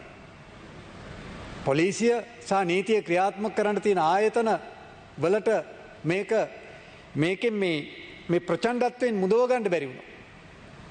ඉතින් ඒක බරපතල විදියට මේ රටට කැලලක් සිදු වුණා කියලා අපි දකිනවා. අපිට දේපල හරියම්බ කරගන්න පුළුවන්. හැබැයි වටිනා මනුෂ්‍ය ජීවිතයකට නැවත ජීවය දෙන්නට බෑ. ඉතින් අමරකීර්ති අතුකෝරල්ල මැතිතුමාගේ මිය යාම ප්‍රජාතන්ත්‍රවාදයට මරුපහරක් වගේම සාර ධර්ම සුරකින සමාජයක් ගොඩනගන බලාපොරොත්තුව තියෙන ඒ බොහෝ දෙනාට ඇත්තට මේක අතුල් පහරක් විදිහට අපි දකිනවා. කොහොම වුණත් අමරකීර්ති අතුකෝරල මැතිතුමා අපි අතරින් සදහටම සමුගෙන අවසන්. ඒ එතුමා තමන්ගේ දිස්ත්‍රික්කයේ ජනතාව තුල තැබූ විශ්වාසය ඒ ගෞරවය මම හිතන්නේ තාමත් ඒ විදිහට තියෙනවා. එතුමා යම් අරමුණක් වෙනුවෙන් සමාජ ප්‍රගමණය වෙනුවෙන් එතුමා යම් අදහසකින් කටයුතු කරා නම් ඒ එතුමා වෙනුවෙන් ඒ සාධාරණත්වය ඉෂ්ට කිරීම තමයි එතුමාට කළගුණ දැක්වීමක් විදිහට අපි දකිනවා. ඉතින් අපි විශ්වාස කරනවා එතුමාගේ දයාබර බිරිඳ අතුකෝරාල මැතිණියට බලවත් සංවේගයක් සහ බලවත් කම්පනයක් ඇති වෙලා තියෙනවා. ඒ වගේ මේ දරුවට තමන්ගේ පියතුමා අහිමි වීම තුල ඇති වෙලා තියෙන හිඩස පුරවන්න පුළුවන් කමක් නැහැ. නමුත් ඒ දේ සිදු වෙලා ඉවරයි. ඒ නිසා අපි විශ්වාස කරනවා තමන්ගේ ආදරණීය පියතුමා යම් නිර්මල චේතනාවක් වෙනුවෙන් ඒ ජීවිතය පරිත්‍යාග කරන්න සිද්ධ වුණා. නිසා ඒ තාත්තා පියතුමා බලාපොරොත්තු වුණු ලෝකය ගොඩනගන්න ඒ දරුවටත් ඒ වගේම අතුකෝරාල මැතිතුමා ඒ ගෙන ගිය ඒ නිවැරදි සමාජ දර්ශනය වෙනුවෙන් කටයුතු කරන එතුමාගේ දයාබර බිරිඳ අතුකෝරාල මැතිණියටත් ඒ පවුලේ සියලු දෙනාටත් මගේ ශෝකයත් සමස්ත සමාජයේම ශෝකය මේ මොහොතේ පළ කරනවා. ඒ වගේම මට උපදින ආත්මයකත් මේ වගේ අතවරයකට මුණ නොදී තමන් බලාපොරොත්තු වෙන ඒ අරමුණ කරා යන්නට භවගාමී ජීවිතයේ තුලත් එතුමාට ඒ ශක්තිය ලැබෙන්නටත් අවසන් වශයෙන් අපි කවුරුත් බලාපොරොත්තු වන නිර්වාණ සුවයත් එතුමාට මේ මොහොතේ ප්‍රාර්ථනා කරනවා. ඒකම පොදු රාජ්‍ය මණ්ඩලයේ නායිකාව විදිහට මුළු ලෝකයේම ගෞරවයට පාත්‍ර වුණු දෙවන එලිසබෙත් රජින අවුරුදු 96ක් ආයු වළඳලා ඇය ජීවිතයෙන් සමුගත්තා. අපේ රටේ රාජ්‍ය නායකයා විදිහට ගරු ජනාධිපතිතුමත් ඒ අවමංගල උත්සවයට සහභාගී වුණා. ඉතින් එතුමිය වෙනුවෙන් විශේෂයෙන්ම ඒ රජ පවුලටත් ඒ වගේම ඒ බ්‍රිතාන්‍ය රජයටත් ඒ රටේ අග්‍රාමාත්‍යතුමිය ඇතුළේ සියලු දෙනාටත් ශෝකය පළ කරමින් මගේ කතාව නිම කරනවා. බොහොම ස්තුතියි ගරු අමාත්‍යතුමනි. 9වෙනි පාර්ලිමේන්තුවේ පාර්ලිමේන්තු මන්ත්‍රී අභාව අප්‍රාප්ත ගරු අමරකීර්ති අතුකෝරළ මහතාගේ අභාවය පිළිබඳ පාර්ලිමේන්තුවේ දෙපාර්ශ්වයෙන්ම කරන ලද ශෝක යෝජනාවන් අනුමත කරමින් ගරු කතානායකතුමා සමග මම ද එකතු වීමට කැමැත්තෙමි. ශෝක යෝජනාව සලකා බලන ලද දින දෙකට අදාළ රැස්වීම්වල නිල වාර්තා පිටපත් ශෝකයටපත් පවුලේ අය වෙත යවන මෙන් පාර්ලිමේන්තුවේ මහලේකම්වරයාට මම නියෝග කරමි. අද දින නියම පත්‍රයේ විෂයාංකයක ඉදිරිපත් කිරීමට ගරු සංවිධායකතුමා. ගරු නියෝජ්‍ය කතානායකතුමනි, අද දින න්‍යාය පත්‍රයේ දිනට නියමිත කටයුතු වලට අදාළ විෂයාංක 1 මම ඉදිරිපත් කරමි. සභාව එකනද? හයි. සභාව කල් තැබීම. පාර්ලිමේන්තුව 2022 ඔක්තෝබර් මාස 3 වෙනි සඳුදා පෙරවරු 9:30 දක්වා කල්පිටියේ යෝජනා කරමි. අද දිනට නියමිත පාර්ලිමේන්තුවේ කටයුතු අවසන් කරමින් පාර්ලිමේන්තුව 2022 10 වෙනි මාස 3 වෙනි දින පෙරවරු 9:30 දක්වා කල් තබමු.